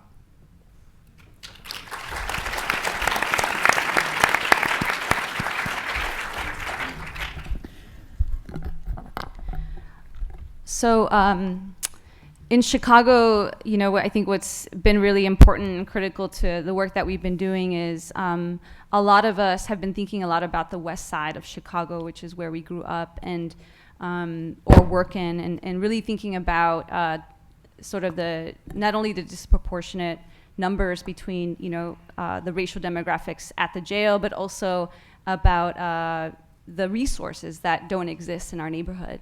And I think that that tied with the fact that we live next door to jail really got us to think critically about ways that we can begin to sort of push against that. That there is a master narrative that exists and we recognize it and we're trying to work against it.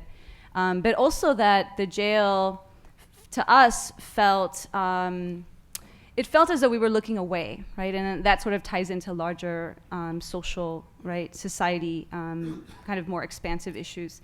But that we wanted to really look at it, you know, and that, and there's definitely people in our neighborhood that are our families as well that have been affected. We have family that, you know, have spent time in there and other prisons, but also that just as a whole, as a larger community, what are we doing to kind of support the folks that are transitioning out or that are trying to make a space for young people to talk about their experience with with the jail. And so when I go to high schools and I talk to young people, and we're doing recording exercises with their teachers and in their classroom, and I say, you know, who here has a personal connection to Cook County Jail? Almost all of them raise their hands.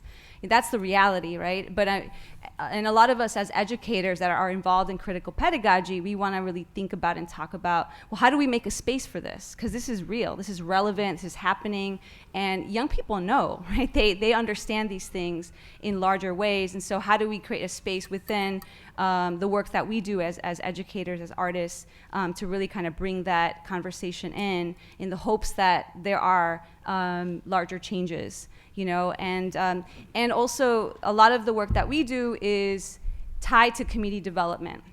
And that's really important to us, that this is not a drop-in art program, you know, like we don't drop in and do an art piece and then leave, that it really is tied to something larger, that it's tied to something that connects with the violence prevention program in the neighborhood, that connects to other organizations in the city, right? And that's a way that we can start to mobilize. And we think that as artists, we can contribute something really vital and significant to the conversation.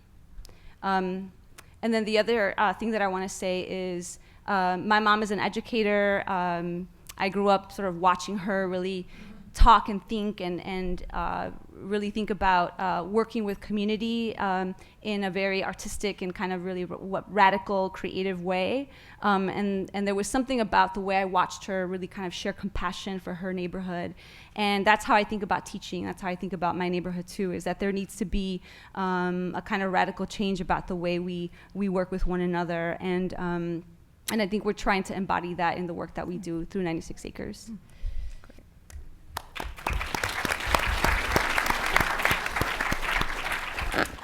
Well, thank you all. I want to start somewhat strangely by asking you not what's working and what you're most excited about being on the political agenda, but what is actually, Peter, you alluded to this, what's not on the agenda that should be, right? What are sort of the hidden aspects of the carceral problem that the public hasn't yet seen, that legislators haven't yet dealt with? The sort of ugly stepchild, if you will, of all of this. And I'll start with a few of my own that I've been really depressed to see has not been part of the conversation. One is violent offenders. In the rush to draw back sentences for low-level drug offenses, we've really ignored the fact that violent offenders serve some of the longest sentences in the world.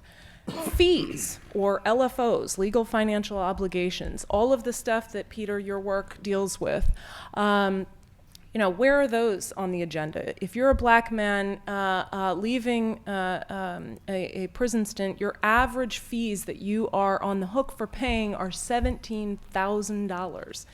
You're talking about people that make minimum wage, where that is crippling. It's prohibitive. Another aspect that's off of the political agenda right now, to my mind, is, we've talked a lot about, and even some of the names of the activist campaigns out there, Cut 50, Campaign Zero. It's all about scaling back without thinking about, and one of you used the term dignity. How do we actually make our prisons more places that can give somebody a modicum of dignity? The Swedish Director General visited my class this past semester, and he kept referring to prison inmates as clients, right? Well, we want our clients to really do well once they get out of here, and we want our clients. I mean, that's a radical kind of, that's a radical concept to us here in the US. And then finally, how do we think about crime in this moment? We're talking about decarceration, but we're not talking about actually investing in communities so that criminogenic factors, poverty, unemployment, that lurk there can be dealt with. So won't we end up in this same situation again in a few years when we've dealt with incarceration but not with making places livable, giving people decent jobs and wages? So that's a lot, I know, but please take a crack at it. That is a lot, and those are all great topics. I'd add one also. I think there needs to be comprehensive reform of how prosecutors charge cases and how they are able to basically load individuals up with charges in the grand jury, which is a rubber stamp. It's not actually functioning like it was supposed to back when the Constitution was ratified, which was to be a guard against arbitrary government action. Now you have a situation where prosecutors have so much power, and really there is no trial. And particularly, again, if you're poor and you have no chance, you have a public defender who's overmatched. So there needs to be significant and substantial prosecutorial reform, because I do think it's a separation of power issues. The judges have had their authority usurped to be able to decide about, we talk about dignity, we talk about individual rights, the rights of the victim, the rights of the accused and their families, rights of everyone involved. But so much that today is dictated by the prosecutor. So I think that also needs to be on the table. It isn't now, but hopefully it will be. To answer your question, as far as the answer is yes, if we don't fix those other issues, we're just doing the same thing, really, if we don't fix our communities. And that's one of the things that's heartened me working on criminal justice reform with people who in the past have attacked our company, like Van Jones and Cut 50. Van and I have become very close friends. He's a great person and a good man. And the reality is we found commonality on this issue.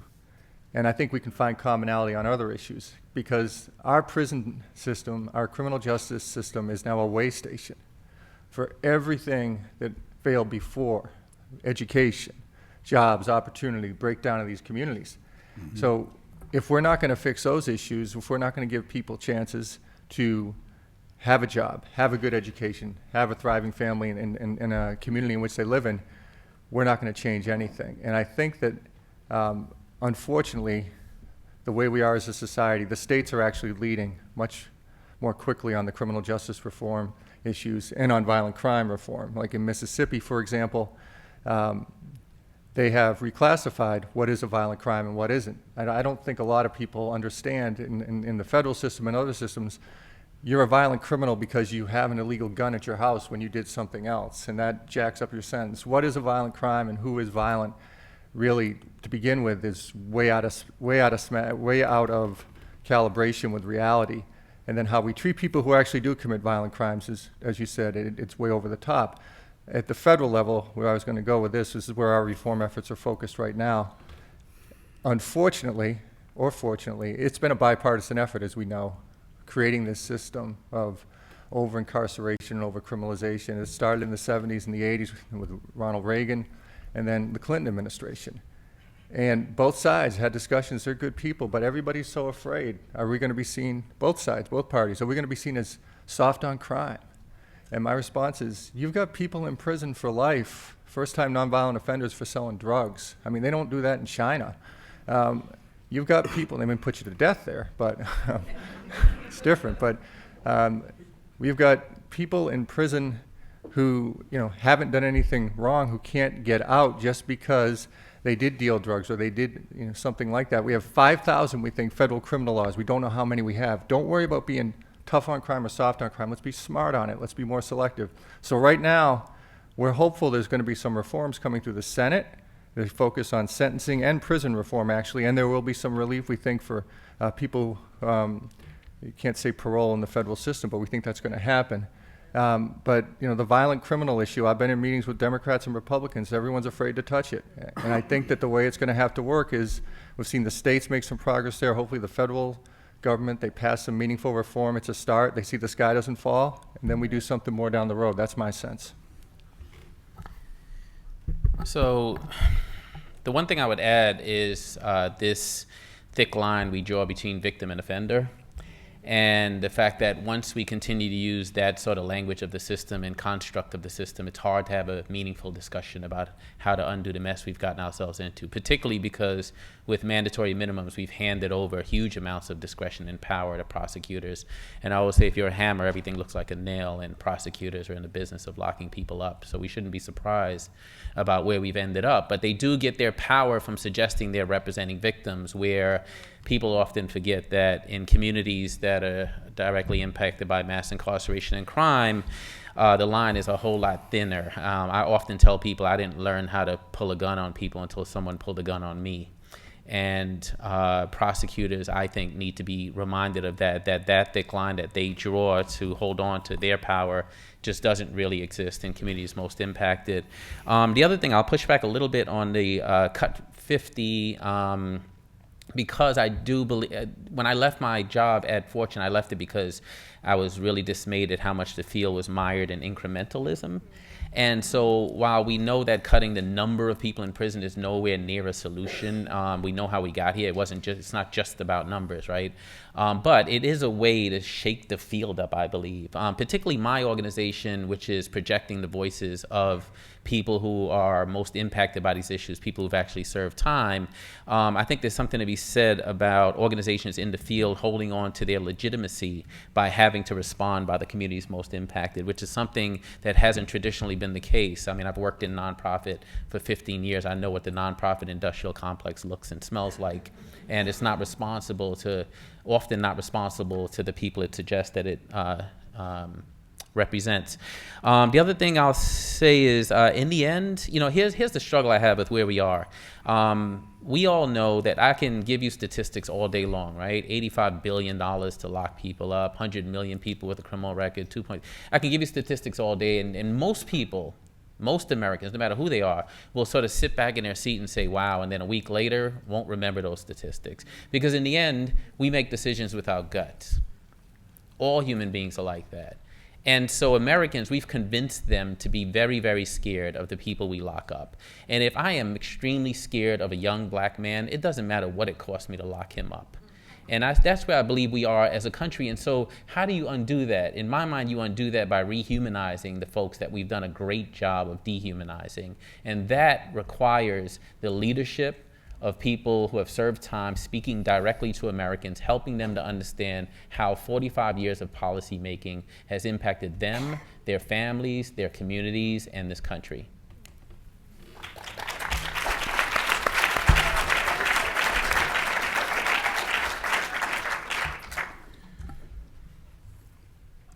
You know, it's pretty interesting. I'm speaking to Connecticut, and we've had the benefit of looking at data.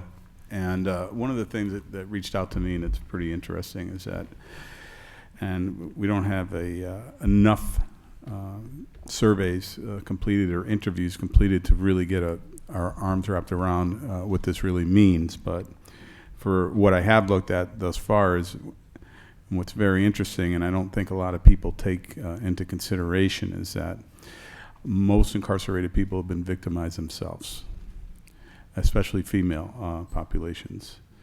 And I'm talking about serious trauma. And we're finding that pretty frequently. And I'm always up against the whole victim versus inmate scenario. And, I'm not going to say that there are a lot of people that don't need to be in correctional facilities. When my resume is completed after I'm done, it's going to be pretty interesting because, my job is really to put myself out of business. And I really do feel and would like to try to do that as best that I can. I think there will always be correctional facilities in society. I think we need them for certain circumstances. There's no question about it. You had said, what are the things that aren't out there? So I mentioned earlier in Connecticut, 16,100 plus are in our facilities right now. 20% are between the ages of 18 to 25. The folks that have committed victim-related serious crimes are less likely to recidivate because of aging out. And age is a huge predictor on recidivism. The 18 to 25-year-old population, highly likely to come back into the system. What we want to focus on Connecticut, and I brought this back from my experience in Germany, is that 18 to 25-year-old population. There's this whole dynamic of brain development that's not being touched upon, that we need to pay attention to.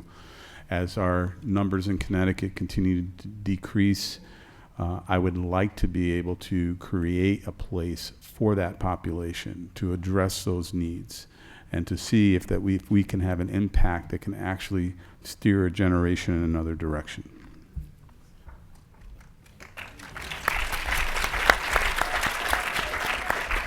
I'd like to echo the sentiment of my co-panelists with 3 words: context, courage, and compassion. And that last one, that compassion is entirely lacking in our system and in our political views about crime and punishment. I think it's very clear, been very well established, not that complicated. Context, though, really matters. We hold our criminal justice system to a completely different standard. On one hand, we expect perfection from it. On the other hand, it makes a mistake and we look the other way. But let's think about just one piece of that. If I get pneumonia and go to the hospital, they treat me, I go home, and then if 3 weeks later I get a cold, the hospital didn't fail. That's something different. We're not willing, we need to be willing to put people's futures into context and not be, we're really not that far removed from the throw away the key rhetoric of the 1980s.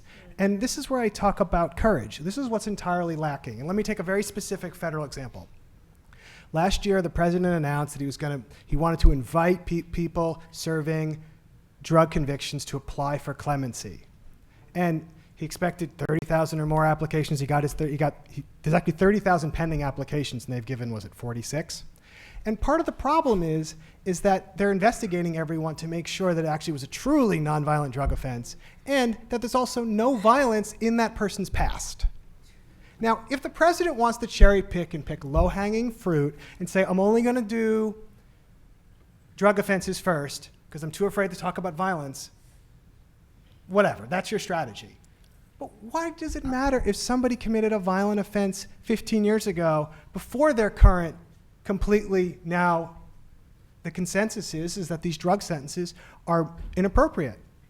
If someone made a mistake in the past, did their time, and then is now serving a drug sentence, and if that drug sentence is now morally bogus, why is this person's past even relevant?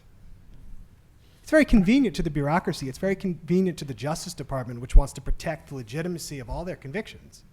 But it's not going to advance a moral, compassionate society where we look out for each other and make our society stronger. But it's very good at protecting the legitimacy of the system. And that's what we need to decide, and that's what takes courage. It takes courage to say, I want to put myself out of a job. It takes courage to say, I'm willing to take a chance on someone. I think the pneumonia's healed. You can go home. And we need to reward people for taking risks and for taking chances and not reward politicians and journalists and policy wonks for taking the easy way out. That's what we need to reward, is some courage.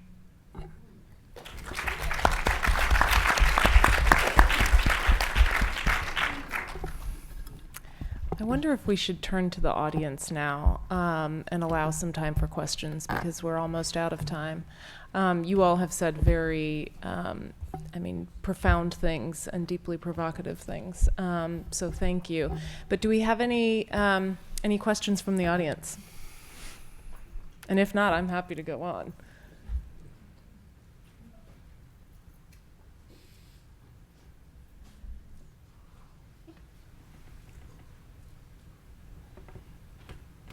For me, if we're really serious about decarcerating America, we have to be seriously talking about ending the war on drugs, because that's who's filling up the prisons. And that takes a lot of courage. And I haven't seen many people, even working in the fields where they say they're trying to help people, I don't see a lot of them that have the courage to do what Scott said, to be out of a job. They're afraid to raise their voice and say, you know, this is wrong, because it means they may lose a job or they may lose a position. And I think that's why we've been talking about things for 30 years and nothing's really changed. We've only changed the face that we put on it. We went from slavery to Jim Crow to the war on drugs, and we haven't changed a thing. Does anybody want to take that on? Have we changed a thing? Is this the new Jim Crow? Do you want to take that on? So I think that's the problem with reforming our criminal justice system from the top down. right? Sort of taking this very political approach to reforming the criminal justice system, because everything about this is risk. It begins with risk, it ends with risk. And I can't think of anyone who has the least amount of appetite for risk than policymakers, right? People who are either elected into positions or appointed into positions. And yet at the same time, I think if I'm going to hold them responsible, then I need to also hold responsible communities that are over-incarcerated and over-criminalized, because I think they also need to be thinking differently about how to achieve public safety. I think that communities like the one I live in, Central Harlem, and the one I grew up in, Brooklyn, there are still many people who watch their brothers and sisters and uncles and aunts suffer through the war on drugs, and at the same time, unfortunately, have not realized that there's just another way to achieve public safety, even though in New York, arguably, every single community that's high crime but juts up against another community that's actually extremely low crime. And if you look at those communities, if you told people to sit there and close their eyes and think about safety in the day they felt the safest, people would talk about things like having a job and having a safe place to live and having health care and all those sorts of things. And then for communities that are high crime, all we talk about is mobilizing law enforcement. But part of it is those communities also need to shift the dialogue and not own the stigma that we've put on this issue. People say, Glenn, how do you go on national television and talk about serving time in prison? You know why? Because every time I walk from behind the camera and go home, I get phone calls from many, many Americans who said, you know what? I've been living with this forever and I haven't said anything about it. And I'm so proud to see someone on television saying that you don't have to own this the rest of your life. So I think it's so interesting that 100 million Americans can have an arrest and or criminal record. And yet this feels like the best kept secret in the world. Why? Because we've done such a good job with attaching a stigma to it that people who make it definitely don't turn around, and people who don't talk about it because they know it's in the way of them making it.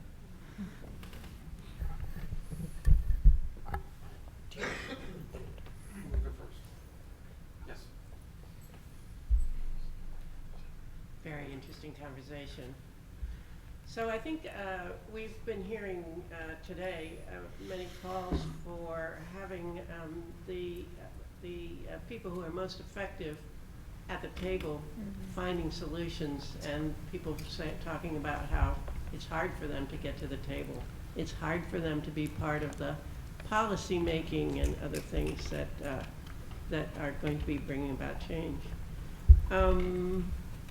Stigma is the stigma that attaches to the justice-involved people part of what keeps them out of the policy making conversations and processes? Are there other things?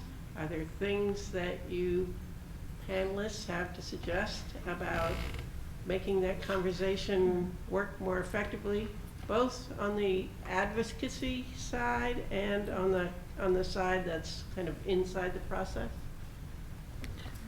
I mean, that feels like a softball for me, so I'll take it.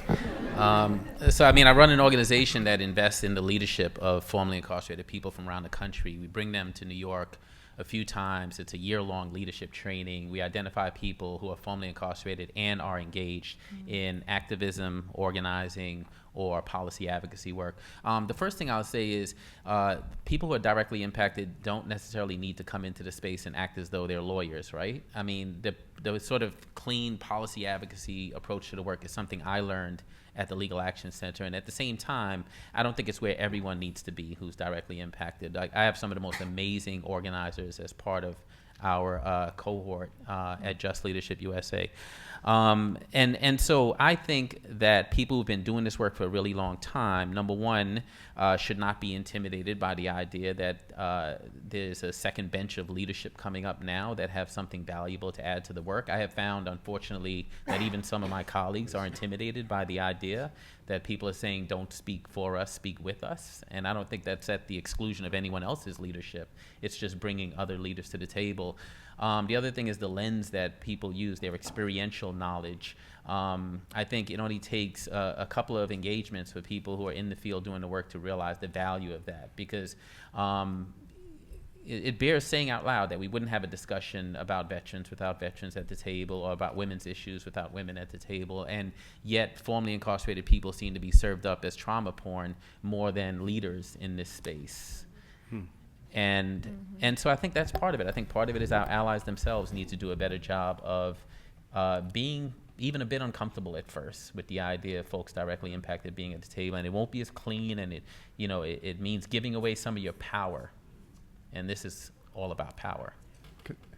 I just want to add, I agree with Glenn, but we're a member, Koch's a member of this group called the Coalition for Public Safety that's bring left and right together and center and everybody else. And we've got a number of different people in the different organizations who have criminal records. And some of them have done time for violent crime, some have been in solitary confinement. And for me, I think that's been very informative. And I know the work that we're trying to do at Koch and with our coalition that is also, in the congressional level, there are people at the table, the meetings I'm in, who have criminal records and who are former offenders. And I think that that's definitely important and part of the process, part of the discussion. And these people are much more impactful than lawyers and everybody else, I think, because they've lived it. And one last thing I'd say, I mean, what I've found, I live in Wichita, Kansas, has been most effective in a lot of ways. My point of view is that we need Congress to act to lift these ridiculous laws that they've put in place between, ma'am, your point about the war on drugs, they need to get right with that. I mean, a lot of ways that's just prohibition. That didn't work in the 20s. It's not working now. And some of the folks, there's an individual that we advocate for named Weldon Angelos, who got 55 years in prison for selling marijuana 3 times to an undercover cop. 55 years, first-time offender. If he had been one state to the north, or I get my directions right, the east, I guess, Colorado, it would have been legal. He could have been an entrepreneur. So the reality is we need the government to lift the restrictions, change the rules, and then we need the communities to embrace people when they do return. And that's through a number of different programs in Wichita that we work with. My wife and I are supporters of a youth mentoring program. There's a number of different things that can happen. Really, the government, in my opinion, with all due respect, is necessary, but they're part of the problem, and we, the people, need to be part of the solution to drive them along. That's what's going to have to happen.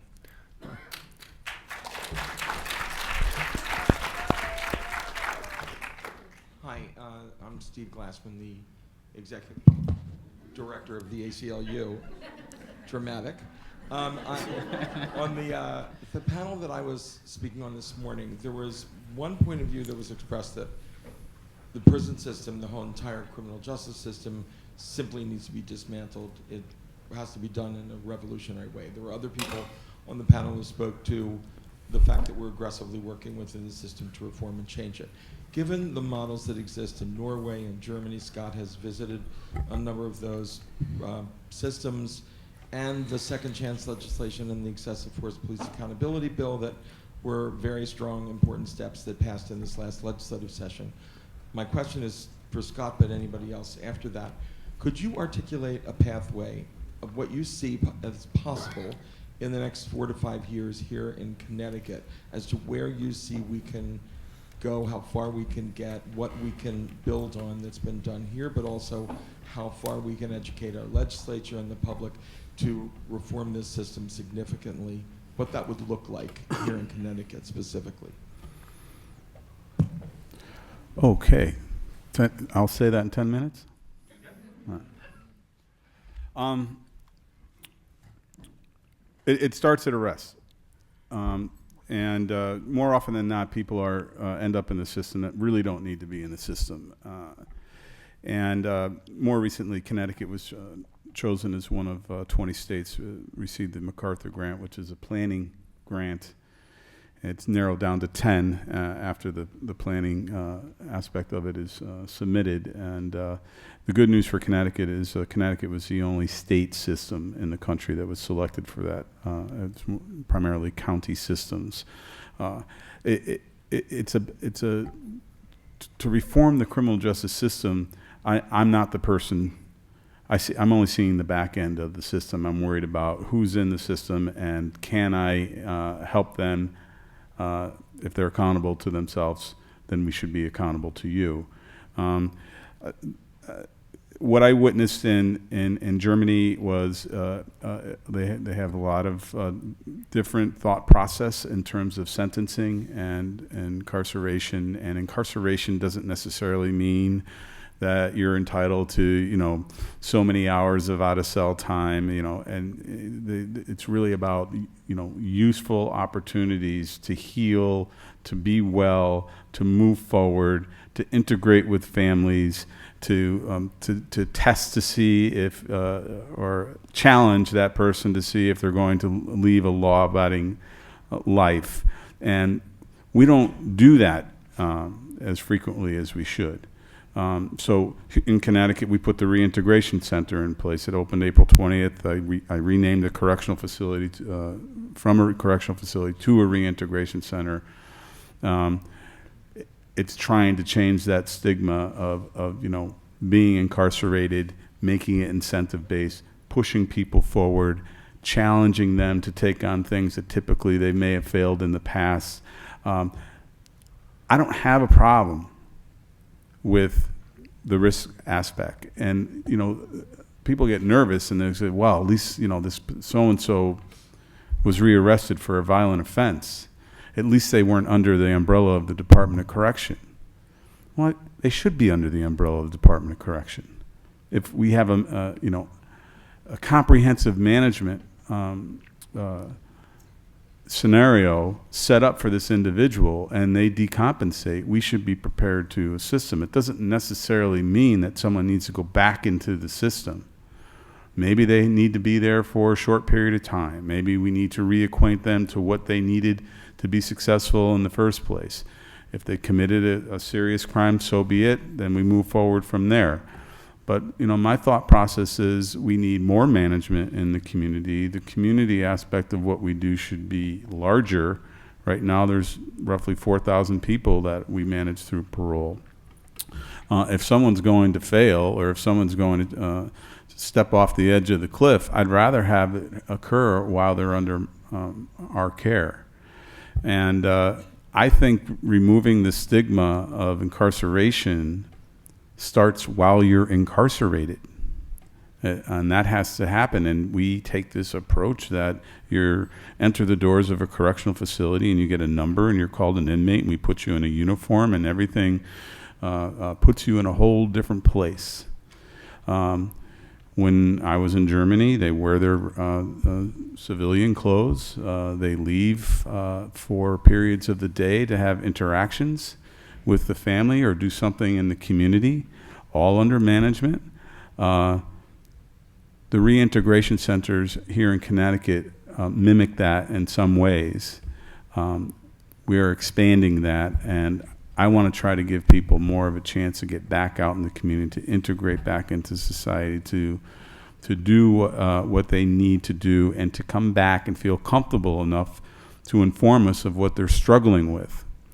And we all know what failure looks like, and there's no in between. And I think that there are circumstances where we have to get a little bit more comprehensive and a little bit more into the weeds of trying to address what got that person there in the first place. So as far as the huge undertaking of reforming the criminal justice system, that's what I can add from a correctional perspective. But, you know, Vessel started it off, and she had indicated her disappointment in justice reinvestment. And she's right. We need to do more on that end. Thank you.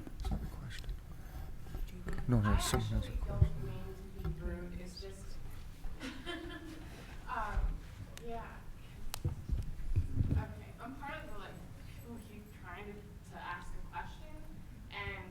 Down because it's really bothering me, is that we've discussed putting the people who are most impacted at the front of the discussion, and yet when I'm sorry, the woman came up and talked about that again, and Glenn, this kind of goes to your comment, is like, isn't part of the problem taking the space and making it into a professional movement instead of supporting the people who are most impacted, giving them the skills and the tools to advocate for themselves and the community and push forward as the collective movement, and take away this, you have to be a professional, you have to have gone to school, you have to be part of a nonprofit organization to actually create collective change.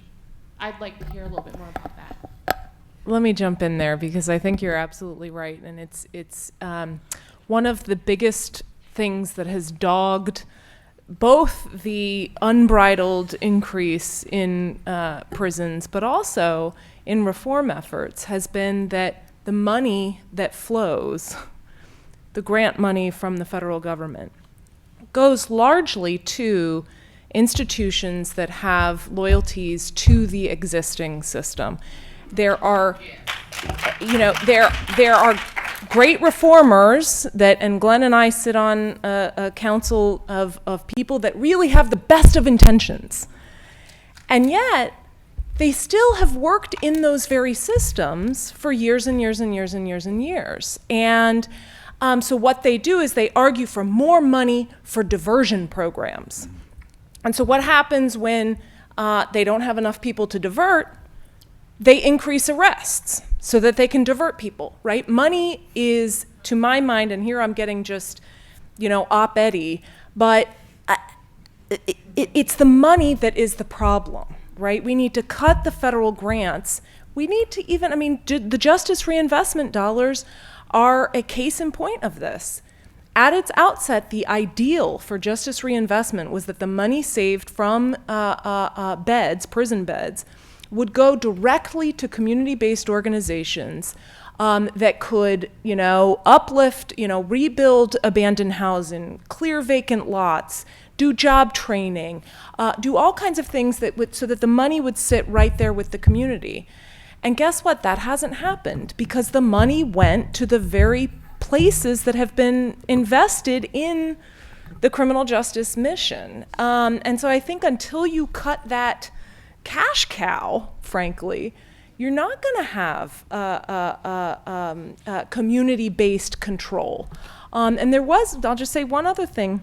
There was a moment in the 1970s where this very position of community-based control was articulated by black leaders at the state level and in Congress. And it was not given a hearing. Our institutions are basically, the DOJ continued to give money to police, national sheriff's associations, correctional outfits, and ignored the communities. And that has sort of an institutional logic that has continued.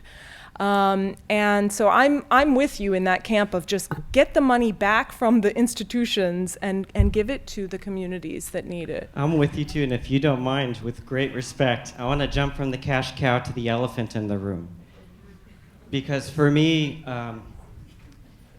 when we talk about Germany and Sweden having lower crime rate and incarceration, we have to talk about the fact that these are social democratic countries that put into their education systems, into their social welfare. And if we don't talk about the fact that a libertarian government will only add to incarceration, we are really causing a great disservice here, especially on the eve of the Republican debates. Removing money and cutting money from education and other policies will only add to incarceration. We don't know what to do with 18 to 25-year-old youths in danger. Send them to college.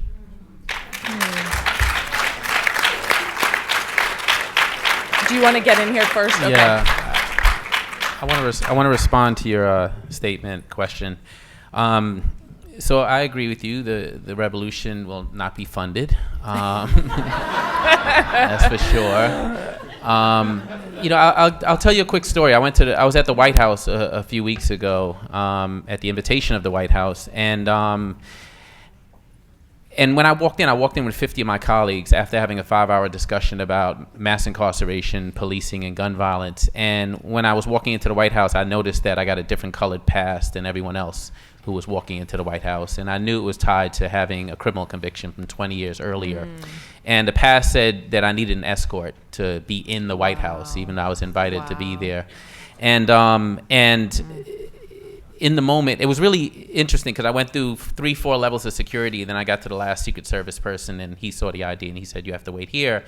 And it took me about 20 minutes for someone to come get me to escort me up to a 1-hour meeting, right? So it was 20 minutes into this meeting.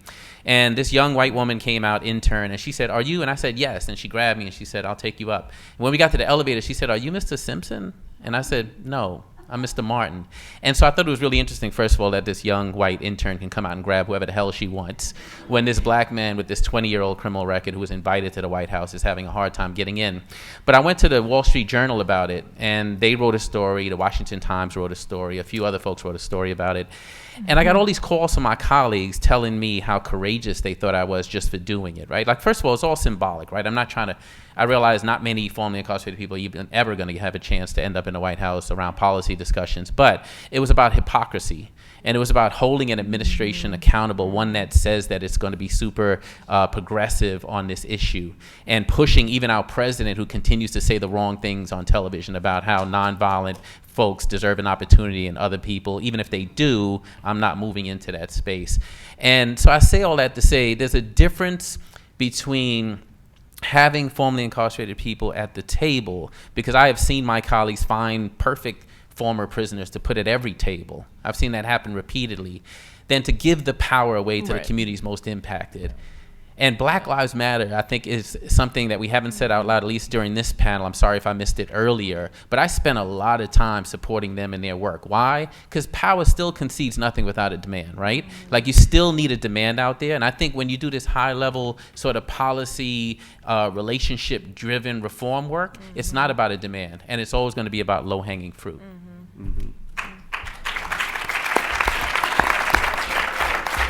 Ladies and gentlemen, I am so sorry, but we are out of time on this. I have just a housekeeping matter. If any of you have a bag that was put in a locker, you should go get it now, because the museum is going to be closing the door off to this section. We will exit from the side. I want to leave time for closing remarks. You're going to be hearing from Titus Kafar. So anyone who also might need to use the wheelchair accessible entrance, this would be the time to make your way. I apologize for this interruption. You can walk away as I'm talking. I won't be insulted.